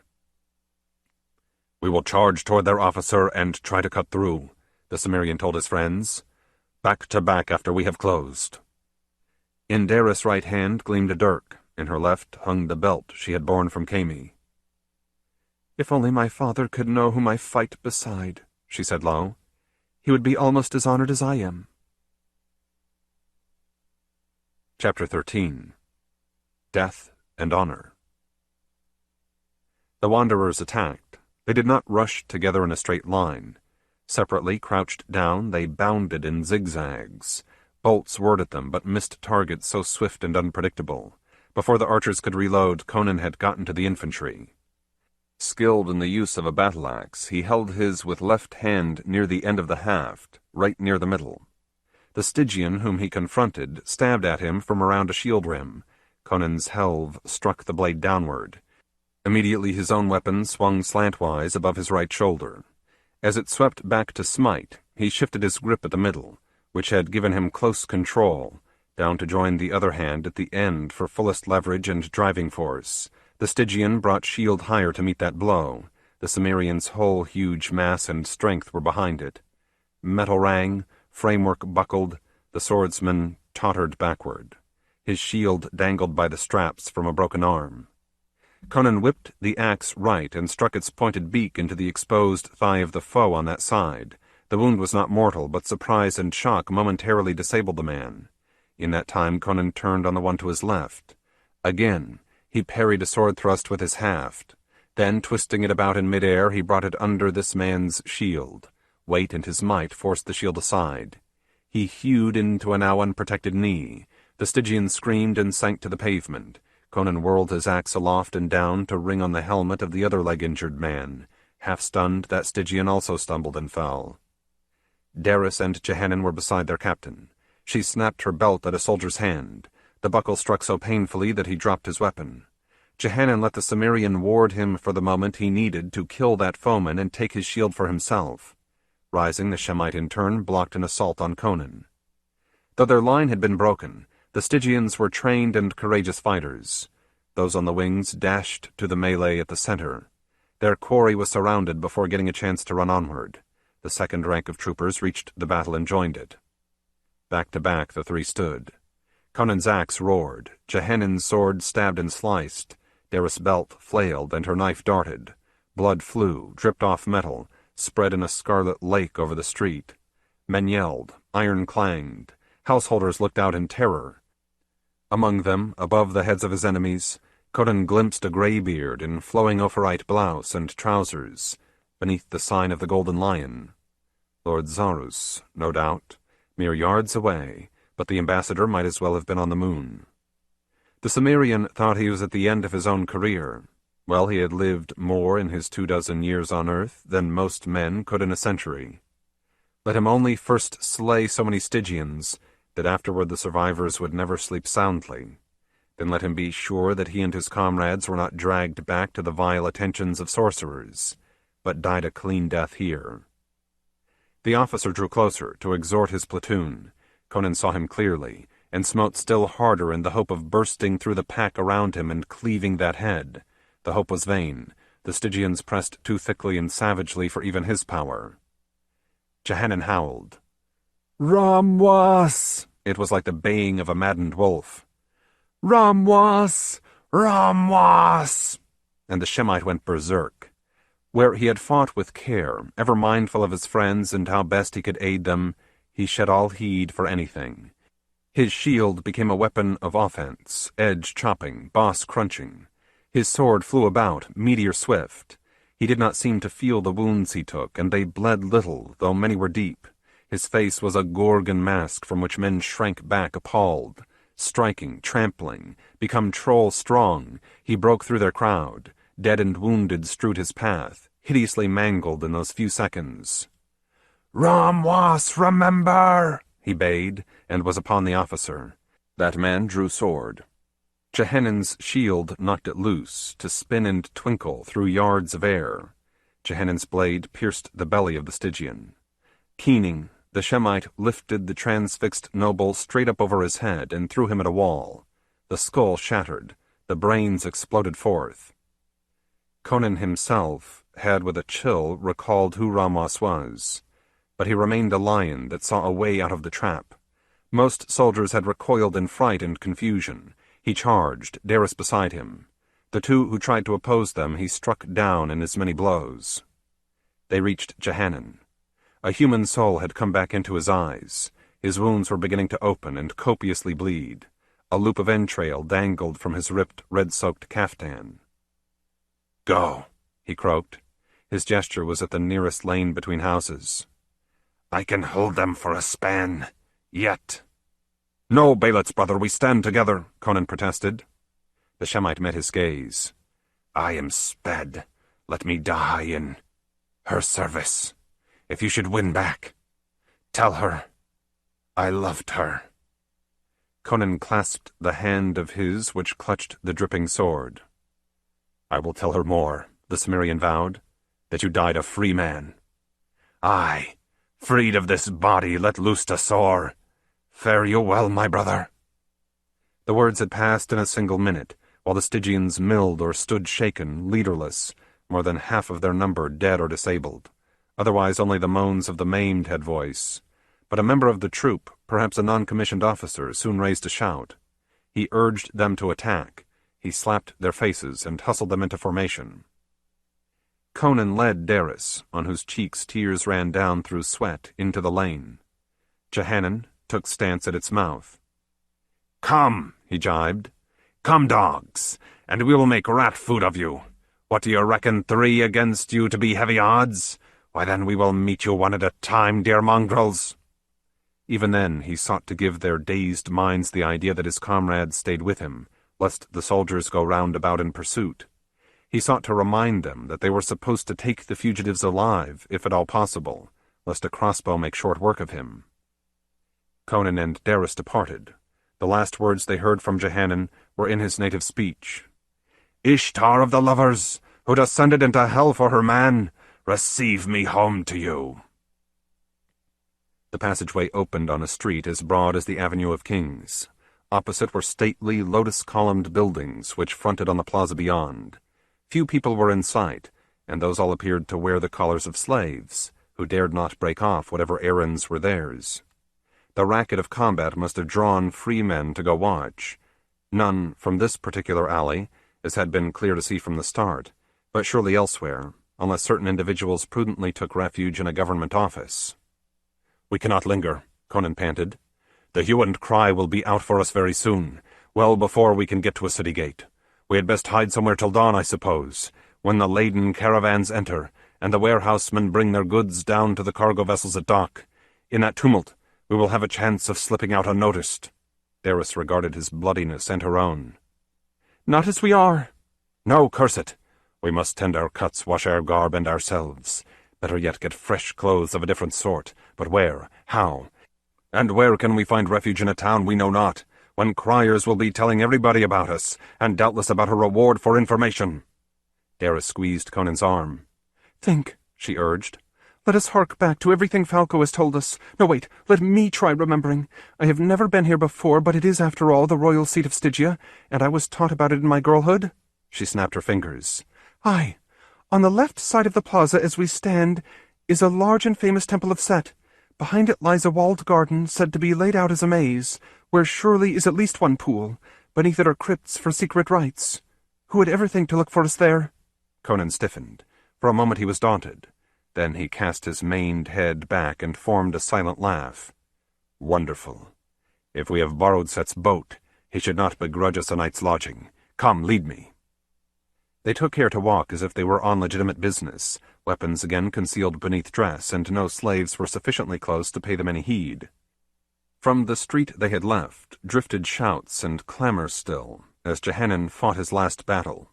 Rounding the corner of the archival building, they came on a 9-foot wall whose colored bricks formed the image of a mighty python, and which was topped by iron pickets in the form of cobras. At its rightward end loomed a huge structure in diminishing tiers. Daris had no need to explain that that was the temple, for a cupola on top was in the coils of a gilt snake figure. Beyond its edge, across a plaza inlaid with the crown and scepter of Stygia's kings, Conan glimpsed the palace colonnade. Nobody else was in sight, but that would not last long. "Up you go, girl," he said, and boosted her on a stirrup of his hands. He himself jumped, caught a picket, and hauled his body aloft. The cobras were meant to repel intruders simply by arousing fear. It was no trick to wriggle by them and spring down to the grounds below. Conan was prepared to kill anyone who might be there, but none were visible. That was not surprising, for in truth the garden was a maze. Though it was formal and trimmed, the word that came to his mind was rank.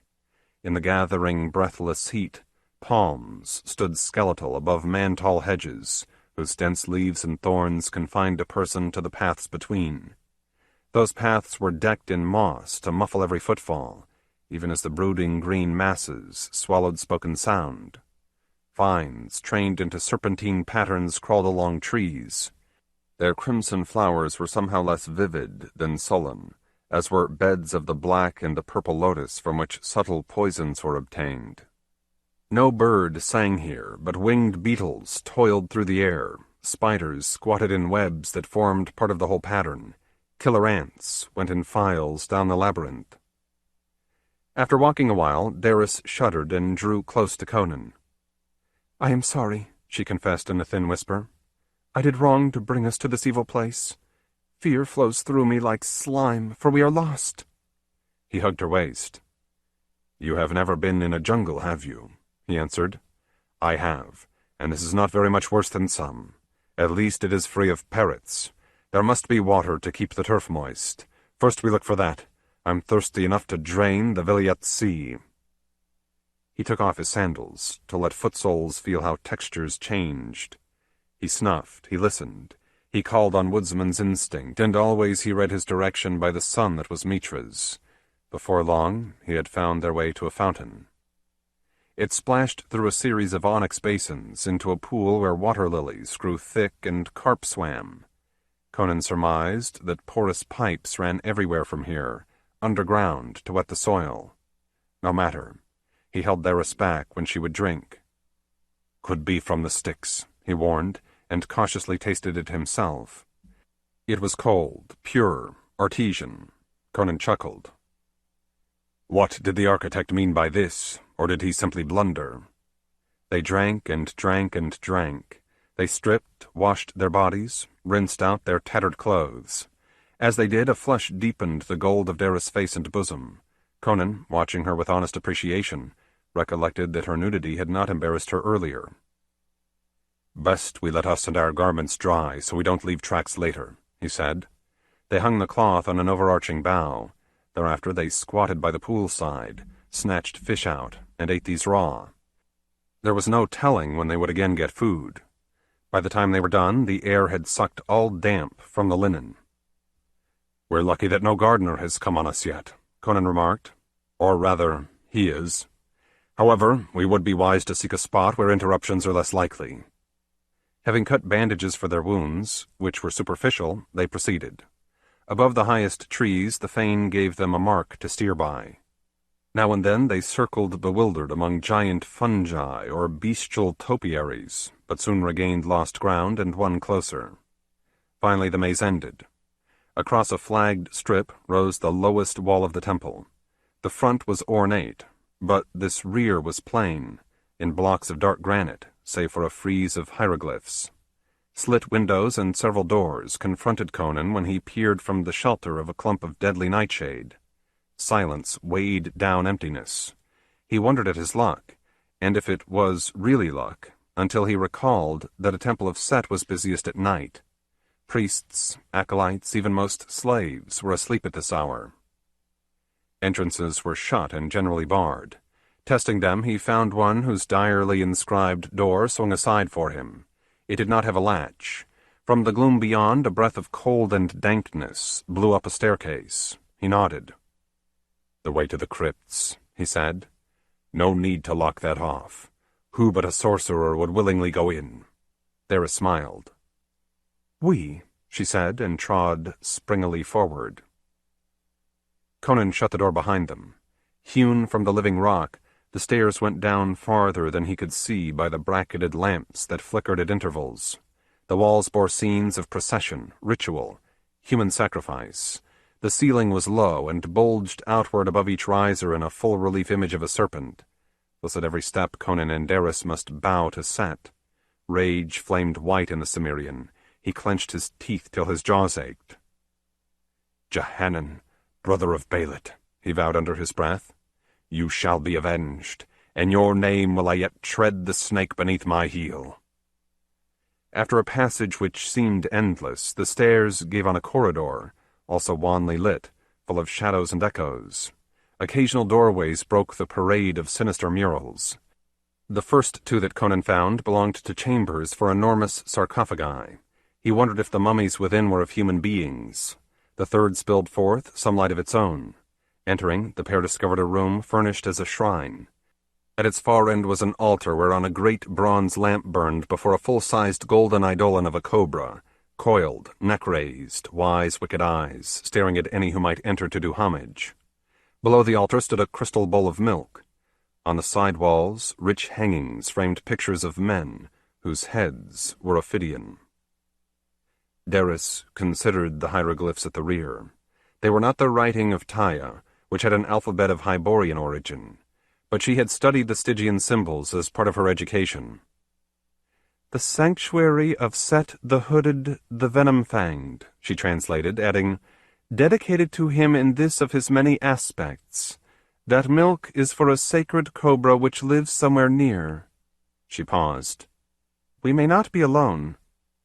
Conan inspected the artifacts. "This lamp was filled with oil, and its wick trimmed a few hours ago," he declared, "and it is too big to need further attention until tomorrow. Likewise the milk is fresh. I dare say an attendant takes care of such things each morning before he retires. We will be gone earlier than that. I do not think any rite will take place hereabouts during the night. The crypts are for special sorceress use, are they not? As for the cobra, if he comes by, the worse for him." He unslung the axe beneath his caftan. Stretching, he seized first one velvet hanging, then the other, ripped them loose, and spread them on the stone floor. "It is chilly here," he laughed, "but we have drunk and dined, and now we have light, blankets, good company." He broke off.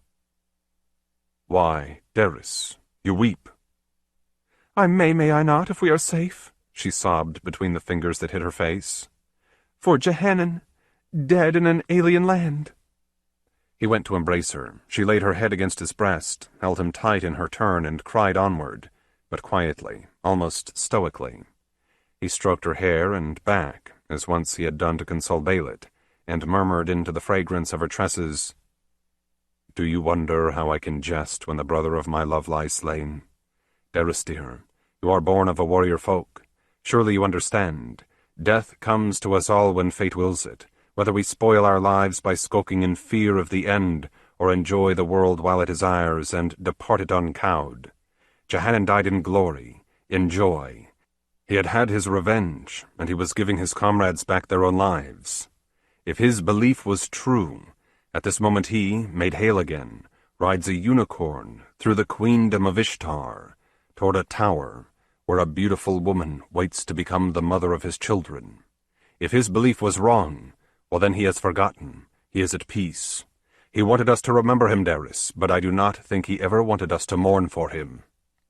She lifted her eyes to his and breathed, "Conan, here at the gates of hell you give me heart." Passionately, defiantly, before the altar of Set, they kissed. But when at last she said in her ardor, "Oh, beloved, I am yours, take me," he drew back. She stared at him.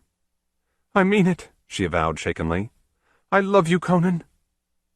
"And I am more than fond of you," he answered. "Too fond to make you my mate when I shall leave you as soon as may be for Belit." "She would understand." Conan smiled sadly, wryly. "All too well would she understand, and upbraid me for such treachery to a battle comrade. Be my sister, Derris, and I will be honored." She wept again for a while, and he gave her what chaste comfort he was able. Seldom had he required a greater effort of himself. The wingboat slipped free of the marsh and turned down the canal toward the Styx. Though noonday blazed, there was no further reason for stealth. She could outrun anything on water or land. Derris stood lookout in the bow. Wind sent her midnight locks flying and pressed a tunic around each graceful curve of her body, but the face was saddened that should have been triumphant. Astern, Falco steered, and Conan finished an account in his laconic fashion. "So a little before sunrise, as well as I could gauge by the oil in the lamp, we went hunting. First we came on an acolyte. I killed him, tucked the body into a closet, and donned his garb. It was small on me, and of course my scalp is unshaven, but a cowled cloak hid that. Next we met a slave. That poor devil I only stunned, and hid away bound and gagged with pieces of Derris' caftan, while she put on his livery. It disguised the absence of an iron collar on her. We walked right out the main door, few were yet astir, and onto the gate. I doubt anybody would have challenged a pair of temple servants, even without the usual dawn-tide chaos. And we walked overland to you, and now the three of us are bound for Taia. Adoration filled the glance which the youth gave him. Never did such a warrior bestride this earth, Falco said. Some day, Conan, you will win a kingdom of your own, but first you will redeem mine and hers. Maybe, the Cimmerian replied curtly. We shall have a deal of fighting before any of that can happen. The Overite gave him a closer regard. Yes, our plan failed, and we lost Jehanan. Yet he got what must have been nearly his dearest wish. You two mocked Set once more, in his very house. We here are free again. Falco's tone grew worried. You and Darius are more subdued than I would have looked for. Did something happen that you have not told me about? We talked about some private matters that are not of the happiest, Conan said gruffly. Listen, we have a couple of days and nights ahead of us with nothing much to do but travel. You are young and lusty, and she is fair to behold, and may be just a bit distraught. Take no advantage of any moods she may fall into, do you hear? We will bring her home in honor. Oh, certainly. Certainly. Falco's expression changed from surprised to dreamy. He stared aloft and sighed. I have my Sennefer. Her day and mine will come. Conan looked grim, but said naught. High above the boat, on wings that shone golden in the sun, an eagle kept pace. Chapter 14. Wayfarers in Taia. Heaven was moonless, but crowded with stars when the wanderers reached the mouth of the Helu. That river flowed swifter, louder, and brighter than the Styx, into which it emptied. Eastward of the latter, which here ran north, mountains walled off countries still more arid, where nomads roamed. West of it, Taia rose steeply on either side of the Helu Valley, silver-gray in starlight, toward rugged highlands. Taia, which the Stygians called a rebellious province, but which the dwellers therein called a nation at war for its liberty. Where the two streams met, on the left bank of the lesser, the white walls of little Saiyan town stood amidst slumber and shadow. We will go up this tributary, Darius said, pointing, past the cultivated sections to a grotto I know where we can safely hide the boat. Thence it should be no long stretch afoot to Thurin. If my father is not there now, he will return there in due course, and meanwhile the priests of Mitra will give us hospitality. Eagerness tinged her voice, which pleased Conan. She had not done or said anything foolish on the way, as he had feared she might. Far from sulking or crying, she was quietly friendly to both her companions. But the good cheer while bound for Luxor had vanished. He hoped very much that she would get it back. Having gauged they could pass under a bridge across the Helu, he gave the vessel his command. He had overcome his repugnance for this craft. While he still reckoned such a means of travel unmanly, he must admit its usefulness in a situation like his. The boat swung about. From the bows, Falco signaled everything clear. The force of the mountain river, eddying out into the sullen Styx, vibrated through the hull. Abruptly, the demon fires sank low. The boat lost speed. Her wings began to retract. She drifted back helpless. When well away from the confluence, she regained force. "What the devil?" Conan exclaimed. Bleak as the upland night, alarm struck through him. What sorcery was at work? He set his teeth and made a second try. Again he failed. Falco came aft. I fear our launch refuses to leave her native waters, the Ophrite said. Rather, I suppose the enchantment rises somehow from the Styx itself. If we want to take her up any other river, we must tow her. Conan nodded. A glance upward at the clean blaze of stars and silvery cataract of Milky Way drove out his fears. Aye, that makes sense, he replied. A good thing we did not try heading out to sea, eh? Well, what shall we do? Let us go on south for a few miles, Darius proposed. I recall a place where we can also conceal the boat fairly well, in these troublous times when nobody wanders freely about. We will have more of an overland journey than we hoped, but nothing beyond our power. Her companions agreed. Saiyan disappeared behind. The spot Daris meant proved to be a cleft in a stone bluff, so narrow that they could barely maneuver through, so deep that the anchored hull would not be visible from the river. They decided they might as well get a night's rest aboard before setting off. At dawn they scrambled to the heights. From stores in the boat, they had equipped themselves well. Their garb was a tunic and rolled-up blanket for each. In addition, the men bore footgear and caftans and burnouses against the midday sun. They had dried rations for several days and a waterskin that would see them through to springs and streams which Daris could find. Besides their knives, Conan had his axe, the best weapon for him that had been available. Falco had found a saber and small round shield made in Iranistan. Daris carried bow, full quiver, and the belt that had served her before. Throughout that day they strode westward.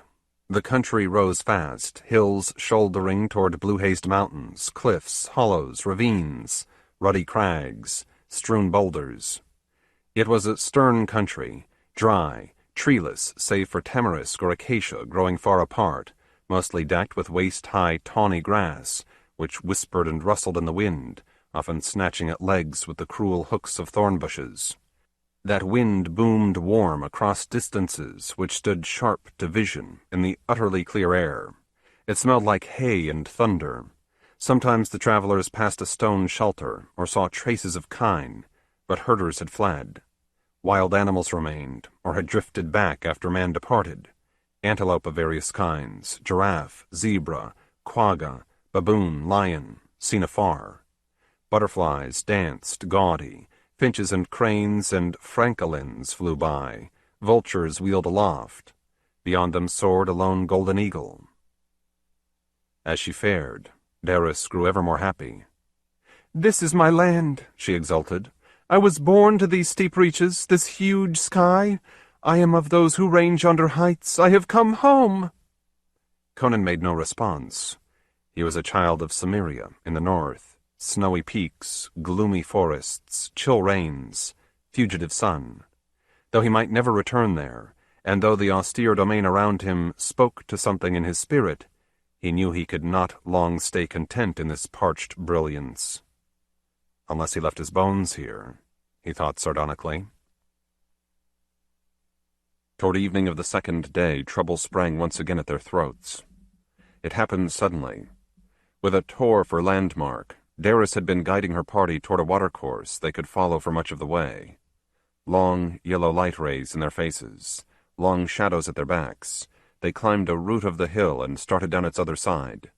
That slope was sharp, into a winding gulch. At the bottom the brook ran fast, noisy, bright in the shade, over smooth-worn rocks. Grass, herbs, rushes, dwarf trees along its banks were startlingly green after mile upon mile of the veldt above. Coolness welled upward. "Hold!" Conan barked. His gaze flew ahead. Beside the stream 200 men had been pitching camp for the night. Large burdens lay stacked beside several pack mules. Cut thornbush did not actually make a defensive zareba in the manner of the Black Coast, but a low ring of it would discourage intruders and give warning of them. Animal chips burned in small flames. Chopped deadwood ought to provide a larger fire after dark. The men were variously clad in hides or tattered cloth garments or grass skirts, but they were all of the same breed, and it was not Taian. They were purely Negro. "Travelers from Kishan?" wondered Daris in a tautened voice. She shaded her eyes against glare from the west and squinted into the early dusk below.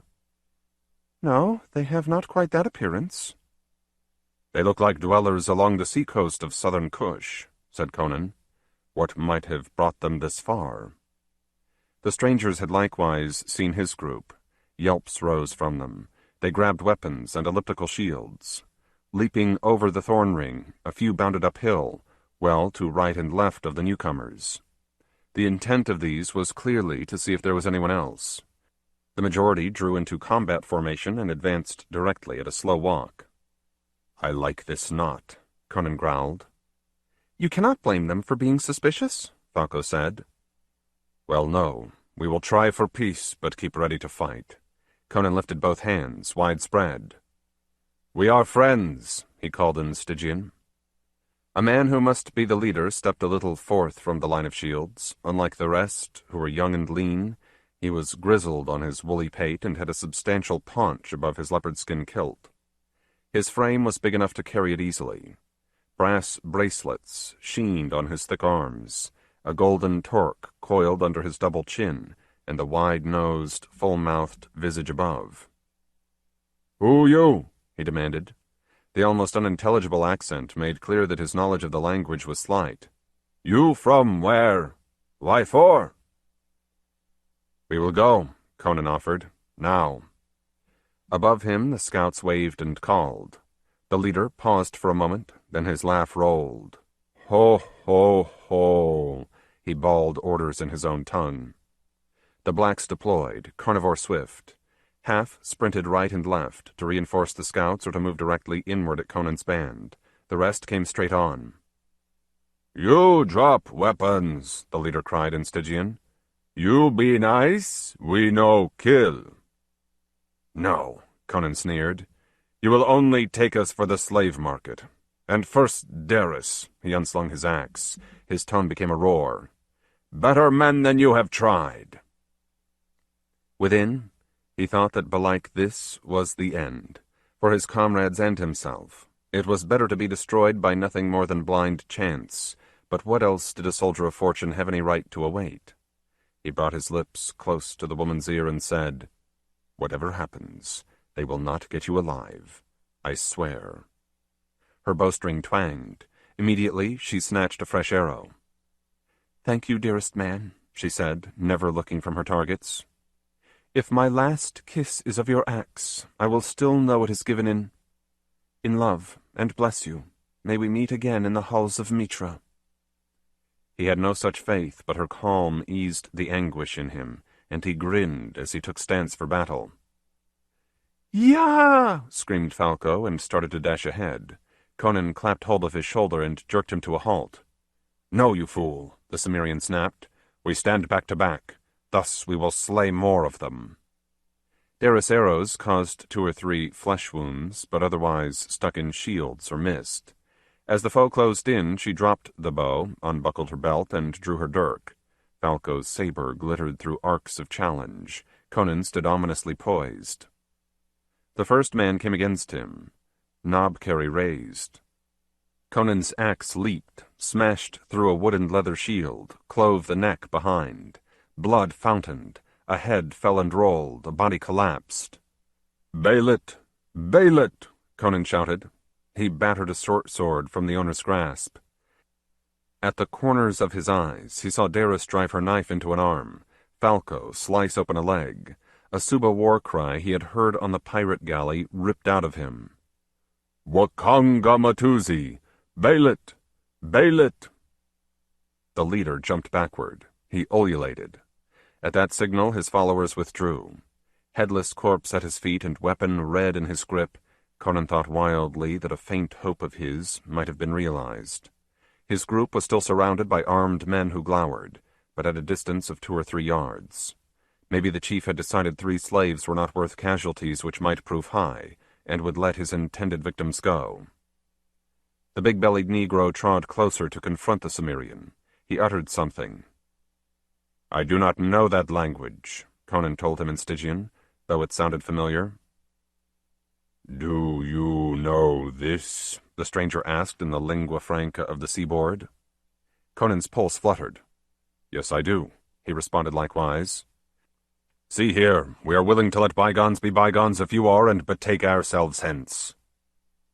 "You cried a name," said the black slowly, "and words of the Suba. Do you know what those words mean?" "Not really." The other's chuckle and grin were engaging in a rascally fashion. "I would render them as death be damned charge." He sobered. "You cried a name. Say it anew, and tell me who bears it." For a moment Conan bristled. However, he knew of no harm his obedience could do, and maybe it would help, if he had indeed stumbled upon members of that one tribe. Pride rang in his answer. "I called on Belit, because I am her man. She is daughter to Hoiakim of Shem, he whom the Suba entitled Bangulu. Awe and delight made the gross countenance almost comely. And I am Sukumbe, who knew Bangulu of old, and dandled infant Belit on my knee, the Negro said. Welcome, welcome. He dropped his assegai and lumbered forward to enfold Conan in a smelly embrace. The uncountable stars of Taia wheeled in majesty above its loneliness. Down where a brook chimed, a fire snapped high. Red and yellow light glowed in its pungent smoke, and on the men who sat cross-legged around. As had been the case at sea, the Suba held no grudge for a fellow slain or for injuries, none very serious, that others had sustained. In riotous cordiality, they offered shelter, food, what sour wine was left to them after their track. They crowded close to listen, albeit none but their chief had a proper command of the lingua franca. From time to time he summarized for them, evidently in phrases more flamboyant than those he had heard. "Aye," Sukumbe related of himself, "these have been bad years, since the Stygians found us. Weakened, we have been prey, over and over, to raiders from rival folk. Belit and her seafarers have made things better. The loot they bring home hires warriors from farther south for protection. Nevertheless, we are but a wraith of what we were in the days of Bangulu. I, who had many cattle and yams and wives, am become a poor tramp who must seek his fortune wherever he can.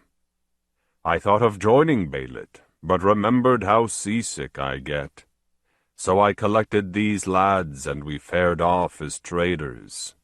From the coast we bore mainly salt, for little else was left. Inland we swapped this for ivory, feathers, rare woods, and the like. In Kishan we bartered to get ironwork, jewelry, unguents, spices, and mules, to be sure.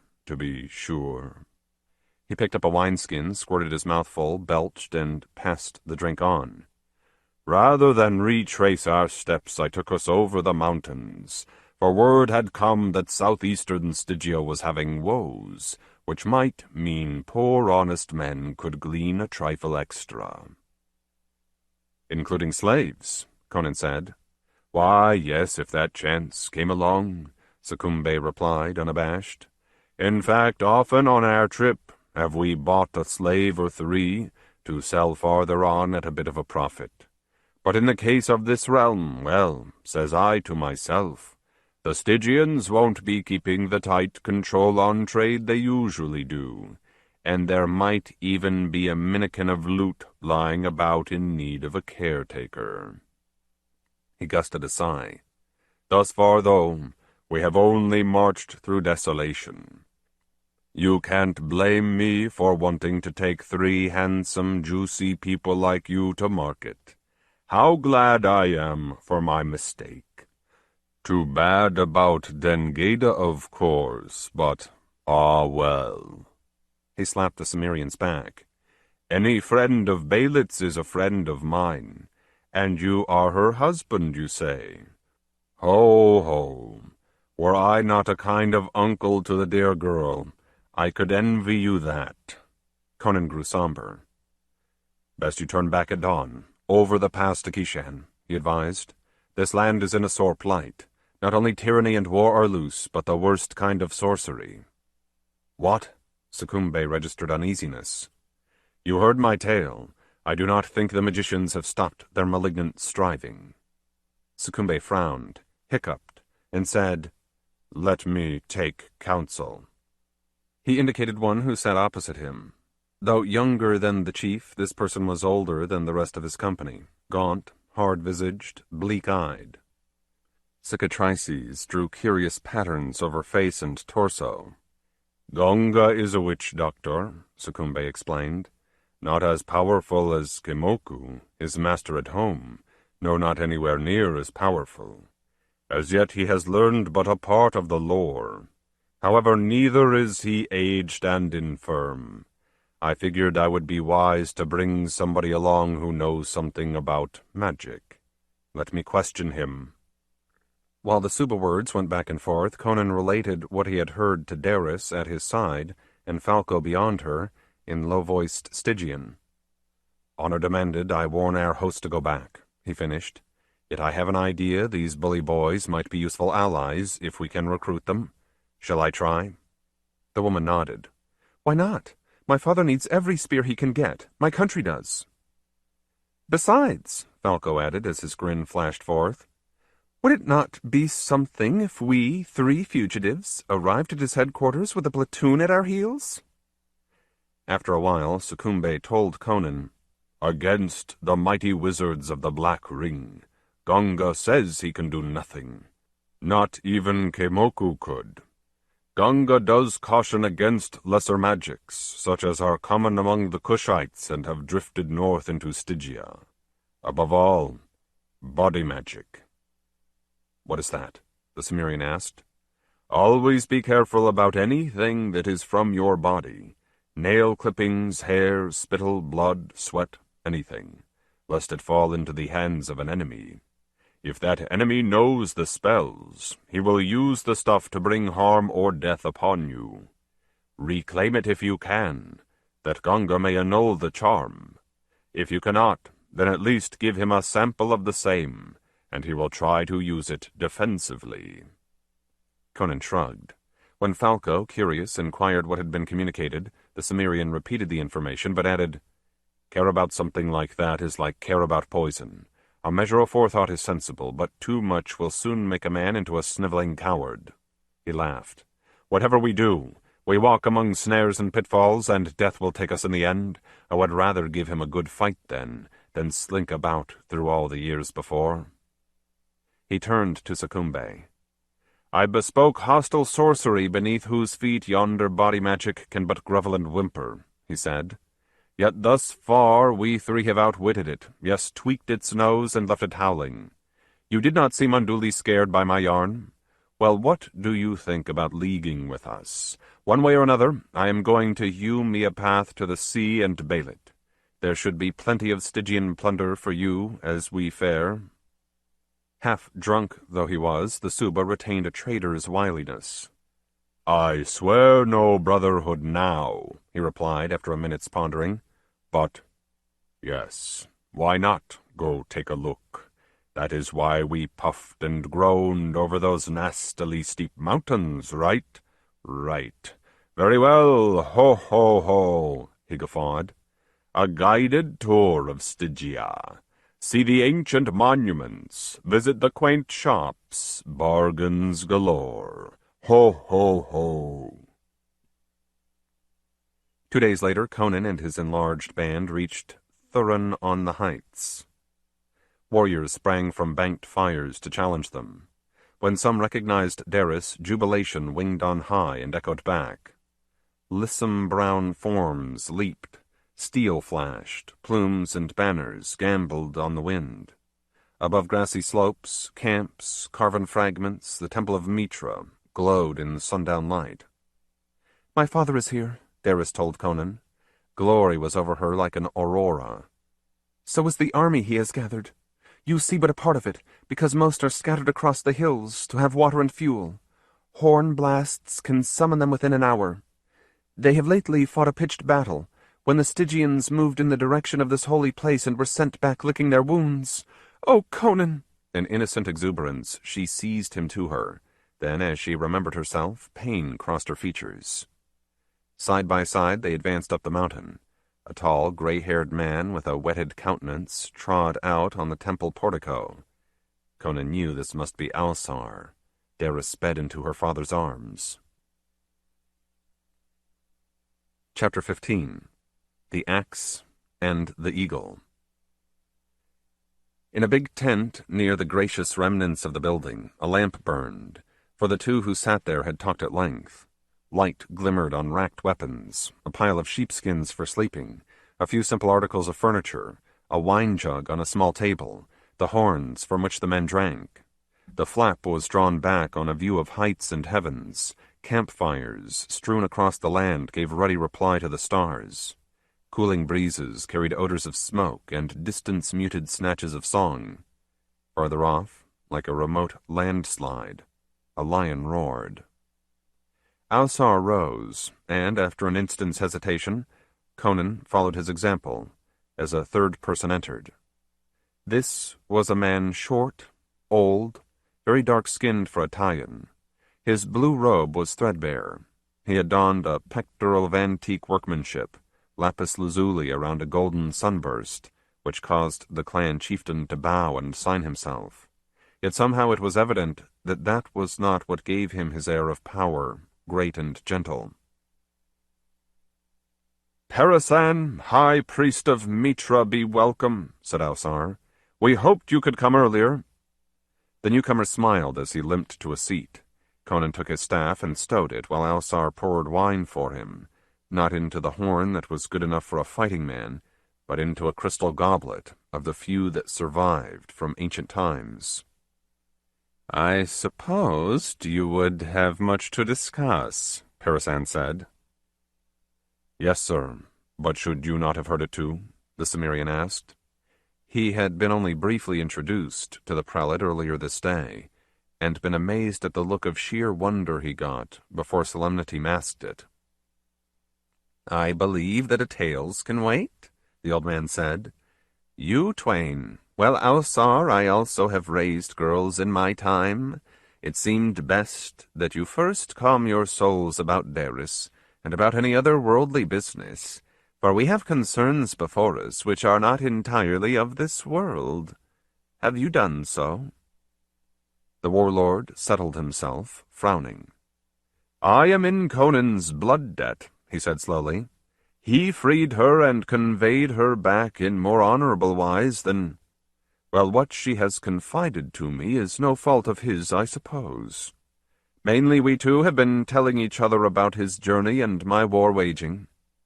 The Cimmerian flushed in embarrassment. Parasan raised a palm. "No need to speak out what I can guess," the priest murmured. "Let Daris find consolation in pride. Without her Conan would never have come to us. She has borne destiny, Alsar." A chill tingled through the northerner. He did not understand this at all, and did not think he would like it when he did. Hunched forward on his chair, he strove to be courteous, but his tone roughened. "What do you mean, sir?" "I have told my host how chance brought me, nothing else. I wish you people well, and maybe I can do you some further service in exchange for some things I expect I shall need. But nailed to the masthead is my aim of winning back to my true lady, as soon as may be." Wise and luminous, the eyes of Parasan caught his and would not let go. "Do you indeed believe everything has been accident, Conan?" the priest responded as softly as before. "I know better, and I have not even heard just what happened. Two gods are in struggle. We mortals are not mere instruments. No, it is we who must win or lose by our own efforts, lest the universe be torn asunder as they wrestle. But their wills are manifest. Shall an outpost of Mitra again flourish in freedom, for a light unto this part of the world? Or shall the Serpent crush and poison it, and the dominion of his sorcerers spread unrestrained abroad? That is what we make trial of." The young man sought to protest. Parasan would not let him. "Of late I have prayed much, and offered Mitra such clean sacrifices as are acceptable to him, and pleaded for a sign. This has been granted me in dreams and visions. Their meaning was enigmatic until today, but after you had come, I fell into a trance before the altar, and more was revealed to me. I have no further doubt. You are he who shall bear the axe of Varangi." In grave words he told the legend and the creed. "No," Conan whispered at the end. "No, I am only a rover, a barbarian adventurer. I have been thief, bandit, pirate." "And the year will come if you live, when you are a king," Parasan said. "What mortal has never done wrong? The prophecy declares that the wielder of the axe will be of the northern race which founded Taia. and worthy. Not that he will be a saint." Excitement drove away Alsar's last reservations. "The wizards in Khemi must have had reason to believe Conan is a threat to them," he exclaimed. "Did Set himself give warning, as Mitra has granted signs to you? Why else would those devils have gone to such trouble over a mere corsair?" Parasan nodded his winter-crowned head. "Aye, and indeed, though I am no magician, I dimly sense monstrous forces of evil nigh to us." He straightened. "But we can prevail over them. We must. Conan, accept your destiny. It is your way to freedom." The Cimmerian gnawed his lip. Having brought Daris home, he had thought he and Falco might return to the wingboat, proceed down the Styx, and at sea rig a sail to bear them onward. And yet he could not but feel he still owed Daris a return for love and loyalty. Far more than that, he had beforehand taken up Belit's cause of vengeance upon Stygia, and lately he had promised Jehanan, who had saved his life, that he would tread the snake underfoot in Jehanan's name. How much could he wreak with a single buccaneer crew? "I speak no threat against you, who deserve well of us," Parasan said quietly. "But I swear by Most High Mitra, may he forsake me if I lie, that a man who refuses a sacred duty laid on him is not accursed, but abandoned. Never again will he know honor, or joy, or love. Yes, Conan, our enterprise may fail. You may die in a strange land. But then you will die fulfilled. And if not, then, for a time afterward, what little time the gods may allot, yet for a time, you shall have your dearest wish." The words struck into the wanderer like a knife. Dry-throated, he whispered, "Where is this weapon?" Alsar listened, shivering in tension. "Will you wield it?" Parasan asked, unrelenting. Conan had never been one to dither. All the storms in him came together and spoke. "I will, by Crom I will." And what a glorious fight would follow, thought a part of him. Breath hissed between Alsar's teeth. Parasan nodded again, serene, and told them, "Now hear what we few priests in Mitra's Teian temple have bequeathed from lifetime to lifetime for a hand of centuries. When the last king fell, he who afterward became the prophet was at his side. This holy man took the holy implement beneath his cloak and bore it off the field. Well did he know that the Stygians would ransack Taia from end to end in search of a thing so foreboding to them. It must be hidden, where no one would ever search." Conan's prosaic practicality made him interrupt. "Why has no magician tracked it down in all this time? If it is from heaven, it ought to show plain against common earth to any questing spell." "The virtue of the axe wards every kind of magic off itself," Parasan explained. "If somehow a wizard did find and seek to recover it, his own powers would recoil and blast him. Even a mortal in a wizard's service would be so tainted by those forces that the axe would destroy him. An ordinary man, whether a chance adventurer or someone hired for this task only, should be able to take up the weapon without coming to harm. But nobody would go to its hiding place at a mere venture, and belike there is not gold enough in Stygia to pay an expedition. For the axe lies in Pteion." Alsar gasped. "The holy man's sanctity repelled demons and ghouls when he entered and buried it," Parasan went on. "Know, Conan, that Pteion is a ruined city of immemorial antiquity, in eastern Stygia just across the Teian border. Chronicles declare it was founded by the Acheronians thousands of years ago, but legend, which may well be true, says that they were only inheritors, and the true builders were the Serpent men of prehistoric Valusia. For untold centuries it was the seat of black magicians, and thus of terror. But during the 7th dynasty of Stygia, the desert encroached, until Pteion was abandoned, and the wizards moved their center to Khemi. Uncontrolled, the foul beings they raised or created have haunted the ruins ever since, and no man goes near. Conan shuddered. Sweat broke forth upon him. His spirit groaned. I repeat, no devil has power over the axe, which came to Varangi from Mitra himself, Parasan said. Each word seemed to peal more dread out of his listeners. Bold men, in a noble cause, entering by day, may dare hope to carry out their mission. If they be no saints, as the prophet was, still they can fare under what benediction is mine to give, and keep their hearts sufficiently pure that evil finds no entry for stinging them from within. Yes, I think you will bear forth the axe, Conan. And then, the Cimmerian heard himself mumble.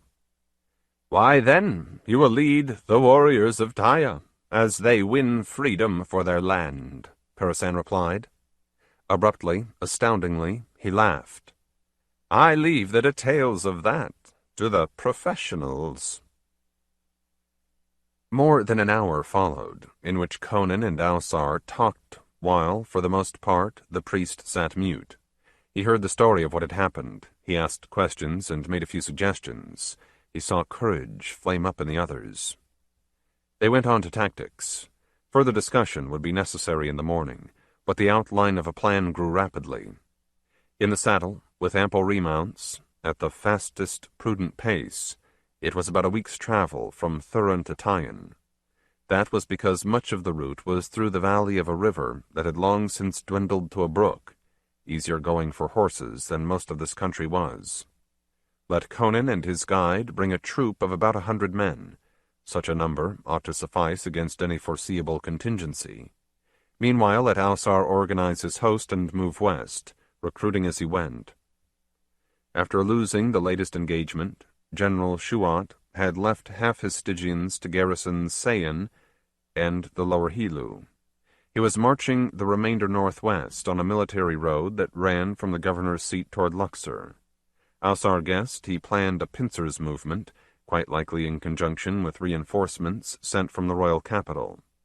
Let Conan's band rejoin their kinsmen after the axe had been retrieved, and they could all seek to reduce the Stygians in detail.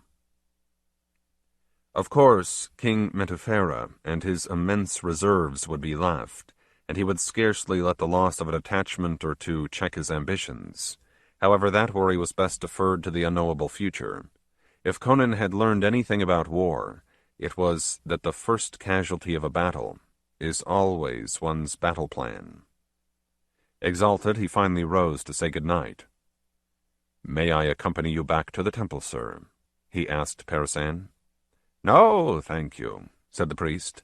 "Though you be chosen of Mitra, you are not initiated into his mysteries as Ausar and I are. I think best we two pray together for a while." The younger warrior felt no offense, nor for that matter any particular desire to be initiated. Crom was in many ways a much less demanding god. With a wave, Conan stepped forth into darkness. Brilliant though the stars were, his eyes needed a moment to adapt. He saw his breath smoke white beneath them, and what was the shape rising yonder, as if it had lately been on the ground, near Ausar's pavilion? An eagle? No, that could scarcely be. Eagles were not night fowl, nor would one descend this close to humans. It must be some other kind of large bird. After all, he was in a strange country. He should not let a chance-met wild creature disturb him. Yet he wished he had not been so stubbornly honorable. The human warmth of Daris would have been very welcome just now. Conan hastened toward his lonely tent. Made tireless by her magic, Nehekba flew across hundreds of miles, faster than aquiline flesh and blood would ever be able. A second false dawn turned the east cold, when she discerned Luxor beneath her, and slanted earthward.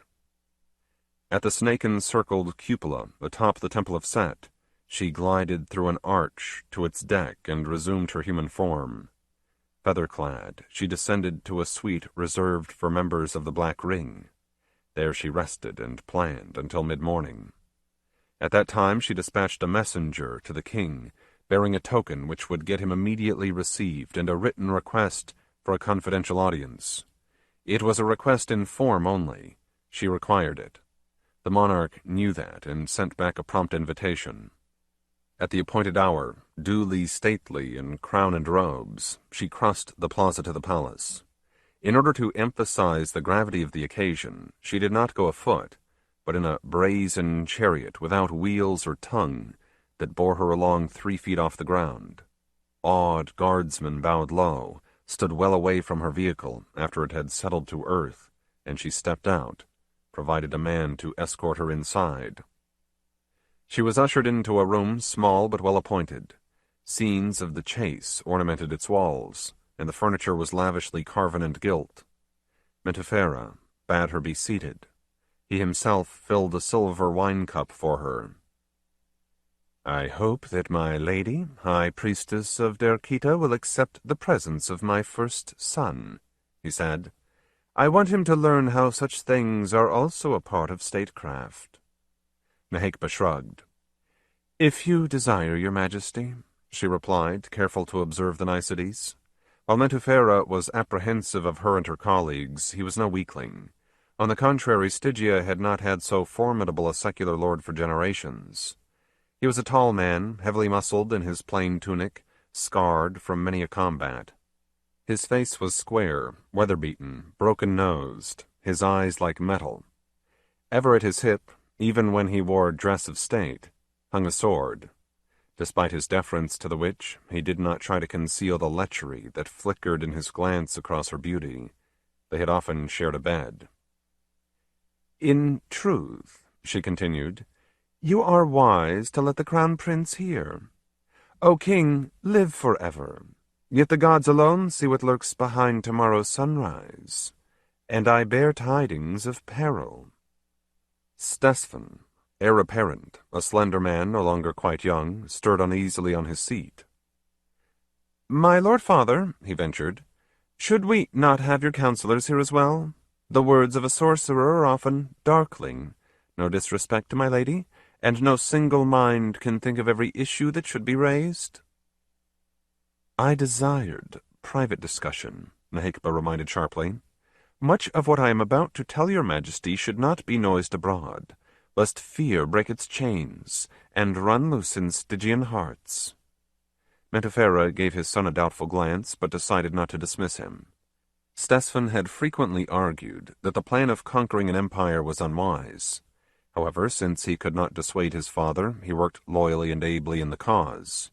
He hunted lions in his chariot, searching for arcane knowledge from which Mentefera's hard soul shrank. He dared correspond with Tothapis' exiled rival, Thothamon the Terrible.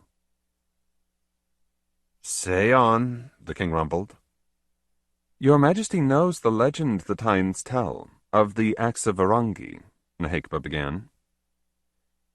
"Wistful folklore," Mentefera snorted. Stesfan grew tense. "Would that it were," Nehekba responded.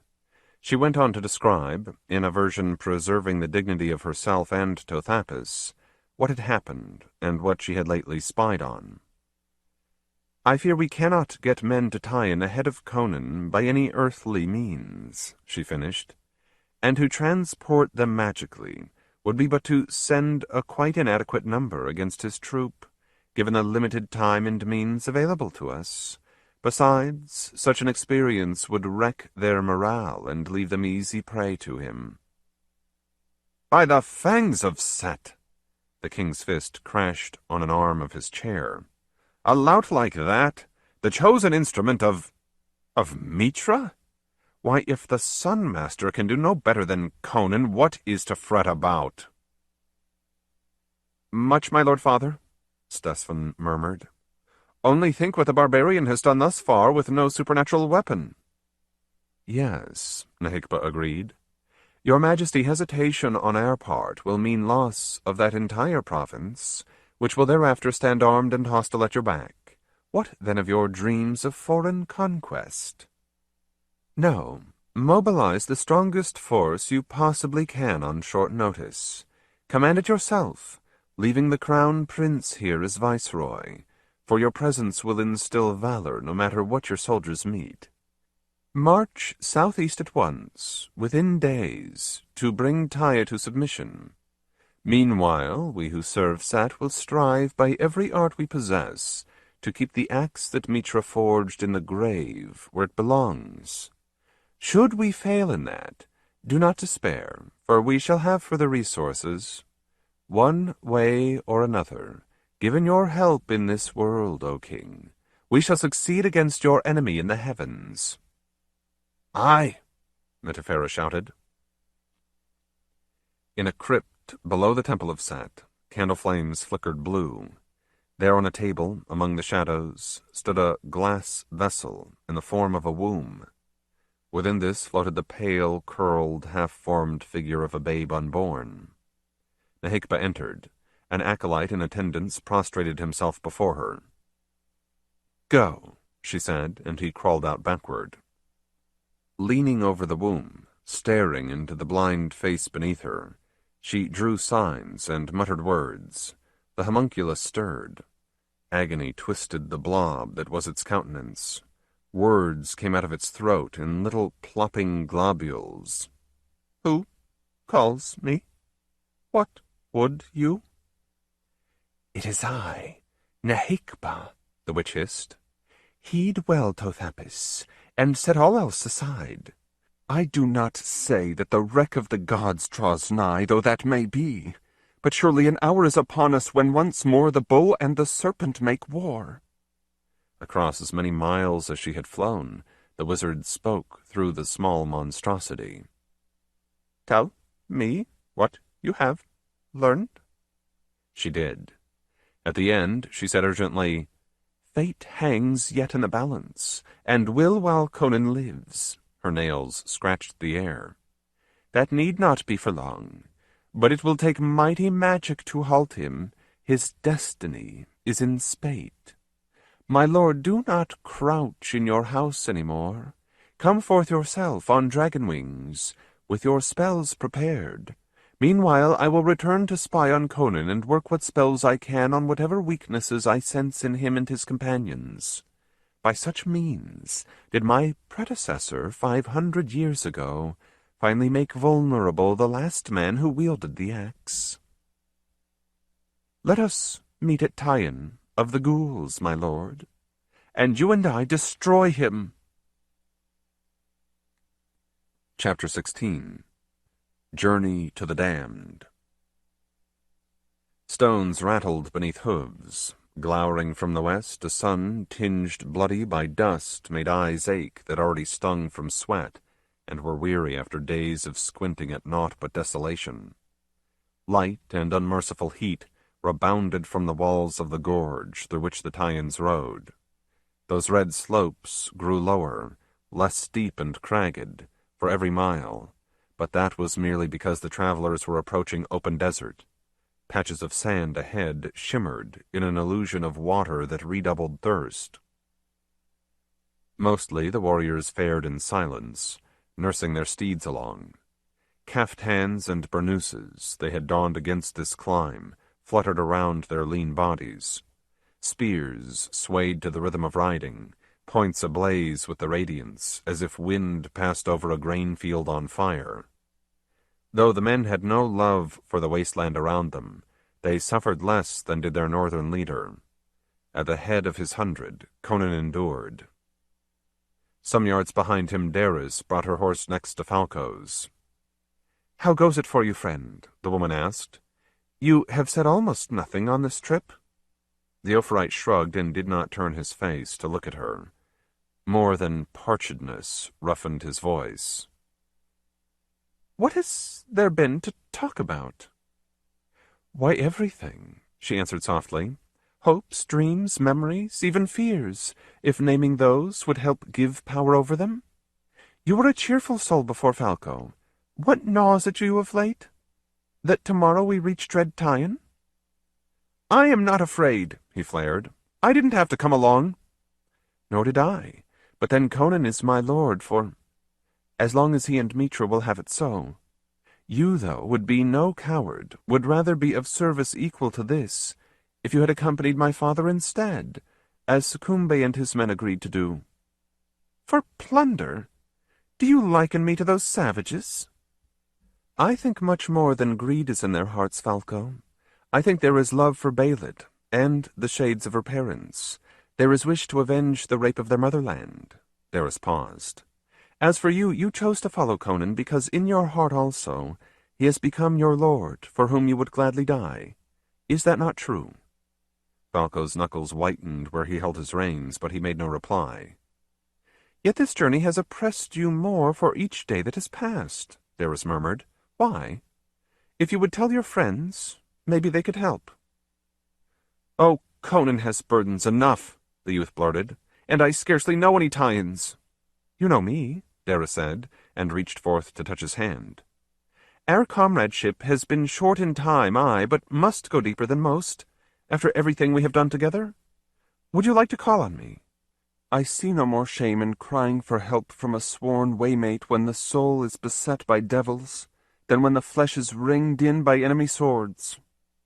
Goaded, he turned on her and rasped, But you are the cause! Her dark eyes widened, though the gold-skinned countenance showed compassion rather than surprise. In what way? She responded low.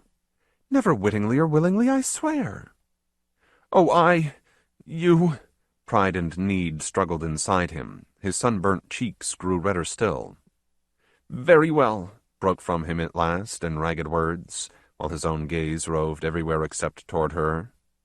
You came along, the only woman among us, and only for Conan's sake. I have not failed to see how your look is ever straying to him and lingering, how often you find excuses to speak with him, short-tempered though he has grown in this hell country. Oh, I am not jealous, but you are a goodly sight, Daris, and you bring back Sennefer, who grieves for me in Khemi as I do here for her. Fist pounded saddlebow. She comes back to me too much, too fully. At night I cannot sleep. By day I go about in a dream of her. Always her dear voice whispers her name till it sings through me like wind through a harp. Sennefer, Sennefer, Sennefer. He gulped air and shuddered his way back toward a degree of calm. I'm sorry, he gulped. I spoke wrongly. You are not to blame. But I long for her, Daris. I long for her beyond your understanding.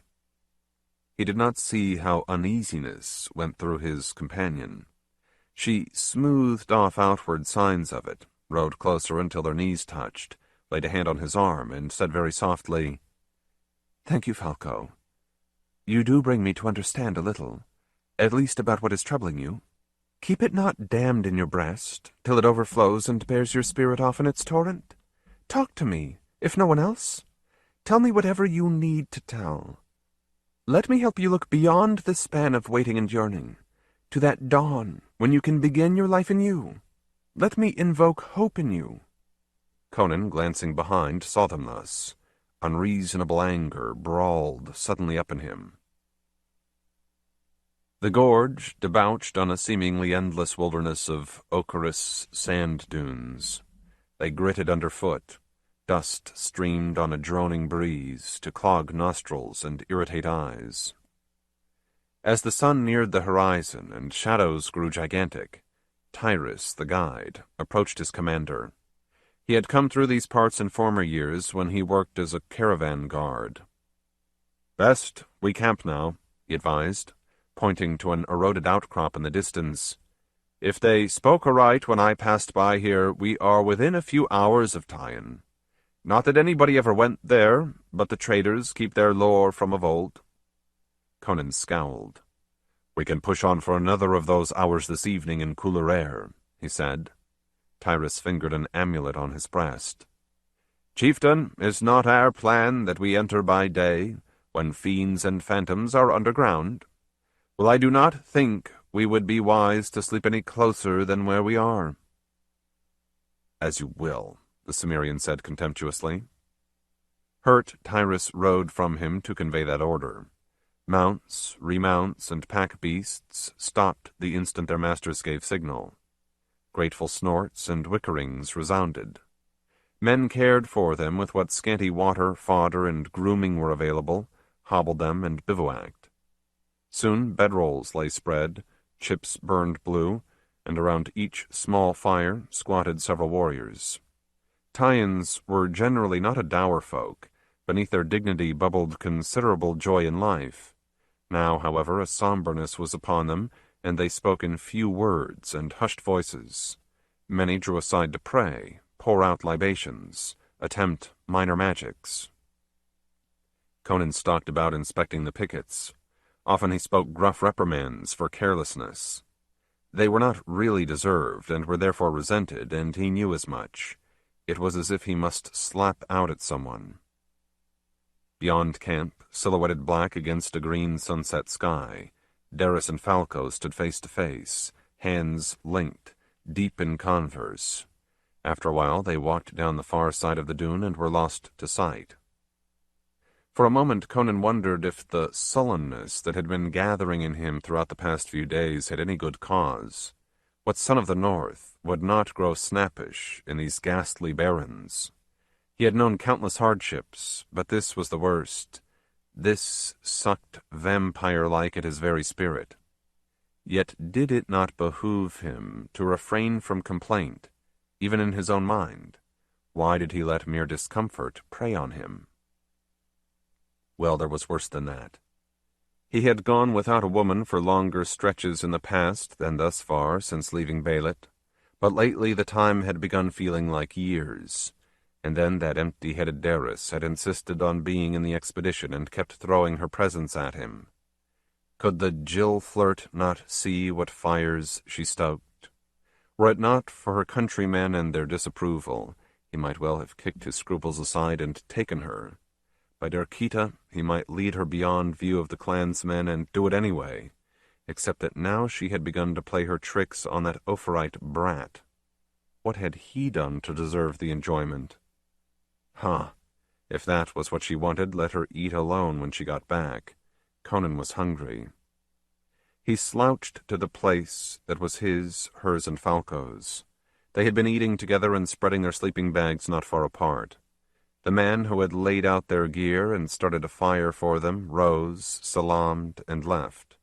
Conan hunkered down. He spitted and toasted slices of dried meat, onions, and peppers. He drank warm, ill-tasting water from a skin. He drew a cloak about his shoulders against the gathering chill. Not sleepy, in no mood for company, he sat alone and considered his wrongs. Belit felt unreachably far away. Twilight swiftly became night, and stars crowded forth. Darris returned in a scrunch of sand beneath bare feet. He glanced up.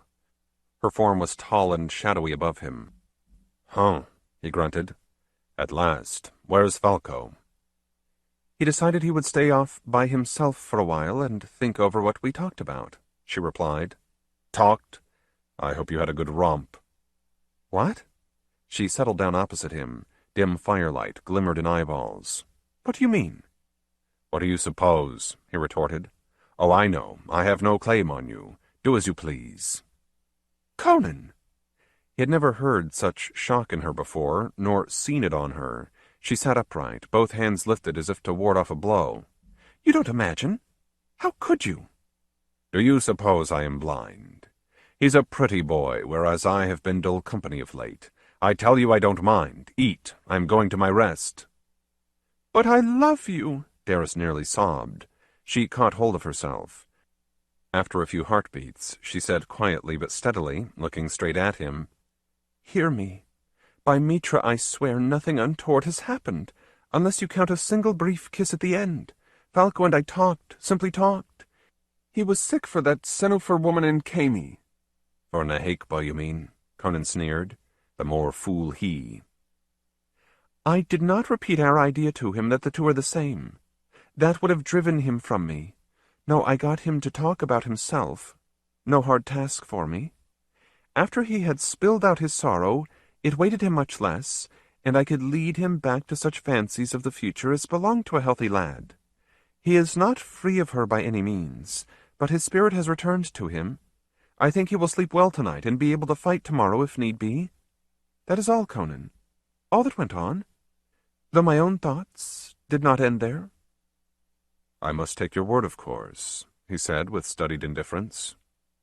She regarded him in a kind of horror. Conan, what has been happening? What sorcery has been at work? It is not like you to be this surly, yes, nasty. Nor was it like Falco to wallow in self-pity till he was almost useless. Have demons of the desert possessed you? Her mind racing ahead, she did not see his resentment increase. No, she mused while her gaze sought the stars. Not that. When you both kept plodding loyally onward, but a black spell could have played on weaknesses. His infatuation. Your vexation by a country never meant for your race, and... yes. Even more, no doubt, your yearning for Belit. Re-echoing such moods, the spell could worsen them beyond what nature would have allowed. Her look returned to him. Eagerness entered her tone. If I am right, it cannot be an actual binding laid on you. Falco has cast it off him, with my help. Let me next help you, my beloved. Why should you trouble? Conan snapped. I am surly, nasty, and weak, remember? He saw in the gloom how she flinched, and all at once wanted to take her in his arms and tell her he was sorry. Before he could speak, pride responded to him. The daughter of Alsar rose to her feet under the stars and said, We will talk more of this whenever you feel ready. First, seek the rest that you desire. Good night. She took her sleeping bag and walked off into the dark. Conan lay long awake, trying to puzzle out what he should have done. They could have argued rights and wrongs till dawn when he needed his sleep against the morrow. Women. The noonday sun made heaven a furnace, the land beneath a bed of coals. Air wavered until dunes at a distance looked uneasy as flames, but there went no ghost of a breeze. Sounds of hoofbeats, creaking harness, jingling metal vanished into an infinity of silence, like raindrops vanishing into an eternal drought. Conan slitted his eyes and strove to observe what lay ahead. Glare, mirage, and distance turned the sight unreal, a bad dream. Drifts of sand were piled nearly to the top of what remained of outer walls. Where these had crumbled, he descried buildings within, black stone masses, equally ruinous, yet somehow the shapes kept a hint of the inhuman, too low and narrow for their length, sides slanting at curious angles, up to roofs grotesquely decorated. Legend said that most of the city had been underground. It whispered that those vaults and passages were to this day inhabited. A number of monoliths and twisted columns were standing, whether isolated or in groups. At the middle of the city loomed the form of a dolmen, a prehistoric tomb, but built of polished ebon slabs, so huge that no man could tell how they had been raised into place. There, Conan recalled from Parasan's words, was where the axe of Arangi awaited him. Despite his ill humor, despite the primitive fears that surged beneath the hard-held determination, his pulse leaped. He drew sword and swung it on high for an oriflamme. "Onward!" he trumpeted, and spurred his horse to a canter. His men lifted a ragged cheer and followed. They too felt qualms, but they were all volunteers. If nothing else, the honor of their clans forbade them to be daunted. As the troop advanced, a wind sprang up. It whined across illimitable wastes. It plucked at garments and sucked at throats and lungs. Dust devils whirled. Grit scudded. Conan crunched it between his teeth.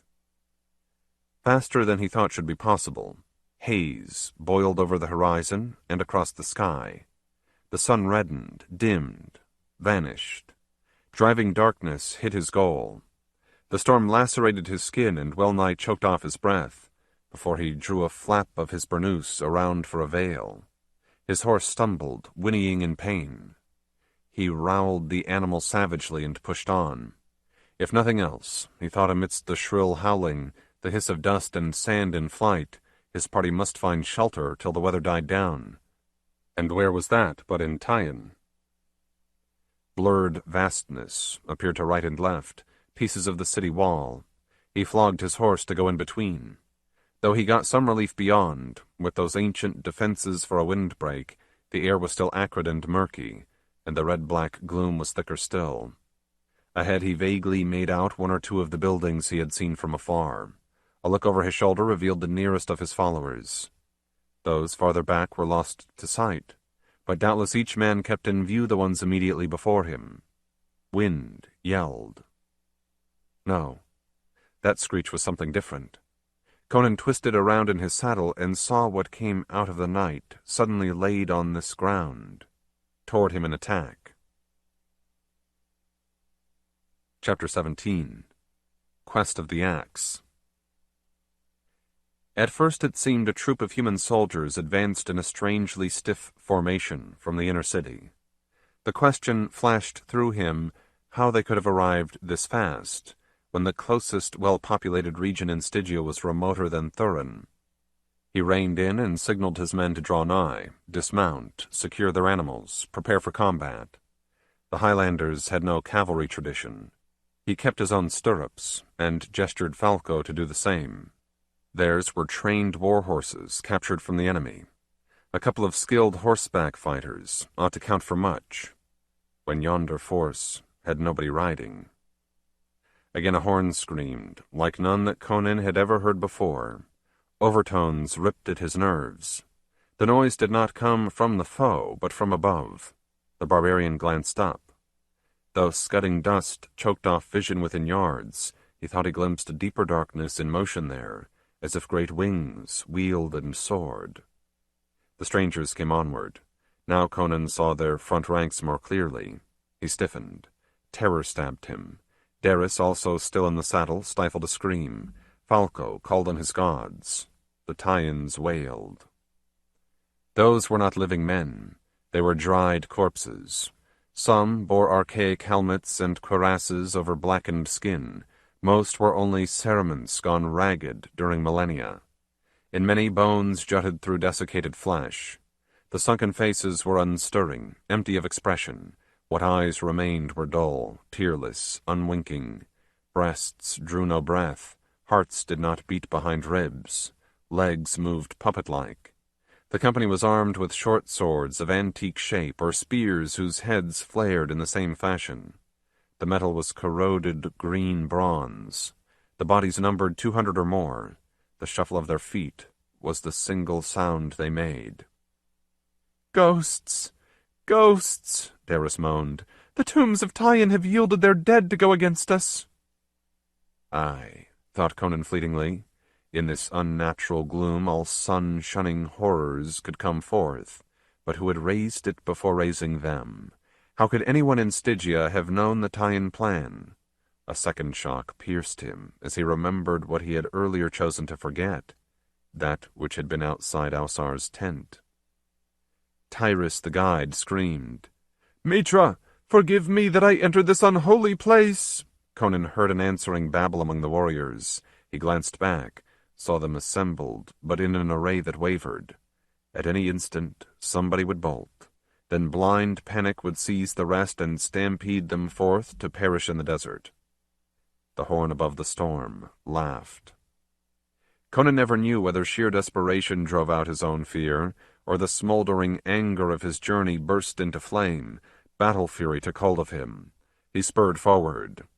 "Hi, Crom!" he roared. "Varuna of the lightning! Wakunga Matuzi! Belit! Belit!"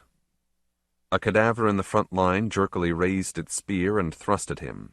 The point glanced off the chainmail beneath his slit caftan, which he had donned this morning. He struck it aside. His mount pushed on at his behest into the throng. He leaned over. The sword blazed in his hand. He felt steel hit, meet less resistance than from living muscle, and sheer on through. A head flew free, struck the sand, rolled to a halt. Hideously the body did not bleed or fall, but it tottered about, spear flailing, as might a decapitated insect. Conan reared his charger. Hooves came down, crushed bone, smashed a form to shapelessness that writhed. He smote at a helmet. The impact clanged dully, split age-eaten metal, did not reach the skull but broke a fragile neck. That head lolled as the owner continued striking.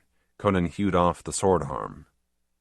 Falco had plucked up heart and ridden into the fray. His saber whirred.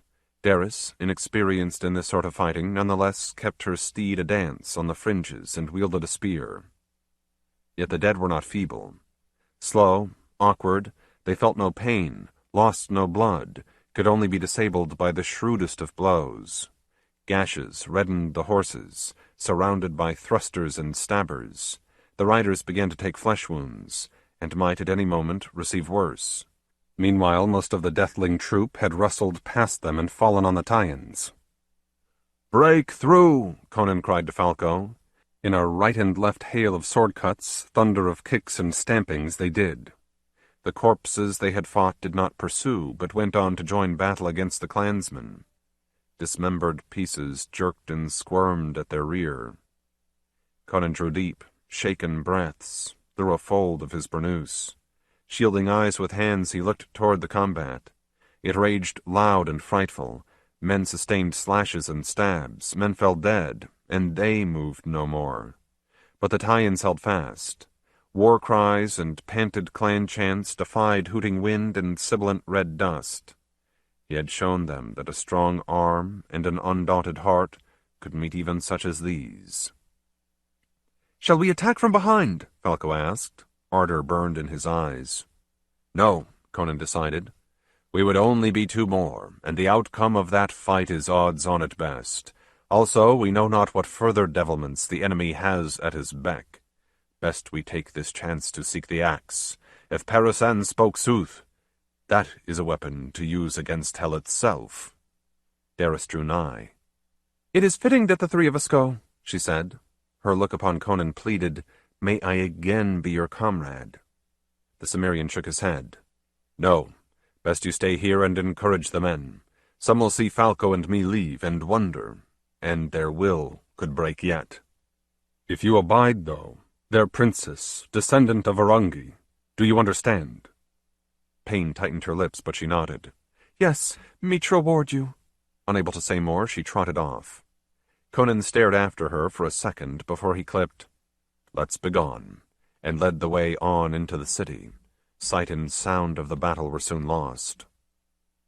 Black walls lined a buried street. Though low and sloping, they gave added protection from the storm. One could see somewhat farther and breathe somewhat easier, but the rusty light was no more than on a moonlit night when demons may wander abroad. Swords unsheathed, Conan and Falco made for the giant dolmen by memory, observation, and sense of direction rather than vision. "I have heard," said the Ophrite, "that after Pteion was abandoned by the living, it was used for several generations as a burial ground." Conan wondered momentarily what they had been like in life, those men whose dead bodies he had hacked asunder. Had they also laughed, loved, drunk deep, fared afar, begotten, sorrowed, wished for immortality? Were their liches mere machinery used by a sorcerer? Tothapis, surely Tothapis. Or were their souls still trapped within? Ahead on his left, he saw a portal yawn wide. Carved in the stone above it, time blurred but recognizable, was an outsized human skull. Abruptly he halted and cursed. Figures were issuing thence. They pullulated forth like maggots from rotting flesh, till they formed a line 3 or 4 deep across the way. Conan's throat constricted, and a cold crawling passed over him. The naked, gray-skinned forms were men-like in a skeletal fashion, but inhumanly long arms ended in great claws, and many squatted on all fours as jackals might while digging up a grave. Bestial, too, were the hairless heads, point-eared, muzzled, fanged, with eyes aglow like the eyes of owls. They leered, gibbered, let black tongues hang out, pawed the sand, crouched waiting. "Ghouls," Falco groaned. "What mummies laid away through ages keep them fed?" The hand that drew a sun sign trembled, the mouth that mumbled a prayer was dry. Thereafter he was able to ask, Shall we retreat? Try to find a different approach?" Conan mastered his own dismay, squeezed it down into a solid lump of loathing. "No," he grated. "This dump must be a crawl with different things just as bad. And we could easily get lost. There's no time to waste. We'll go on through. I'm afraid that a single bite or scratch from those carrion eaters... deadly infection. Then see to it that they don't get at you. Conan raked spurs. His steel flashed on high. Crom, Varuna, Belit!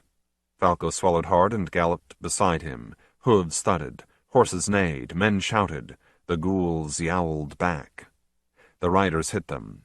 Conan's sword flamed downward. He struck a misshapen cranium, felt the force jar back through his shoulders, saw inky blood spout. He must have missed a tiny brain, for the creature did not die, but it fell yammering, and sprattled obscenely. Another ghoul sprang from the left to grab him and drag him from the saddle. His left fist smashed into the flat nose. Checked in mid-leap, the attacker fell under the horse, which trampled it. Hooves lashed and kicked. More beings seethed around. Their howls and cackles drowned out the weather. Conan struck from side to side as fast as they came in reach. His horse screamed when claws raked flanks, but fought the more furiously.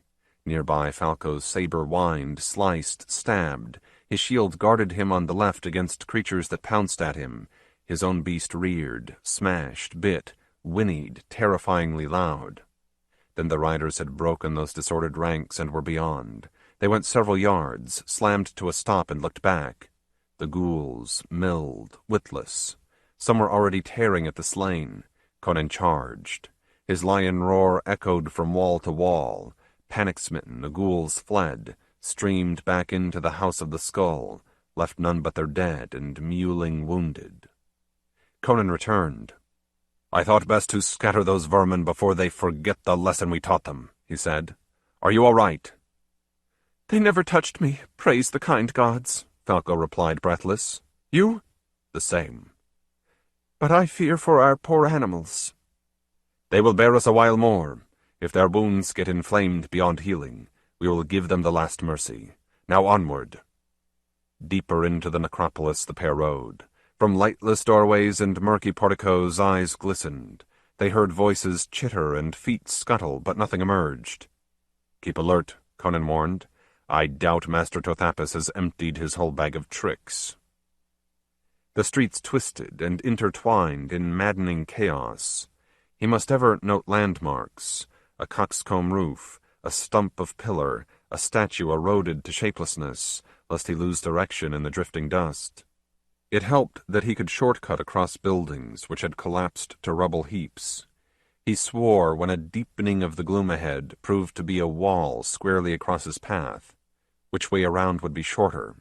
It was impossible to see. While most folk reckoned right luckier than left, Conan chose it. The wall ended after about 100 yards. He and Falco confronted a broad, bare space.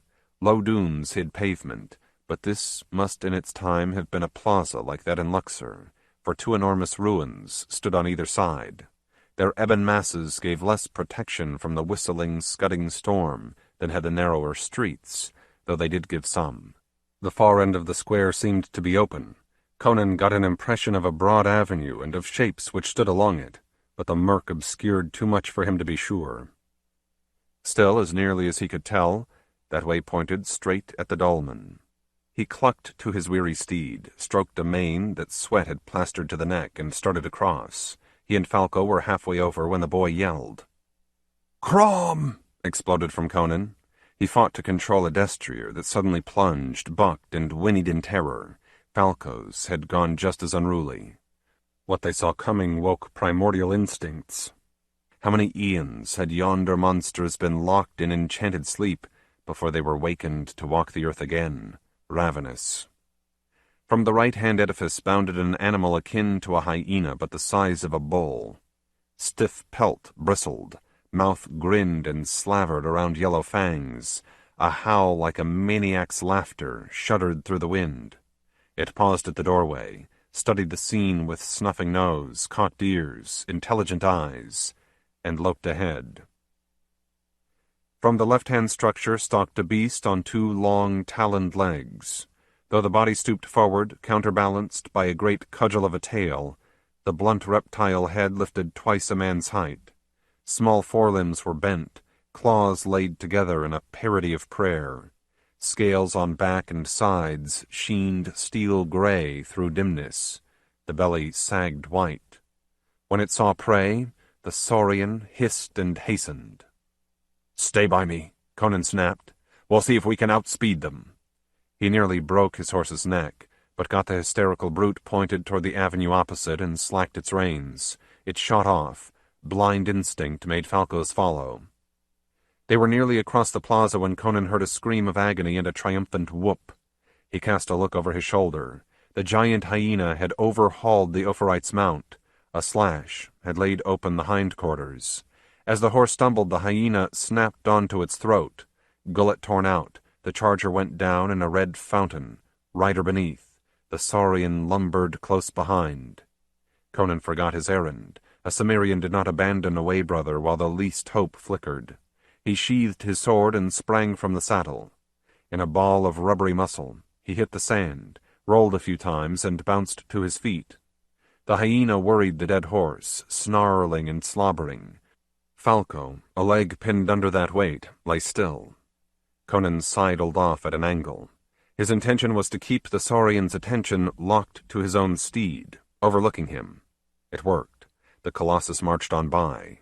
Its pace was deliberate, earth-shaking, but each step was so long that the speed matched any gallop. Mammal and reptile vanished in the streaming dust. Conan drew blade and pounded toward the hyena. That beast saw him, raised its grisly head, coughed a warning. "Aye," the warrior taunted, "I am about to rob you of your food." The hyena left its prey and stood in front, mane erect. Blood dripped from jaws that could have a man in a bite. Behind it, Conan saw Falco sit up and strive to work himself free. The barbarian rejoiced. His companion must have been feigning, not to attract a casual snap. Maybe the two of them could retreat after all, leaving the carnivore to its meat. No. Conan had come too near. The creature howled and charged. Conan braced himself. The hyena's head gaped nearly level with his own. Through sleeting dust, he stared down a huge maw. He caught a rankness of breath. He felt each thud of paws in his footsoles. His sword went over his shoulder. As the foe came in reach, he smote. The edge bit through nose and muzzle. The hyena bayed, ear-piercingly, and withdrew. Buried deep in bone, the sword was torn from Conan's grasp. The hyena dashed to and fro, crying in pain, while blood rivered from its snout. But the injury was not mortal. It remembered who had smitten it, halted, growled utter hatred, and advanced, stiff-legged. Conan drew his dirk and prepared to die. Falco limped from the rear, saber in hand. Again the Cimmerian saw a chance. He must hold the monster's entire notice on himself. "Nice, doggy," he crooned. "Come here, I have something for you, doggy." The Titan bunched muscles for a leap. Falco lurched alongside. His saber went in between ribs. The hyena yowled, louder than the gale, and bore off the Opharite's weapon too. Out of hasty red gloom trod an enormous shape. Conan's horse must have escaped in a maze of streets. The saurian had come back in search of easier game. As the hyena turned on its newest tormentor, Conan attacked. His left hand grabbed wiry hair, yanked it aside.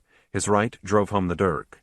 With every last spark of strength that was in him, he slashed.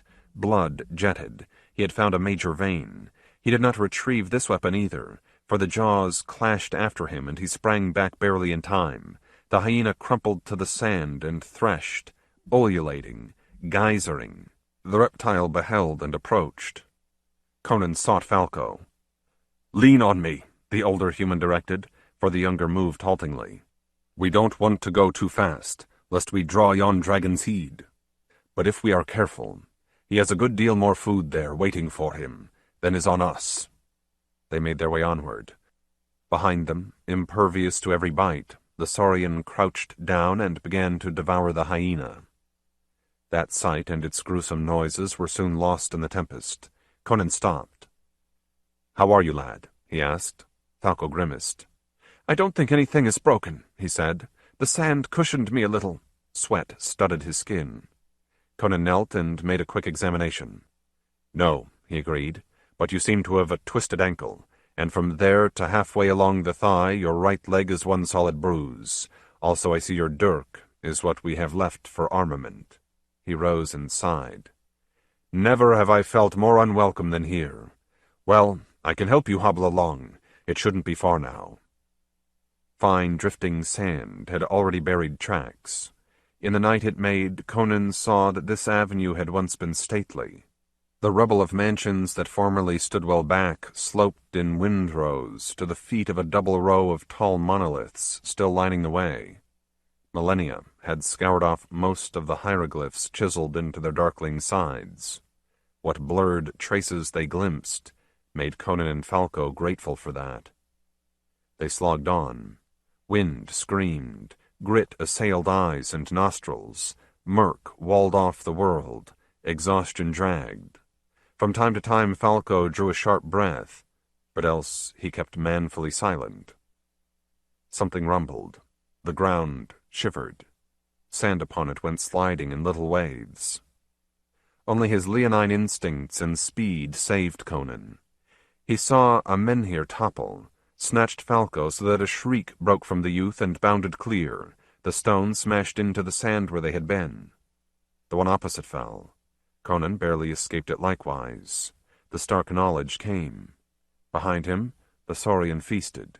If he tried some roundabout way, he would likeliest soon be lost in this labyrinthine graveyard full of abominations. And he with a crippled companion and no weapon save a knife, he had no choice but to run the gauntlet ahead of him. From some unknown wellspring deep in his being, new strength flowed. He lifted Falco, placed the ophryte across his shoulders, and said, "Hang on." Then he ran. Another monolith boomed down, and another, and another. He dodged, he darted, he zigzagged, feinted, and sprinted. Whoever hovered beyond sight had a cyclopean mass to magic loose from its ground each time. The wizard sought to lead his quarry, as an archer leads the animal he would shoot, but Conan was no fowl or deer. He had been a hunter himself. Nonetheless, it was touch and go. A stone crashed before him as he swerved. He started to overleap it, and its mate across the avenue descended. He got past, but chips battered his back. A detached part of him considered going behind either row, side 5, where the other could not reach him. But no, the rubble would make slow going, with too much chance of tripping. Here the surface was level. He could maneuver. He bounded on down the middle of the street. The menhirs quieted. He had sped between them for yards when suddenly they fell at once, fore, aft, and to the sides. He had guessed this would happen and made ready. As the nearest pair swept earthward, he gauged exactly where they would land and sprang to a spot within inches. They missed. Conan jeered at the invisible sky and bounded from stone to stone. And he was out from among them, on another broad square, and in the middle of this rose the dolmen. "Name of Mitra," quivered Falco. "how did you do it?" "I had to," Conan said. The wind fell rapidly. "I doubt that is because the enemy is giving up," he added. "Let's proceed before the next grief gets here." He trotted on to his goal. Vertical slabs of black stone sheered too high for him to see the horizontal one that roofed them, through the ruddy night that hung on while dust slowly settled. Before him gaped a cavernous entrance. After his headlong course, he fretted no more about what might lair beyond, nor did he believe the wizard could bring this tomb down on him. The structure was too massive. It was built to reinforce itself, and besides, within it slept the axe of Varangi. "Against the things we have met," Falco breathed, "the good Lord has protected us." Conan thought their own actions had had something to do with that, but refrained from saying it. He lowered Falco. "Stand watch here," he directed. "I am going in." The youth regarded him in mute veneration. The far end of the tomb was shut. Silence closed on Conan as he entered. He heard his footfalls on the undrifted, stone-paved floor echo hollowly back from walls and ceiling, lost in darkness. Wings whispered. Scales slithered. What light seeped from outside became a distant blur. Yet he did not go on altogether blind, for ahead of him glimmered a blueness. It waxed as, panther cautious, he padded forward. Presently he made out what the source was, a crystal globe, nested on a great block inscribed with symbols that somehow took the eye down impossible paths and evoked nightmarish visions. Conan wrenched his glance from them. Behind the altar loomed an idol, not of Set, but of something winged and many-tentacled. A god older still? Conan gave the image a snarl and bent his gaze elsewhere.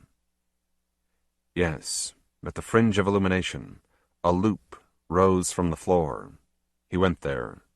The loop he saw was actually an ankh, chiseled from the same stone that formed a man-proportioned element of the paving.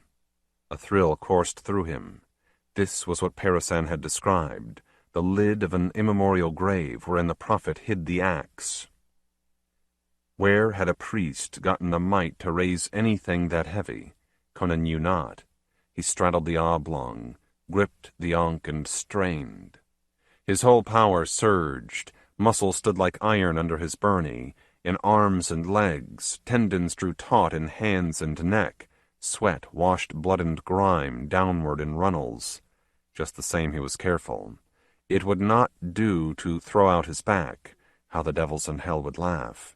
He lifted straight, letting legs and hips take much of the stress. Slowly, slowly. The slab grated free. Pivoting it on end, Conan hauled it vertical, gave it a final tug, jumped aside and saw it fall and break asunder. The noise reverberated through blackness. At once he knelt to stare into the space below. A few bones and traces of grave goods lay covered by dust. Conan ignored them, his whole being seized on the thing against which time had not prevailed.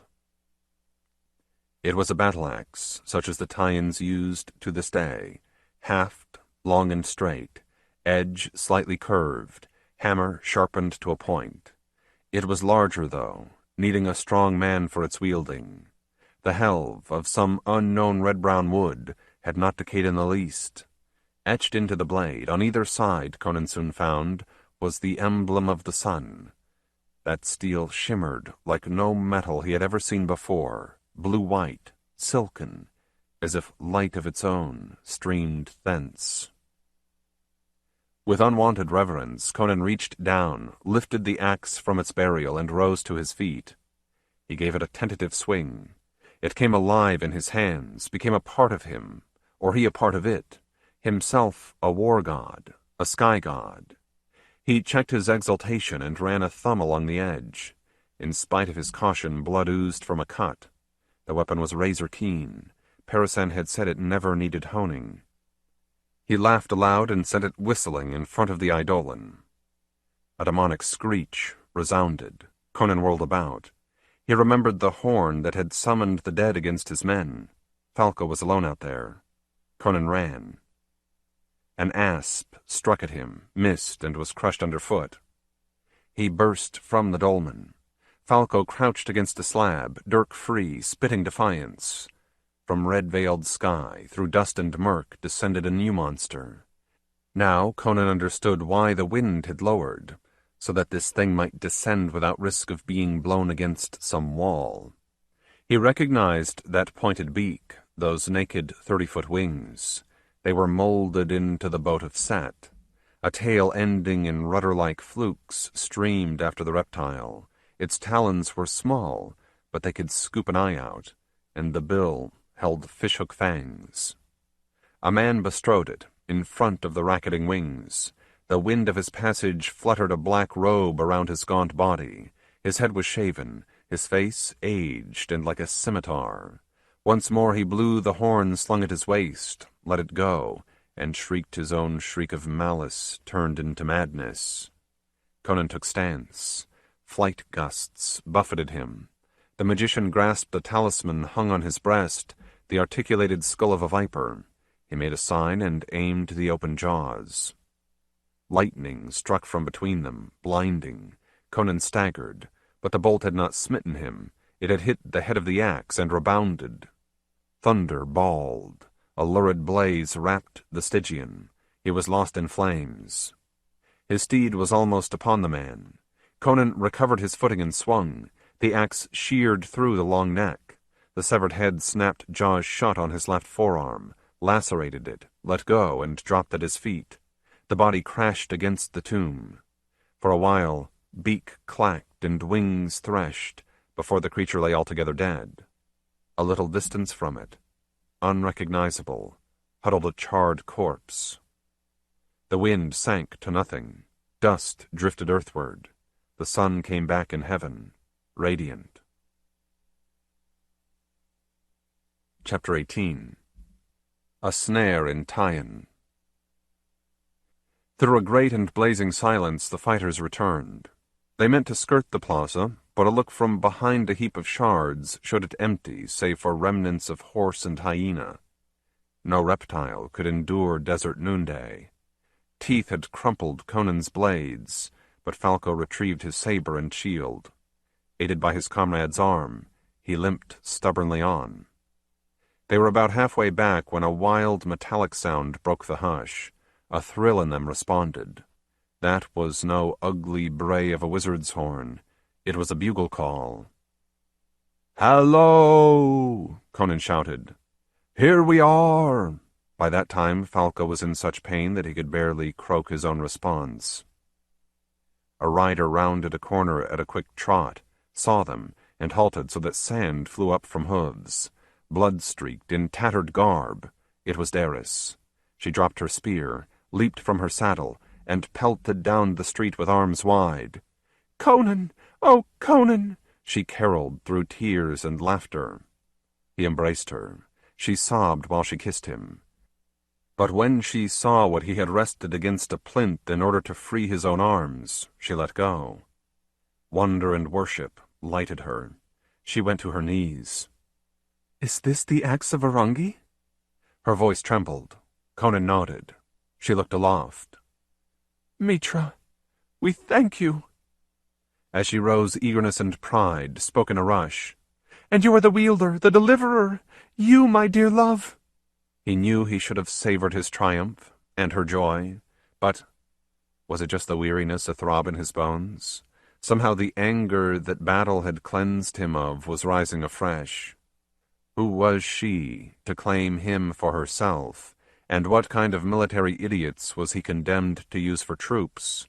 They blithely supposed a single weapon, for which he had risked his life that belonged to Belit, made victory certain.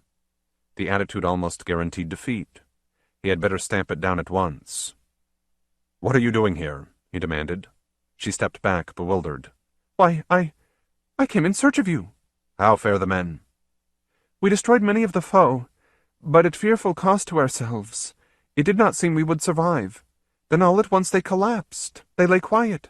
They were only harmless corpses, and the storm died away and the sun shone, and I knew you had won, Conan. But you might be hurt, or anything."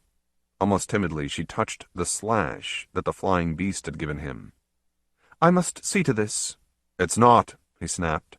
"The blood has started to clot. What of the men?" "About half are slain or badly wounded. The hail are worn out, dazed. I thought they should rest a while." The Cimmerian scowled. "And you went off alone, into you knew not what peril, and left them leaderless? Ha! The only woman on earth fit for command is my Belit." Daris paled, as if he had struck her. Clenched fists stood stiff but aquiver. "Welcome, Princess," Falco gasped. Unsupported, he swayed where he kept weight on his good foot. You do wrong to chide her, Conan. This gallant lady." He reeled toward her, stumbled and fell. A groan escaped him. "You are hurt," Daris exclaimed. She knelt beside the youth. "What is it? How bad?" She stroked his brow. "Poor darling." Ire boiled in Conan. He congratulated himself on how well he hid it, saying merely, coldly, "He damaged his leg. Nothing that won't heal, but why worsen it when there is no need? Give him your horse and ride behind." "No, let him ride indeed. But we can walk together," she urged, getting up again. "Do as I say," Conan barked. "I want you back where you belong immediately. Get the men moving. Have them care for the injured, make ready for the road. We must be well away from here before dark. Don't you realize that, you witling? I will come after you. She gave him a long look, bit her lip, and turned away to bring the horse over. Conan helped Falco into the saddle. She, already there, slid back onto the rump and held the Ophrite's waist. Wordless, they departed. The barbarian stood sullen among the ruins in the incandescent day. He thought that he hoped Daris enjoyed her ride. The scatterbrained tease. Finally he mumbled an oath, hung the axe over his shoulder, and trudged after his vanished companions. For a while he sensed nothing but heat, stillness, faint squeak of sand under his boots. He did not recognize the buildings he passed. Belike he had gotten onto a different route in this accursed maze. No matter. It sufficed to maintain the right general direction. Ahead of him he noticed a facade that was eroded but otherwise whole. Nearing, he saw that above the doorless entrance was inset a ruby the size of his fist. It smoldered blood-red against jet stone. Why had no one removed it when the city was abandoned? Should he? A figure appeared in the portal. Conan gasped. He seized the axe and crouched. Each hair on him stood erect. Laughter trilled sweet. "What? Is the wielder frightened? And of a woman at that? For shame! Be at ease. It is only poor Nehekba." She stood aglow with beauty, hand on hip in an insolence of allure. Her eyes, her smile, enticed. The garb she wore, woven of golden brown feathers, form-fitting from bosom to thighs, drew the gaze along every curve of her body. Her voice sang, "Behold my throat, my fingers, all of me. See, I wear no talisman. It would be useless did I want to harm you. Only think what happened to Tothapis. The axe is potent against all magic that strikes from without at its wielder. Surely Perisan told you that while you bear the holy weapon, you are invulnerable to sorcery as long as you yield nothing of yourself to its blandishments, so that it may strike you from within. I repeat this warning in token of the truth that I wish no hurt on such a man as you." "What is your aim, then?" he responded hoarsely. She undulated through a shrug. "I will not insult you by lying. I came here with Tothapis in hopes of stopping you, but your destiny was too strong. No, you yourself were, Conan the Magnificent. You won the axe. You killed Tothapis after all the centuries he had lived in power. You are going on to a victory that will shake the house of Set to its foundations. The fall of my master has left me stranded. My enchantments fail. My tower is afar in Khemi. My potions are gone. My goddess has forsaken me. If I stay here, I shall die most horribly tonight. If I flee into the desert, I shall die miserably tomorrow." "And you appeal to me? You?" She straightened. "I will not beg." He admired her steadiness. "You have much to avenge upon me. But I, for my part, have much to offer in exchange for my life. I am a skilled healer. I keep my knowledge of spells and how to guard against them. I can tell you well-nigh everything about King Mentefera, his forces and officers and plans, information 1,000 spies could not win for you, that will save countless Taian lives when the final engagement comes." Conan frowned. "I know not which I despise more, a witch or a traitor," he declared, but his words lacked force. How gorgeous she was. "I gave no pledges, save to the goddess, and she has votaries in many lands," Nehekba replied. "Nonetheless, I will plight my faith to you if you are merciful and never break it. Everything I can do, everything I am, shall be yours, wholly yours." He stood dumb. His temples pounded. "And how gladly I will give you myself," she went on. "There is no other man in the world like unto you, Conan. Make me your slave, and I shall rejoice." She glided forth. Sunlight sent blue ripples across raven locks. Heat brought out a fragrance that overwhelmed his senses. She cupped his face between soft palms and purred. "Come, let me show you. Inside is a pleasant place that was established for those who awaited you. There is water for washing, salve for your hurts, clean cloth for bandages. Afterward, I understand you dare not linger here, but your men will not be ready to go for hours. I have wined and chilled fruits for your refreshment, a bed for your ease, myself for your service." She kissed him as she had done in Khemi. He hung the axe again on his shoulder and responded. For minutes they stood straining together in a cataract of brilliance. At last she slipped free and skipped toward the building, merrily beckoning him on. He followed, an earthquake in his breast. As she had promised, the interior was cool, dim, well-furnished. He could ignore a disturbing frieze that ran below the ceiling. He must not let this lovely creature perish, he thought. And why should he not take his pleasure of her? If that hurt Darius, why Darius had brought it on herself, and Nehekba would in truth be an invaluable ally. Of course he was no mooncalf like Falco. Conan investigated the room thoroughly. He found nothing that might be magical, or a weapon. The inner doorway showed rubble where a section had fallen, so she kept no hidden implements there. All she had were the things she had mentioned. A table bearing ewers, basins, bowls, linens, a couple of chairs, a wide, well-mattressed bed. He set down the axe, ready to hand, and took a sip of water. It tasted quite pure, and he hardly supposed she would have thought to bring poisons along when she meant to assist in things far more powerful. "Ungarb yourself," she murmured as he quenched his thirst. "I long to care for you." Her fingers aided him to remove his ragged outer garments. While he drew off the hauberk and its underpadding, she knelt to remove his boots. Together they stripped away what was left, and he stood before her naked. Lust burned high and red in him. Her eyes widened in surprised admiration. He gripped her by the arms. "Ishtar," he bellowed. "Get rid of that feather thing, at once!"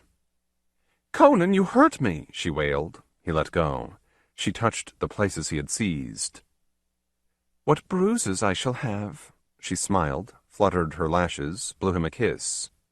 "I will bear them as badges of honor from the mightiest man on earth." "Undress," he said out of a thick throat. "Oh, I yearn for you," she avowed melodiously.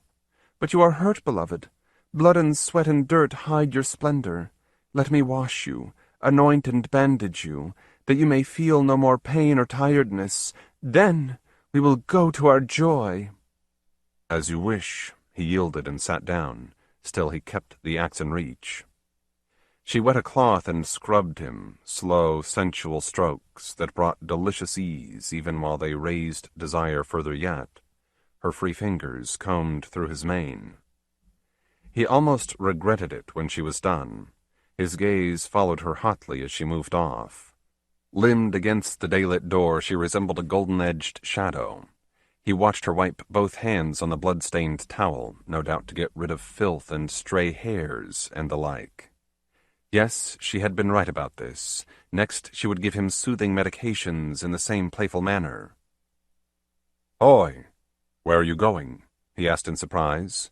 She poised at the exit. Her voice fluted mockery. "Away. I have decided I would rather not travel overland. Farewell, Barbarian."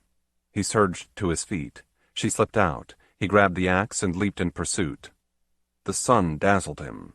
For a moment he was nearly blind. When vision returned, he saw that he stood in an empty street.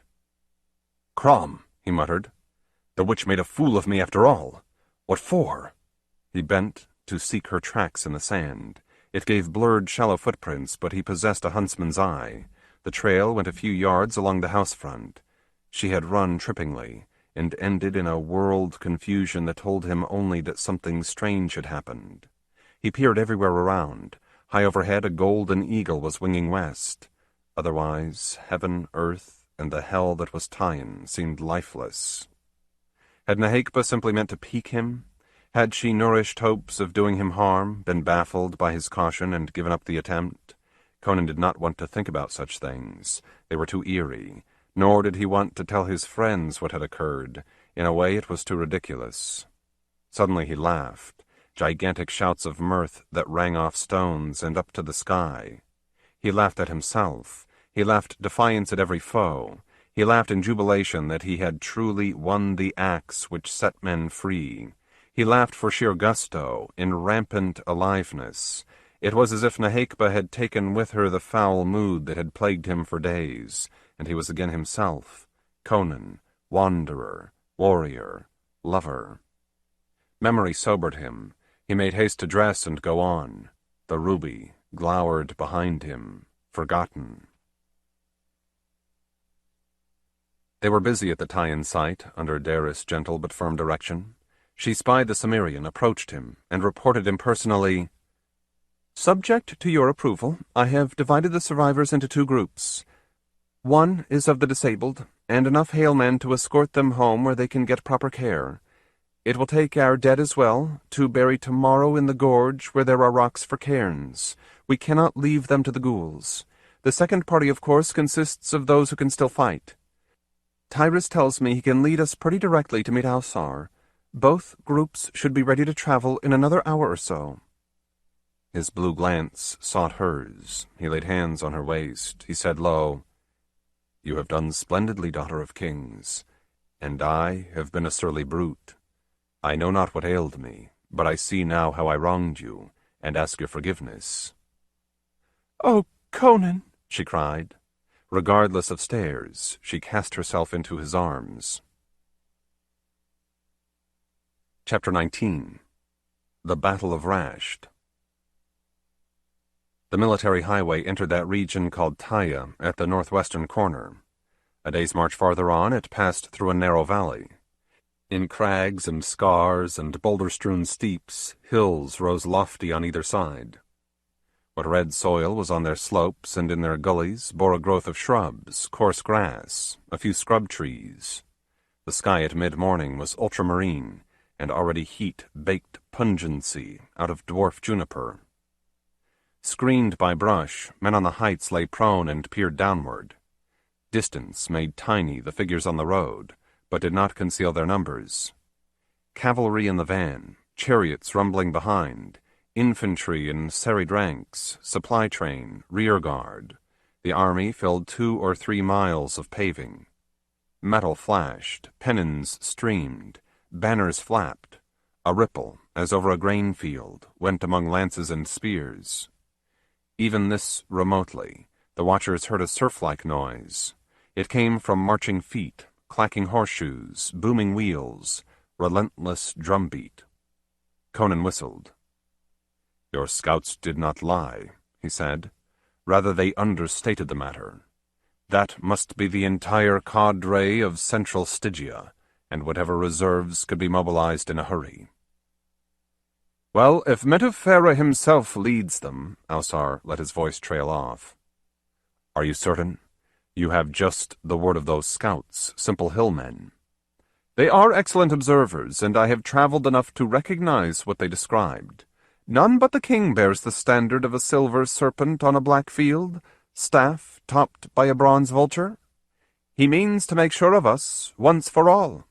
"Aye," said Conan grimly. His gaze sought behind the host. The road bent around a ridge that hid what lay in its direction, but smoke made a pillar against heaven yonder, and no carrion fowl hovered. They were at meat instead. Yesterday the village of Rasht had existed there, amidst fields, orchards, pastures. Alsar's folk had not warned the inhabitants to flee, because he did not expect a massacre. He had supposed the Stygians would hasten to find him. "He will make sure of the whole country. Maybe afterward his own people will colonize the waste he leaves." "It shall not be," Dara swore. "This day his reign ends." "That is as the fates decree." Anguish wrenched at Alsar's voice. "If, in spite of everything, we must lose, remember my vow. I will tell the chiefs to bid their clans lay down arms, and then I will yield myself up, that Taia be not utterly devastated." "First," said Conan dryly, "suppose we try out our plan. You may have no count of your fighters, but they must outnumber the enemy. If they lack training and proper equipment, why, they do not lack valor, and we are well positioned for attack. Besides, we have the axe." Ausar and Daris regarded him in an awe that made him uncomfortable. Hang it, he was no incarnation of anything. He was a plain barbarian adventurer.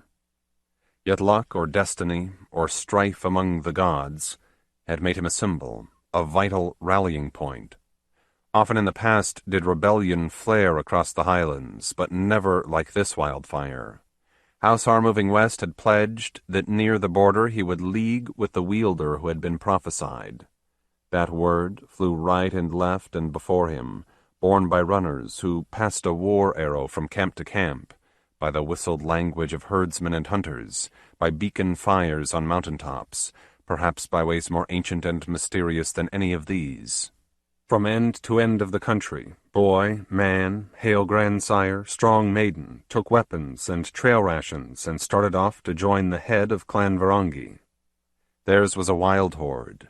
Conan could but hope that after he arrived, he had succeeded with native help in teaching enough of them the rudiments of organized warfare that the rest would have proper guidance. Meanwhile, General Shuat had moved his detachment unhindered, in such haste that he wrought no havoc on the way. He must have gotten word from his king, by courier or pigeon, to change whatever plans he bore, for he stopped at the provincial border and waited for the royal force to appear. Now he was bound back toward Sayan, part of an army that took time to ravage as it went. But there was nothing worth its attention in the hills near Rasht, and lowland Stygians would not notice any sign of the thousands who were gathered to ambush them. "Let's go," said Conan. He and his companions slithered off until they could safely walk upright. In a hollow beyond the crest, about 100 horsemen and as many foot waited. More could not be assembled at one spot without betraying their presence. Few except these were mounted, but groups of comparable size lurked everywhere above the valley. Their scheme was to fall on the Stygians at numerous points, split the column into segments, and, when it was thus in disarray, fight a whole set of simultaneous battles until it was destroyed. Conan's gang would go first, meeting the enemy head-on. That would give signal and inspiration to the rest. Therefore his men had better gear than their kilted fellows. Helmets, breastplates, or burnies, in some cases reinforced gauntlets, or greaves, or vambraces, or other armor. Daris sprang to the saddle, herself wearing naught but tunic and leather cap, bow and quiver, dirk sheathed at the belt she had come to believe was lucky. From a lean grey clansman she took the banner she would carry, woven in the temple of Mitra, hung from a cross-arm, a sunburst golden, upon heaven blue. "About time," grumbled Succumbe. "It's been a weary while, and not a woman for any of us, no, not even much beer. The plunder today had better be good." Conan grinned. The Suber were with him, partly because he alone could talk to them, through the leader, but partly too because he knew their kind for grand fighters, and they would make his band the more conspicuous and fearsome. Their dark hides drank down the upland light. Their alien outfits were somehow doubly menacing. "Well," said the Cimmerian, "I dare say the king of Stygia does not travel like a beggar. What would you think of tableware made from precious metals and gems, or rare wines and spices, or silken raiment, or chests of money? Help yourselves." Succumbe gave a villainous chuckle and addressed his followers. They cheered, save for Ganga the witch-doctor. That gaunt man stood armed for combat, but he had painted his cicatrized body in eldritch patterns. He wore a necklace of human teeth and finger bones. A wand and rattle and pouch of magical stuffs hung at his waist. Falco edged close to Daris. The Opharite had regained strength, was free of pain, but still rather lame. He insisted this made no difference as long as he sat his fine grey Stygian gelding. Besides cuirass and plumed morion, he had found a flamboyant scarlet cape to hang on his slender frame. The lance in his grasp quivered like an aspen in springtime. Himself agleam in chainmail and winged helmet, breeks tucked into steel-capped boots with gilt spurs, Conan turned to Ausar. He became as grave as the Teian. "Now the storm rises," he said, "and none may foreknow the wind's path. May we meet again victorious. If not, then I thank you for your kindness, chieftain, and ask that Mitra take you home to him." "Many thanks are to you, the thanks of all Taia," answered Ausar. "Whatever comes while this folk live, the memory of you will abide." They embraced. The native would lead an assault on the Stygian rearguard, lest it execute a flanking maneuver. For a moment, father and daughter clasped hands before he departed. Conan mounted. For him, the rebels had captured a splendid charger, a great black stallion that whickered and pranced in eagerness. He patted the warm neck. So, he murmured. "You will have your fill of action today, I promise." Muscles surged under his thighs, and he moved toward his destined hour. Daris rode her mare on his right, standard rippling above her. Falco was at her other hand. Incredibly to any who did not know him, Succum Bey's swag-bellied form kept easy pace afoot on the left. His tribesmen were close behind, heading up spearmen, axemen, swordsmen, archers, slingers. In front of these, to either side of the Cimmerian, lancers rode in the wedge formation favored by Teians. They would be no match for skilled Stygian cavalry, but they hoped they could keep it busy until reinforcements arrived, and then perhaps dismount to fight in their customary wise. Stones rattled, tawny grass and dusty shrubs rustled. Harness creaked and jingled. The sounds of the enemy grew louder. Conan had not imagined he could burst upon his foe as if out of nowhere. He had, though, studied a route beforehand, over which it was safe to go fast. Without that, his entire company might be picked off by arrows on its way. As he crossed the hill crest, he broke into a trot. Downward. In minutes, the army below was no parade of ants seen in entirety. It was troopers whose weapons he made out. It was sunlight, reflected blindingly off a gilt war chariot, and coach that must be the king's. It was the royal standard he meant to cast down. It was shouts and trumpeted alarms, and a first sinister whistle of missiles. "Hoya!" he roared. "Taia and freedom!" Reaching down, he loosed the axe of Arangi from its fastenings at his saddle-bow. It sang and gleamed as he whirled it aloft. Not every such weapon was suitable for use from horseback, but this one lived in his hands, sharp, agile, terrible. The valley floor was near. He galloped. His fellow riders came along. The runners fell behind, but they would soon arrive, and meanwhile it was needful to get away from arrows. In yonder crowded space, archers would be well-nigh useless, and no full-scale charge was possible. A Teian horseman toppled, a shaft in his throat. He struck the ground and rolled on in puffs of dust. Conan saw from the corner of an eye. He knew that man, had hoisted ale and traded jokes with him in camps where coals grew dim beneath midnight stars, had heard about his wife and children and old mother.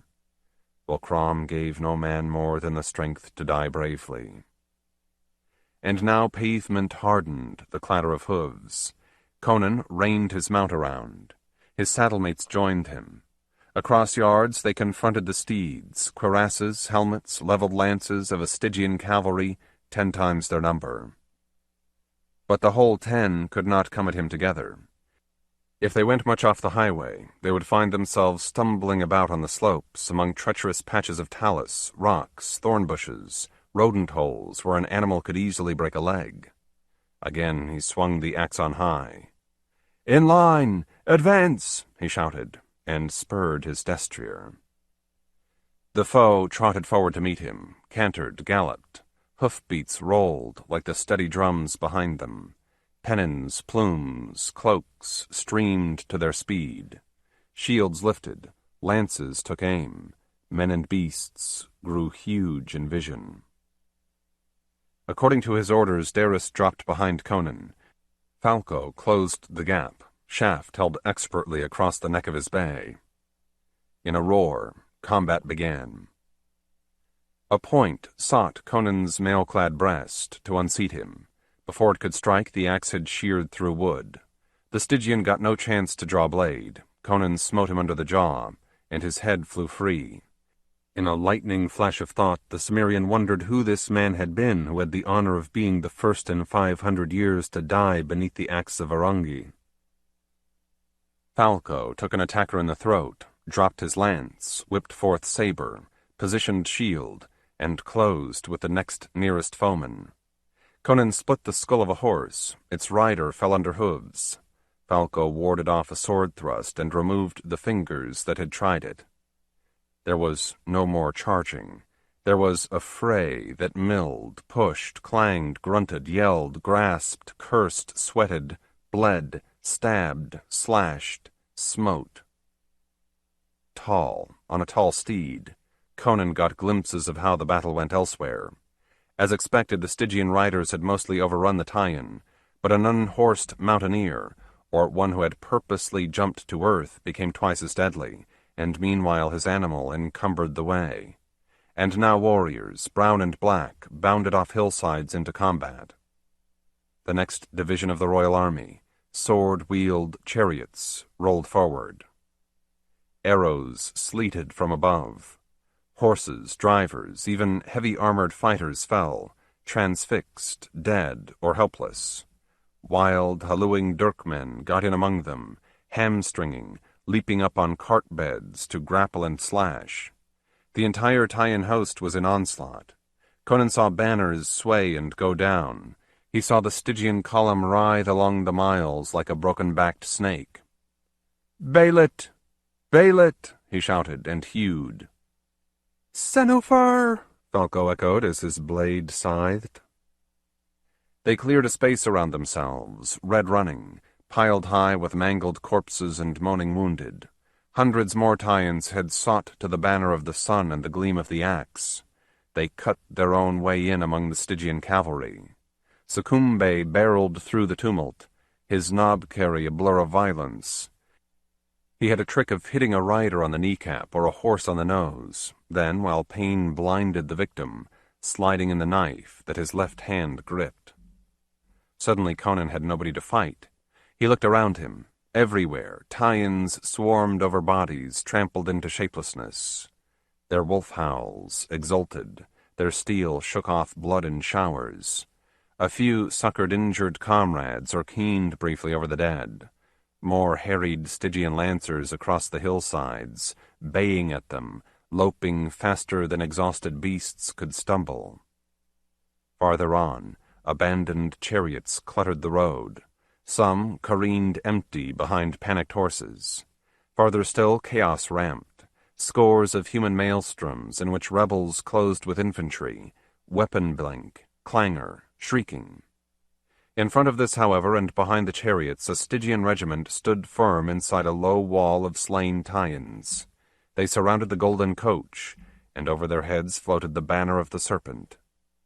Conan gestured his close companions to him, Darius, Falco, and stark Ruma, who had commanded the reinforcements here at the van, and who had his clan Pharisee to avenge.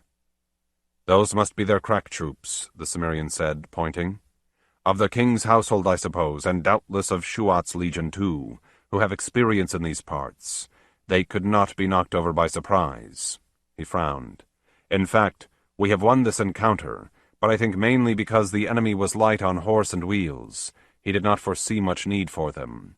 His foot is hard pressed, aye, but could well rally, pull itself together, and cast our irregulars back." "What should we do?" asked Ruma. Conan threw a glance across the swarming hillmen. Laughter growled from his breast. "Why, attack," he said. "Break yonder shieldburg. Scatter what soldiers we do not kill. Stick Metopherus' head on a pole and bear it onward. If that doesn't break the will of his army, I know nothing about warfare." Falco whooped, tossed his saber glittering through the air. caught and brandished it. Daris looked troubled. "If we try and fail," she said, I know my own folk. I fear the word may fly among them that you do not bear the true axe, and they will be the ones who flee." Faith blazed from Ruma. "But it is the axe and Conan the wielder," he cried. The Cimmerian hefted his weapon. "I have no more doubt myself," he said quietly. "Shall we marshal our warriors?" That took a while, shouting, horn-blowing, exhorting. The king's men watched stolidly, swords, spears, bows at hand, ranks unshaken. The scattered fights beyond them raged on. Sometimes a Stygian band went under, sometimes it sent its Taian assailants reeling away and joined another group. Conan rode up a hill to oversee the entire business. Yes, he thought, if he did not overwhelm their lord soon, his enemies would reform and the day would become theirs. Well, that was not going to happen. He returned. No weariness or hurt was in him, though he had taken his share of flesh wounds. He burned with lust of battle. His single wish was to strike down those creatures that stood between him and Belit. He, Daris, and Falco were the last of their company who remained mounted. He supposed his stallion could wreak ample harm while he chopped from above, but if he ended afoot, no matter, as long as the axe played like a live thing in his hands. Hoya! The Taians were ready, not a regiment, but a pack, and perhaps the more terrible for that. Daris' banner lifted proud. Conan took the lead. Axe raised like a torch, he touched spurs to his mount. Hooves banged on stone. Trot became canter. The Stygians lowered pikes and knocked arrows to bowstrings. Pain swooped upon Conan. It was as though a million fiery needles pierced skin, flesh, veins. He was burning alive. His guts cramped, wave after wave of agony. His muscles jerked, gone berserk, trying to snap the bones underneath them. Black mists rolled across his eyesight. It thundered in his ears. Graveyard stenches assailed his nostrils.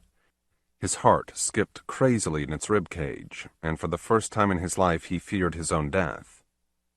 The axe clattered to earth. A moment afterward he himself toppled and sprawled, struggling before his men. Horror went through them like a night wind. They stopped in their tracks. Daris sprang from her stirrups, forgetting the banner of the sun, which also fell in the dust. Frantic, she knelt beside him, sought to hold him, suffered the buffets of his uncontrolled hands. Conan, what is wrong?" she quavered. "In Mitra's name, speak to me. This is your own Daris who calls, Daris who loves you." He heard her dimly, as if from the far side of a hurricane. He could find no answer for her, in the terror and torment that were his universe. The Taians wavered. Weapons sank, bodies shuddered, mouths gaped. Ruma shook his spear above his head. "Stand fast," he yelled. "I will kill the first man who runs." Falco on his horse lifted saber and said, dry-throated, "Or I will kill him for you, Ruma." The tears of Daris dropped on Conan's contorted face. "Come back," she pleaded. "I call you in the name of Belit. Come back to Belit." In the midst of his hell he heard. Something awoke in him. Somehow he could remember, understand, and speak. The words tore from him one by one, each as mighty an effort as ever he had made. "My folly. I met Nahekba in Taian. She washed me and bore away a cloth full of my blood and—" He could say no more. He could only arch his back and gasp. A Taian wailed and pelted off. Ruma cast his spear. The man went down. White-faced, Falco rode over to give him the mercy stroke. The clansmen moaned, but stayed where they were. The masked Stygians regarded them with satisfaction. From above the helmets of these, up over the Serpent banner, swept a shining shape. A brazen chariot without wheels or tongue. It bore a woman. Filmy garments and sable tresses fluttered behind her. At her throat glistened a mirror. In her hands was a small waxen image, which she tortured with twisting and a poniard and the flame of a taper as she laughed. High she flew, and then downward and forward. Throughout the slaughterous miles, noise diminished.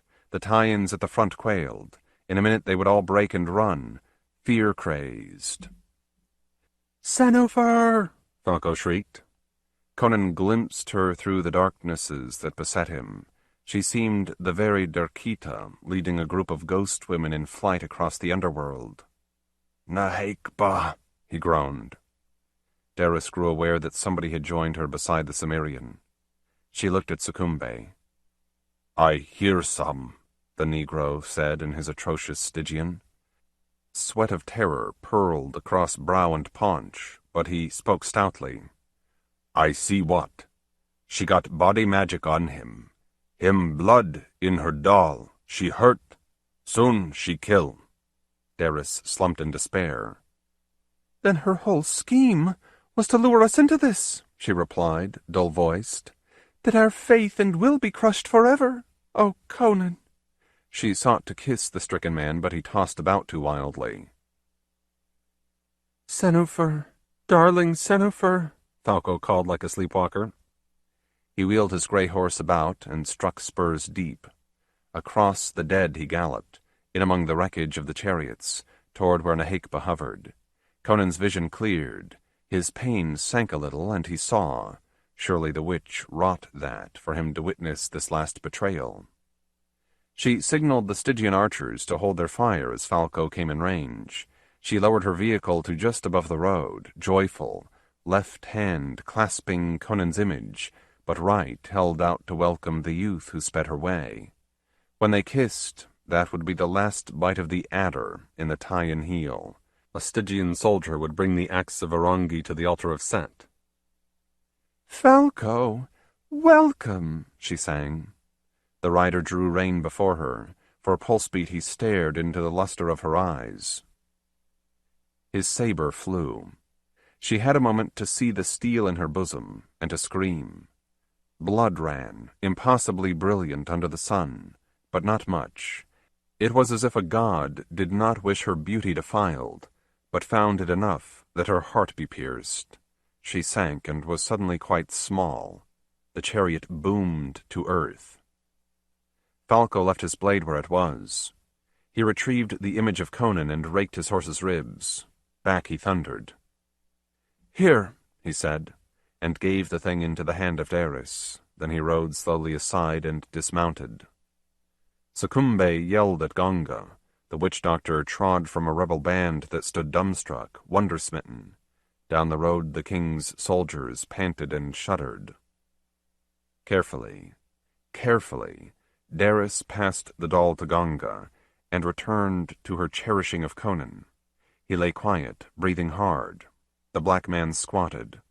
He chanted words, sprinkled powders from his pouch, shook rattle, waved wand. After a minute or two, a smile tinged the sternness of his countenance. His Suba waymates, who had lain prostrate, rose when he did, flourished their weapons, and bawled, "Wakanga Matuzi!" Conan's eyes cleared. He sat up. "I am well," he marveled, like a man whose fever has broken. "The witch is dead," Daris wept. "You are free." Ganga drew knife, nicked his wrist, sprinkled a few drops of blood on the image while he chanted. Conan got to his feet.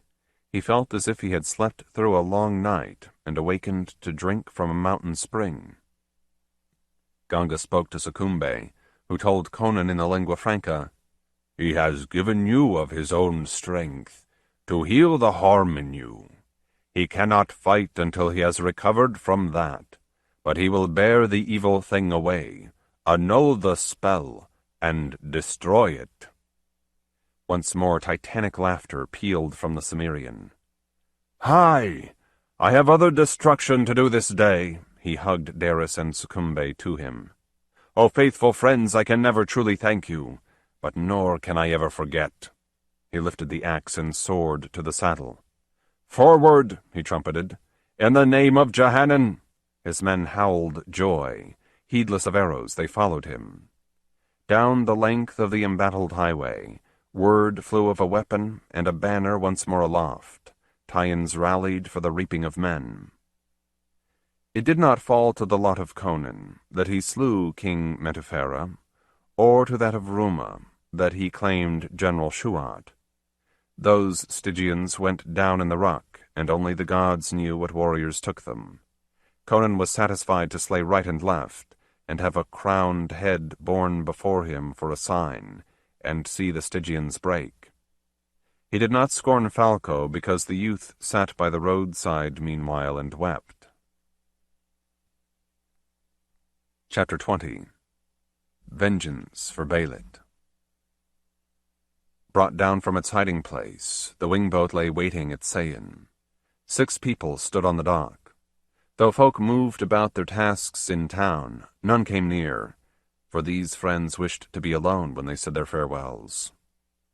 The sun was still below the eastern heights, but heaven there was silvery gold and elsewhere blue. Mists smoked through cool air above the Styx, veiling its murkiness in white. From purple western mountains the Helu dashed in laughter. Conan felt no chill, though he wore just a tunic. At his hip were sheathed a dirk and a sword. Solemnly he laid the axe of Arangi across both hands and held it forth to Ausar. "Now this is yours," he said. "May it ever ward Taia." "Mitra willing, we should have no need of it soon," the chieftain replied. His confidence appeared well-founded. Rather than perish in a hopeless resistance, the Stygian garrison here had surrendered and was trudging home, disarmed and under guard. Fat Governor Weneman accompanied it, having ransomed himself with all the wealth he had squeezed from the country. After the disaster at Rasht, the royal army would be in no shape to campaign for some time to come. Besides, the new king Stesven was known to lack his father's imperial ambitions. "You, or your descendants, will have to fight again at last," Conan warned. "Luxor will never recognize your independence." Ausar took the axe. "True," he agreed, "but that matters little, if we are in fact a free nation. We can find support in Kishan, Punt, and other neighboring realms that have reason to distrust Stygia." Perisan the high priest was less happy. "Alas, I fear that will sever our last ties to civilization," he said. "We will become entirely a race of barbarian clansmen." Conan shrugged. "What of it?" he answered. "No irreverence meant, sir, but is not liberty worth any price? Also, frankly, I do not find that much to be said for civilization." "As you will," the old man murmured. "I dare hope that at least we will keep the light and the grace of Mitra. His blessing be upon you, my son, for what you have wrought in his cause and ours. May your journey back be safe and your arrival gladsome."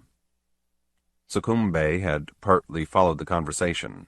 Perhaps he misunderstood the last words a trifle, for he grinned, slapped the Cimmerian's back, and boomed in the lingua franca, "Aye, when I reach the Black Coast, I will tell them to prepare a 9-day festival of welcome for you, Amra." The nickname he and his men had bestowed on Conan meant, in their language, lion. "I look forward to that," the northerner said. "Surely Belit and I will visit you, Suba, right often." He sobered. "However much I long for her, it is sad to bid the rest of you farewell. Belike forever. Daris." "Yes?" She turned her face from Falco, with whom she had been conversing. "I will miss you more than I know how to tell," Conan said awkwardly. "Your well-being will always be among my dearest wishes." "And yours among mine." She came to take both his hands in hers. The gaze that she laid upon him was steady, and her lips smiled. The evening before they had talked together in private. Today she must be the daughter of Ausar. "If only we could live out our lives together," she went on. "It cannot be, I know. You have your sworn mate. I will marry some man who is strong and good, and rejoice in the children I bear him. He will be honored to name our first son Conan, and our first daughter—" She could not quite hold back tears. May we call her Belit?" They embraced. Further speech was but scant before Conan and Falco boarded. Silent, their craft slipped out onto the river, soon to be hidden from shore by the mists. The sea sparkled sapphire under a fresh breeze, but Tigris moved from the white cliffs of Akbet Isle under oars. That was for maneuverability. Her captain wanted a close look at the boat that had come over her horizon. Strange indeed were yonder metallic hull and reptilian figurehead. The spritsail was obviously jury-rigged, but if the vessel had not been intended to carry a mast, where was any provision for rowing? Despite a 50-foot length, the crew seemed to amount to a pair of men. They showed no alarm as the galley bore down on them. Rather, the big one, astern, at an equally improvised rudder, steered as best he was able to meet her. Big man, black-maned, fair skin bronzed, leonine stance. It was as if the heart in Belit would burst out through her ribs. "Conan!" she shouted. "Conan! Conan! O Ishtar, there is my love come back!" She caught herself and ordered her cheering corsairs to withdraw port-side oars for the boat to lay alongside. The Cimmerian tossed up a painter, jumped, grabbed the rail, and hauled himself onto the deck. Belit entered his arms like a hurricane. After a long while, they could let go, regard each other in ecstasy, and even look around the ship. Her glance fell on the youth who had followed Conan aboard. She stiffened. A moment passed before she could bring herself to say, "Then Jehanan is not with you?" "No," replied the Cimmerian, softer toned than was usual for him. "He is wherever those go who die valiantly." Belit closed her eyes, opened them again, and said, "You can tell me of him? Let that be enough." She paused. "That you have returned alive is not enough. It is abundance overflowing." "The tale is cruel." "Best let it wait until we feel quieter," Conan advised. "Meanwhile, I wish you to meet my gallant comrade, Falco of Kirjahan, in Ophir." Belit gave the youngster her hand. "Be very welcome," she said. "If I am in your debt for bringing my lord back to me, then I am in your debt for all that is mine." Falco blushed. "You told me she is beautiful, but not how beautiful," he blurted to Conan. "You forgot to add she is gracious. May my fortune in love be half as great as yours." The Cimmerian smiled. This was a healthy lad, who had soon cast off his grief over the witch. The smile faded. Belit had sorrow ahead of her. A full moon turned argent the waters and the isle where Tigris lay at anchor. Alone on her foredeck, above a ship wherein everybody else slumbered after a riotous celebration, Conan and Belit stood side by side. She had finished weeping. Now she gripped the rail, stared out across the sea, and said in a voice that was like steel being drawn from scabbard, "Rest well, my brother. You shall be avenged. The halls of Derkita shall be thronged in your honor." Has not the loss of a province, an army, a king, and their two foremost sorcerers appeased Jehanan's spirit? Wondered Conan. Belit nodded. "Surely.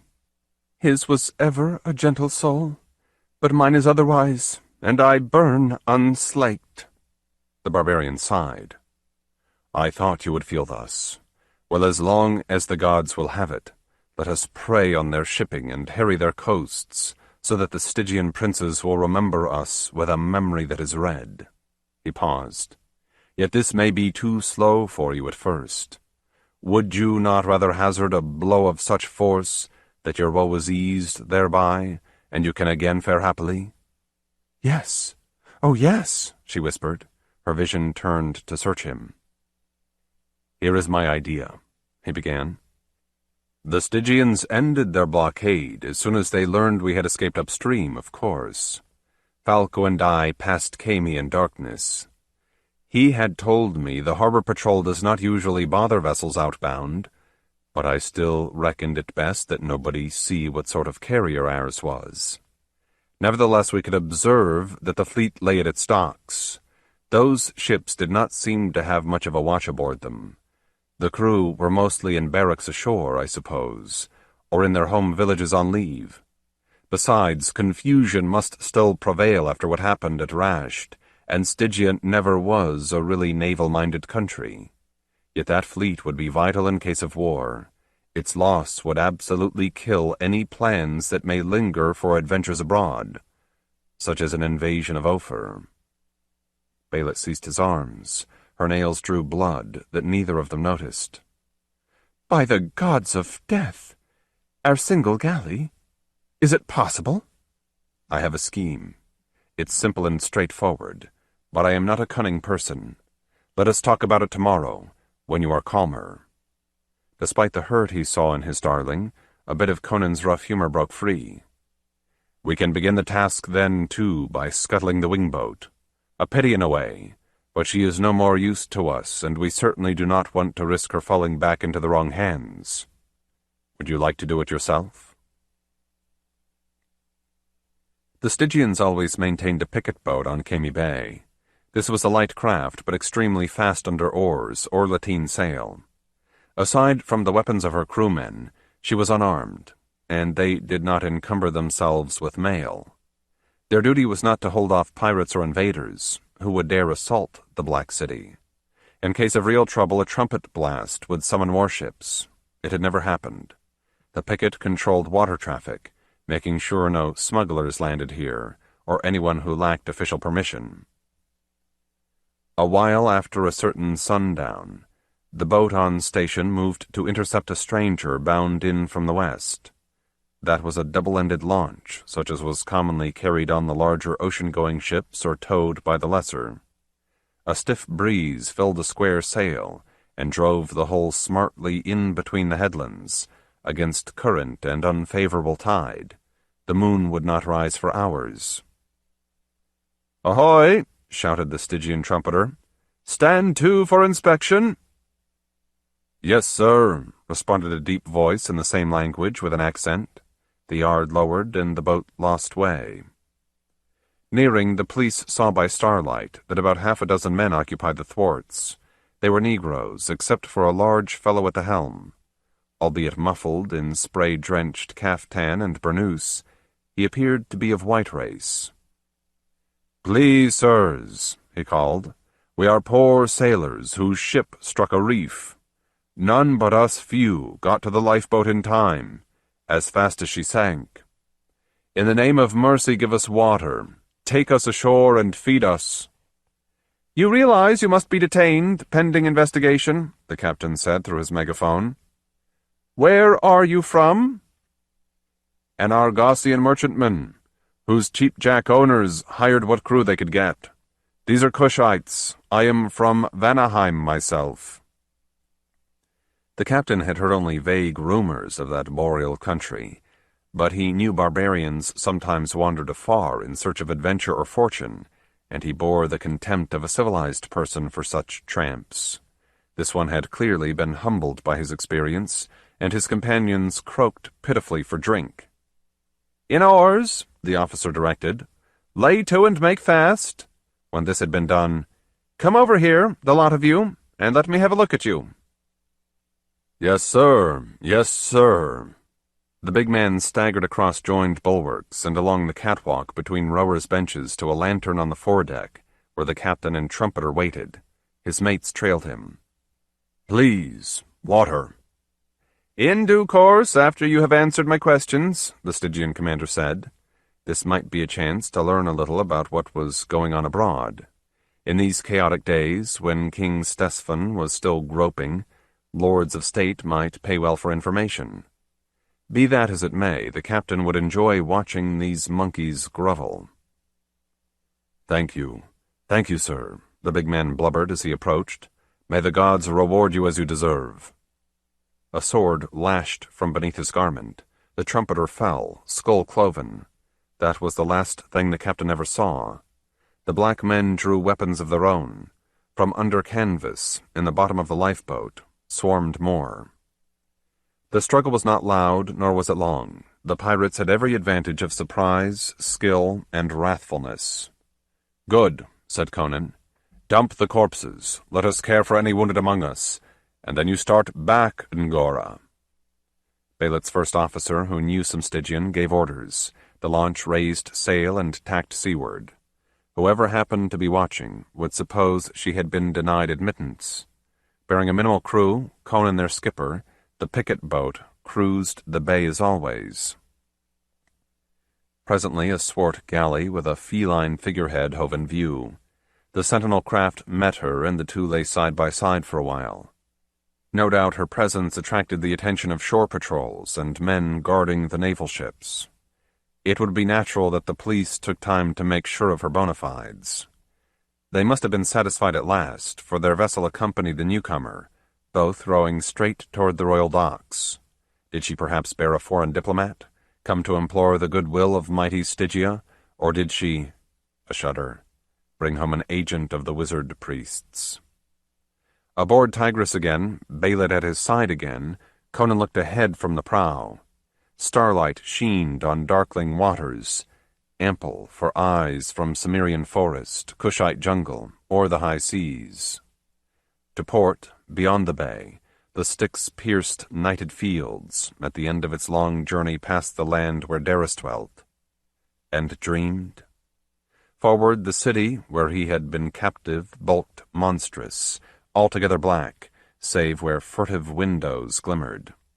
Nearby, bone-hued under the mass of the Grand Pyramid, were the quarries where Jehanan had been a slave until his sister's man won him his freedom that he himself made eternal.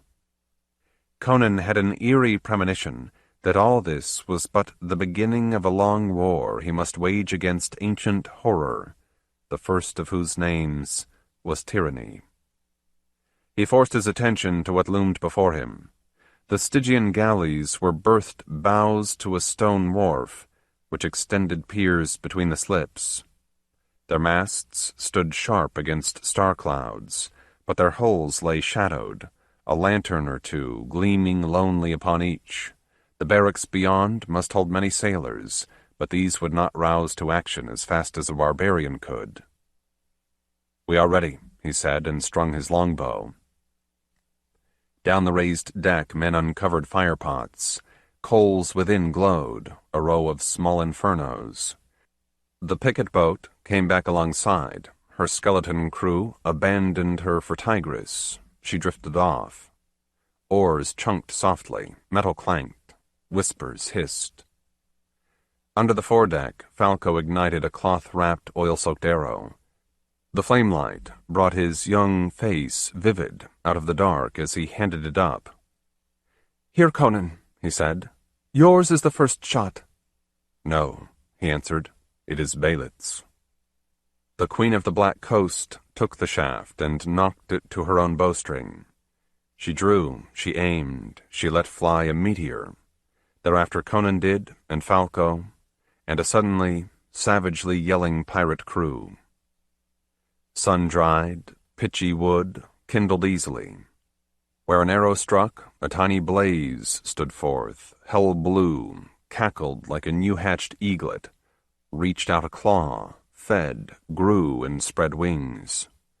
Upward then it soared, from stern to stem, and the radiance of it made bright that water the Styx poured into the sea, and the crying of it was akin to that of a bird of prey as it stoops upon a snake. From end to end of the royal docks Tigris went, while fire streaked from her to scourge the foes of Belit.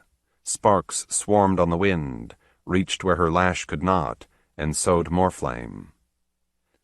Stygians hastened frantic to stem the conflagration, but already it was too vast. They could do no better than to save what merchant and fisher craft were in harbor. None dared venture forth against the galley that prowled on the red edge of sight. Mission completed, Tigris stood out to sea. Aft, Khemi Bay resembled the storm-tossed lake of blood. Once on the waves, she brought oars in, hoisted sail, and beat northward. Conan came down the ladder to Falco. "Well, lad," the Cimmerian said gruffly, "next we take you to Dan Marka. and let you off with enough gold in your purse for an easy trip home. Adoration looked back at him. After I have told my tale and it has reached the palace, Falco stammered, never shall you lack for a friend among the kings of Ophir. Thanks, replied Conan. That may be useful some day, as may my friendships in Taia, should I ever want to cross the Stygian realm by myself. Who knows what years unborn may bring? Death on a heath, or life on a throne, or anything in between. No matter now. He shrugged. All I have done while you knew me has just been in the service of my lady. Above them on the foredeck, vengeful and joyful, Belit was laughing. End of Conan the Rebel by Poul Anderson. Poulanderson. Read by Michael Scherer in the studios of Potomac Talking Book Services Incorporated for the Library of Congress, February 2006. Published by Tor, Tom Doherty Associates, LLC, 175 Fifth Avenue, New York, New York, 10010. Further reproduction or distribution in other than a specialized format is prohibited. End of book.